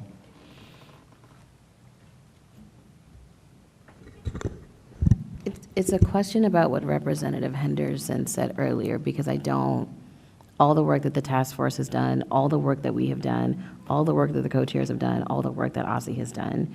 And Representative Henderson, didn't you say something about, like, can't we vote for the resolution and then still look into this issue, or did I mishear that? Or did I mishear you? I did say that. I said I would be comfortable with that, but I don't know that everyone else is. Okay. I didn't know if that was like maybe could be an option. I was trying to think through solutions, but okay. Thank you. I just wanted clarity. All right.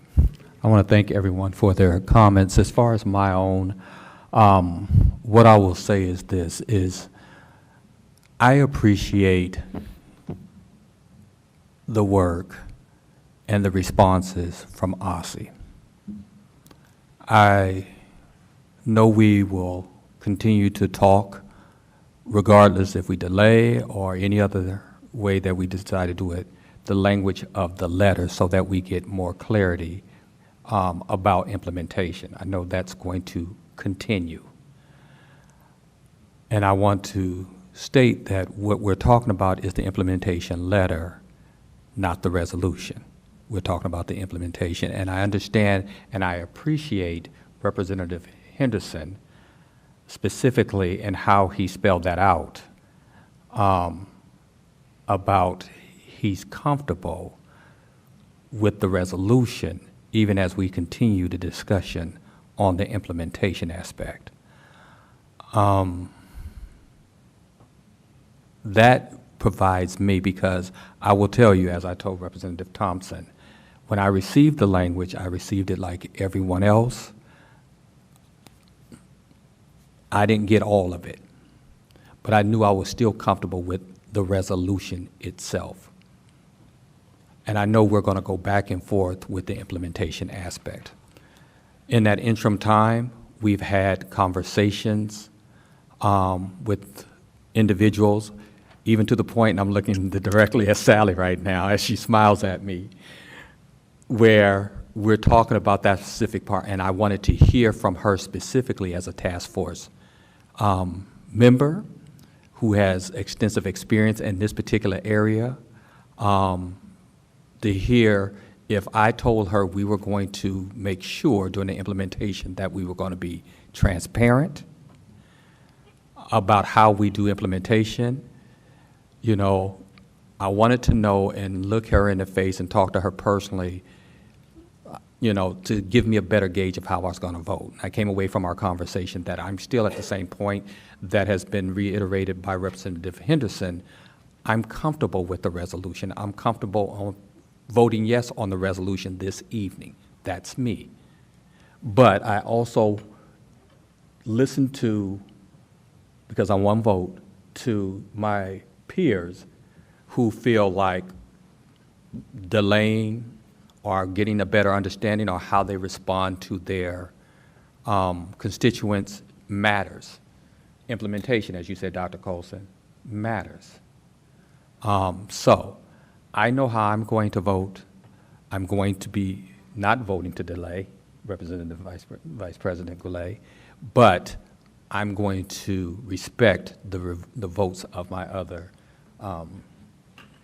members that are here. So, Second round? this third, oh, a second round for this part. Yeah.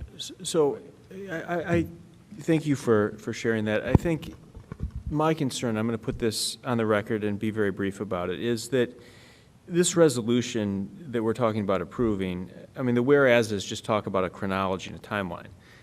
All this resolution says is now therefore it be resolved that the DC State Board of Education approves OSSI to amend the district's graduation requirements in Chapter 22, Subtitle A of Title V of the DCMR consistent with this resolution. So all that really is saying is the same thing it would have said before we started the high school graduation task force. So like approving this resolution is really nothing. Where it gets down to the details is the letter that talks about what we're going to be doing. And that's what I really believe we need to get right. We can't be up here with a fuzzy understanding of what's in that, because then we have not done our most important duty as a board. And our most important duty as a board is to make sure we get those limited statutory areas and know them like the back of our hand, be able to explain that to any constituent who asks, and make sure that we're doing the right thing in terms of how we're going to get to all of those elements that fit into those three sentences in that resolution. So I want to make sure we can speak with clarity and know we're doing the right thing today, so we don't end up a month from now, a week from now, figuring out that we made a mistake. And that's what really is making me very uncomfortable tonight, is feeling like there's a lack of clarity on this process at the end. Because right now, when we're voting on something like we were social studies, we should be crystal clear about what the impact is. And I think it's very apparent that we're not yet. So I think a month will give us that clarity, and it will get everybody on board in an enthusiastic way. So thank you all. I'm not seeing any further discussion, and we have had a motion that has been properly moved and seconded to postpone, is the word that was used. And I asked, as opposed to just a yea and nay, but for a roll call. So Director Butler? Representative Best. Aye. Representative Chang. Aye. Representative Colson. Aye. Representative Henderson. No. Representative Johnson Law. Aye. Representative Thompson. Aye. Representative Williams. No. Representative Goulet. Aye. President Patterson. No.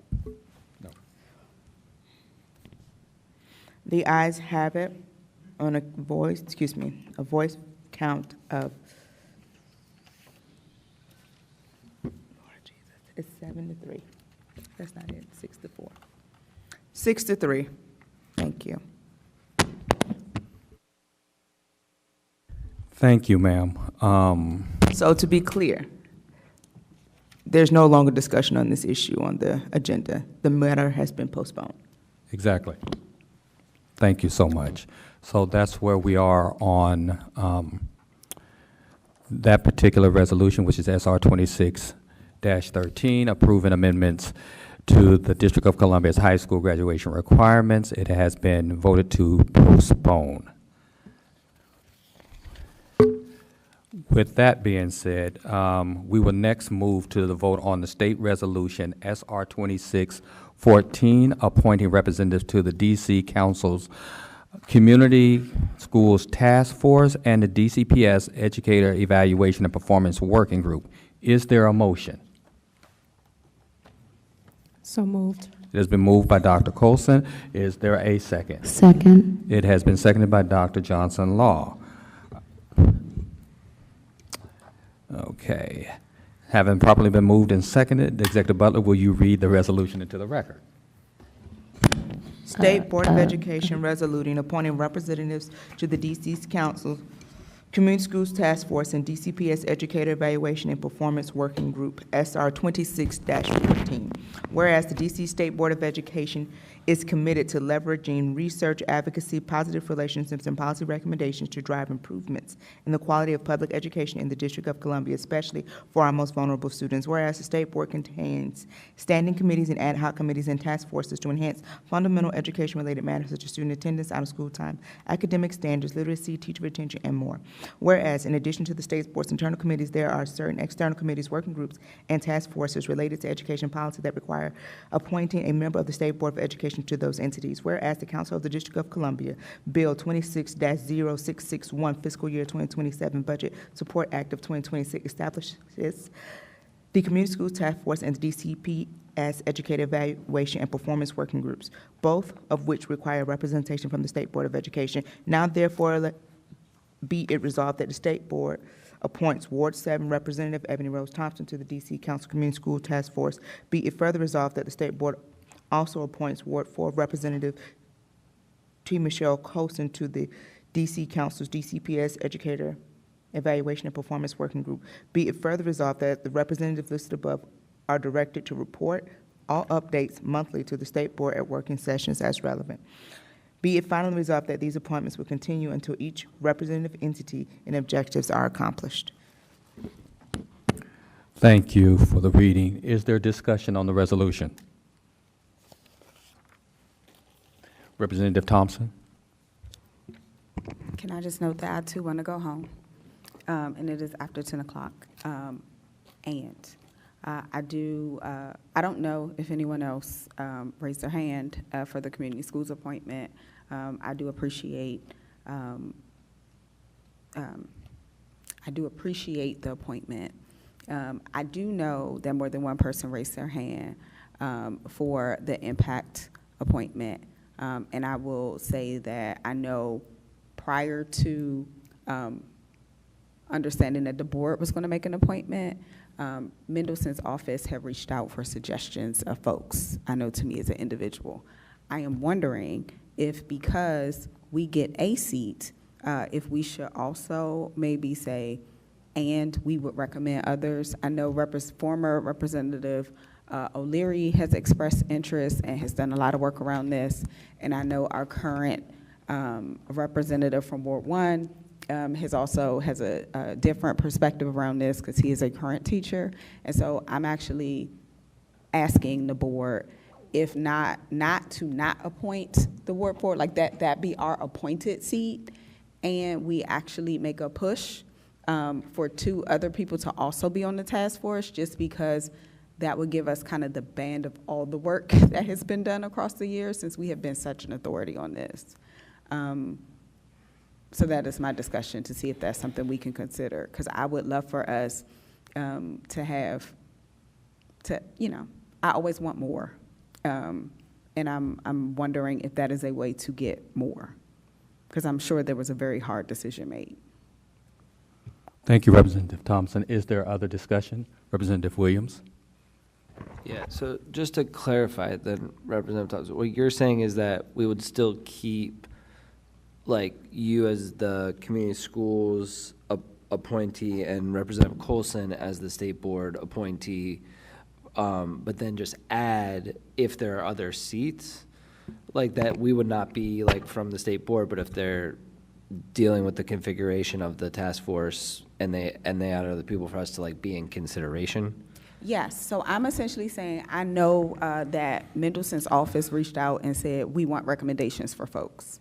I am not saying that, I understand fully that the state board gets an appointment as the state board. I'm also saying, because they asked us for, like, I know they asked me, I don't know if they asked, maybe they reached out to you as a teacher, but I know they reached out and said, are there recommendations? I'm asking, since we also have another member who has expressed interest, and we have a former member who's a longtime teacher who's expressed interest, if we can also just say, we would like them to be considered for the task force, not that they are the state board's appointment.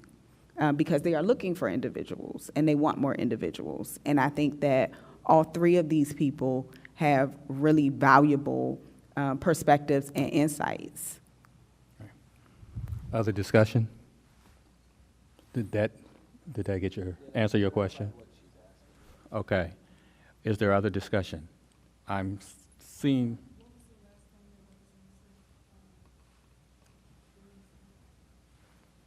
He asked me if it clarified. Could you speak in your mic? Sorry. President Patterson asked me if Representative Thompson's response clarified my question. I just said that it clarified my question. Was there further discussion, Dr. Colson? I don't think there's necessarily further discussion. I just know that when we have resolutions and discussions, we usually have conversations offline with one another so that we are at least have a clear understanding of where we stand going into these votes.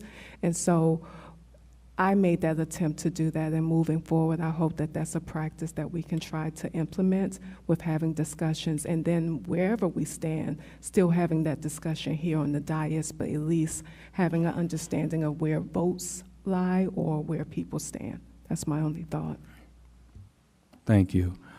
Not seeing any further discussion, so I'll our hands. What I will say, okay. What I will say in regards to this appointment, and I appreciate your comments, Representative Thompson, that they gave us one appointment for each of those external committees, as what I'll call them,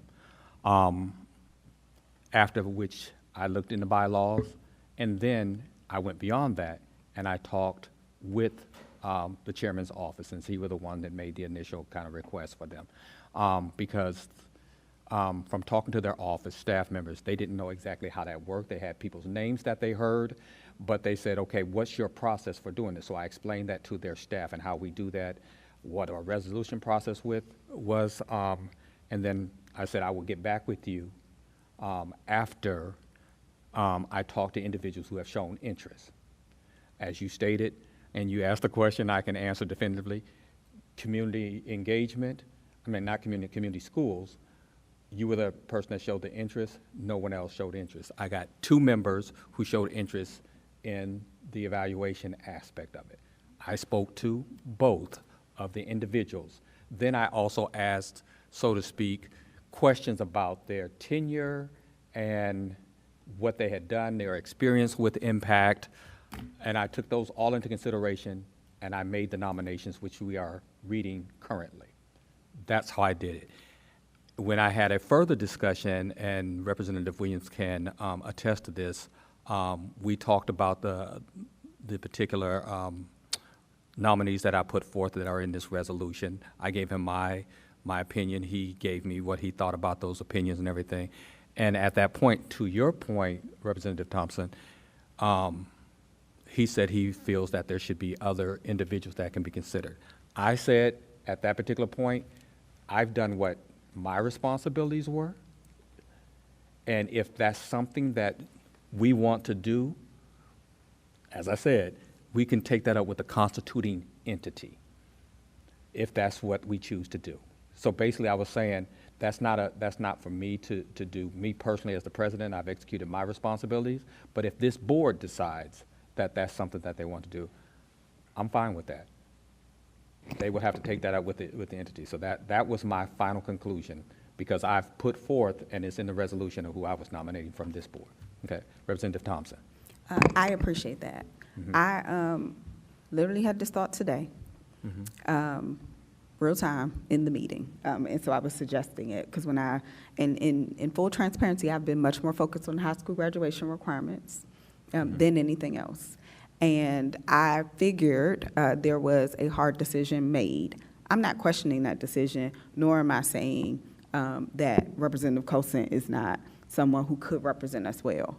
I am actually saying that we as a board could also push for more people, and I'm making a suggestion to say, and these people can also be considered, not to replace her, not as alternates, but because I did not see anywhere, and I will say they did reach out, ask me about folks who should be considered. I think prior to when they knew what the board was supposed to do, right? And so if there is value, I guess I am suggesting that we also say the board, for the board seat that comes by virtue of us as a body, it is Representative Colson. And we would also recommend the following people be considered for the task force because they have, good teaching experience or whatever. I'm just thinking about the fact that we've done a lot of work around this as a board, and both of those people I know are people who have expressed interest, and the reason that they've expressed interest is because of the work we've done as a board, and I think it would be a value add to the larger conversation. And we as a body can be a champion for that. Okay. Instead of being constrained by a particular piece of legislation. I think we should make the legislation work for us. Okay. We can always have more people at the table rather than less. I'm going to go to Representative, I looked around on both sides. Representative Colson. I want to go back because this is really reminiscent of the discussion, the lengthy discussion that we had with the administrative vote and who was going to be on that committee. And at that time, there was a nomination or a recommendation for appointment, and then we had the lengthy back and forth going through the bylaws to decide if additional people could be added. I will say that there are multiple task force that come up that I think multiple representatives of this board could sit on. I think there are also times where the space will call for 1 or 2 people, and during our time, I hope that we will have the opportunity to have multiple people to sit on external committees. I, again, would like to say that when we have situations like this, I think it's great that we reach out and we talk to other board members. I reached out to Representative Williams. We had an understanding, and I just want to note that we should have these discussions and be clear on what we're going to do, rather than having all of this now. It is interesting. Thank you. And to your point, I'm looking if there's any further discussion. What I will say is this. I believe we have a resolution that is on the floor that we're going to vote on. I believe that there is room at the suggestion of Representative Thompson to discuss what that, if there's possibly a lobbying is the word I'll use, for board representatives or more voices on that thing. I think that can be worked out in our working meeting. That can be a discussion that can happen there. But I believe we have a resolution currently that is been properly formatted and done the ways, and that I would like to vote on this evening. Representative Thompson? Wait. Okay, I don't know who on this side raised their hand first. Go ahead, if you'd like to speak. Okay. Okay, Representative Goulet? No, I just want to support, we had, it sounds like we had great choices for this. I know you've always got the unenviable choice of having to pick between two very qualified people for it, and you made a selection as president, and I'm going to support you on that. And I do like what Representative Thompson's also talking about, is always having ongoing conversations to see if we can have more support, like more engagement from this board with policymakers in the city. I think it's a good thing too. So if that's possible, that sounds great. But I'm gonna vote for this resolution tonight. Thank you for having to make the tough call on this one, President Patterson. And then I'll look forward to working on any ways we can expand engagement with other members and former members who are interested. So thank you all. Thank you so much, Representative Goulet. Was there a last comment, Representative Thompson? I think two. One, I will say, I apologize if I caught anyone off guard, because literally I read this and thought, oh, this was a really hard decision. And we have multiple people who want to serve, and I've had to make those enviable decisions. I think that I would have liked for us to discuss this more robustly at our working session before tonight, but it did not feel like we had the opportunity to do so. And I know I personally asked some questions because I was like, I want to make sure if I am raising my hand, I know what I'm raising my hand for. My question would be, since we have to vote on this evening, because I know Hannah has already reached out to me about sending in a resume and like that, what is the larger timeline? Because if that is the case, I would like to move, I'm going to put forth my amendment, and someone can second it or not, and we can discuss it. But if the timeline is we have to vote on this tonight, I would urge us to go the amendment route, because we did not have the larger discussion in a working session about the task force and appointees as we normally would do.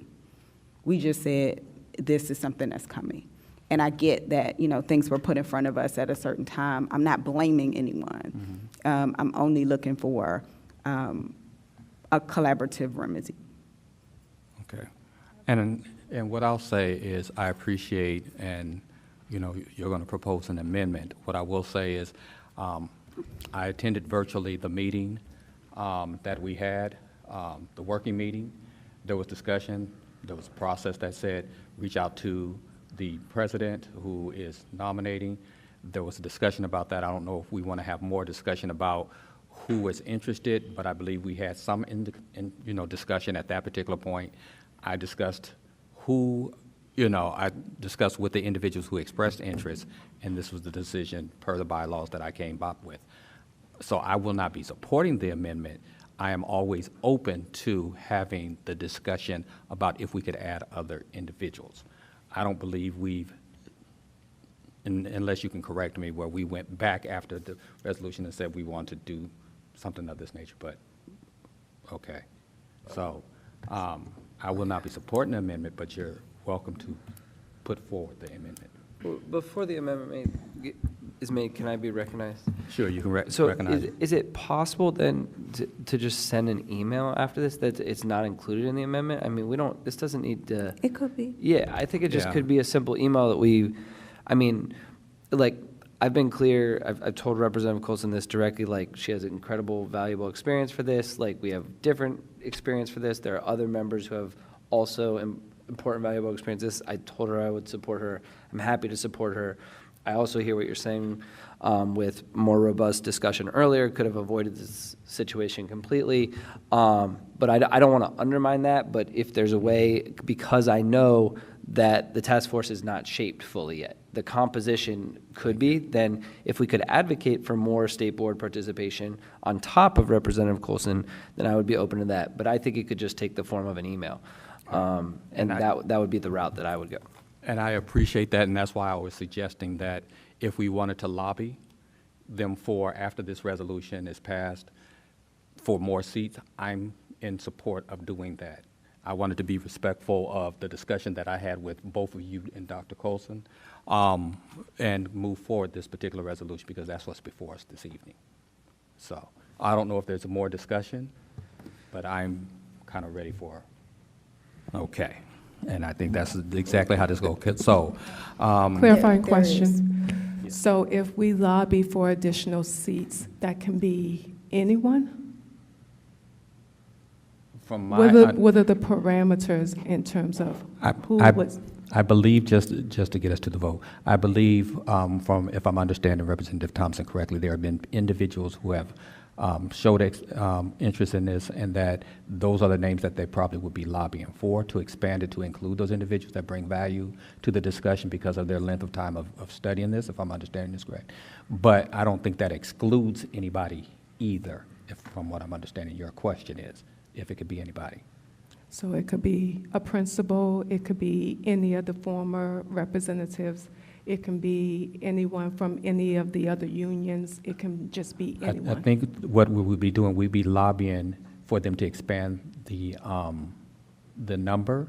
We'd be lobbying preferably for some individuals, but we're asking them to expand it for some individuals that we would lobby for. I guess to clarify, I think what I'm proposing, as I understand it, the appointments to the larger task force are happening very soon. I do not, but I don't think, I'm not asking for us to expand the number of seats. I am asking for us to suggest that Representative Williams and former Representative O'Leary in particular have valuable experience, and that they be members of that task force. In addition to the person we get to vote yes for, which is on this resolution, which is Representative Colson. Right. I literally had this idea real time in the meeting, because I was like, oh, you know, we have a very privileged problem to have when we have folks who have an abundance of experience, and I know this is something that has been important to the board for a very long time. And so I was very sincere when I said, hey, could we do this? And what do people think about this? And offering that up as an idea that I had spoke to no one before this meeting. So that is my proposal, and the route that I initially proposed to take that was an amendment. If there are other routes, because I have not put forth an amendment, and we are saying that we can send an email, and we're willing to send an email, I am comfortable with that, because I trust everyone as colleagues. Yeah. But I had not thought further, and we had not had a more robust discussion about all the possibilities at the working session. I'm not saying there was no discussion. I just don't think, at least at that time, there was space to fully consider like what all the possibilities were. Okay. Thank you for the clarity, Representative Thompson. I was about to call you Dr. Thompson. What I will say is two things, and then I'm going to call for the vote.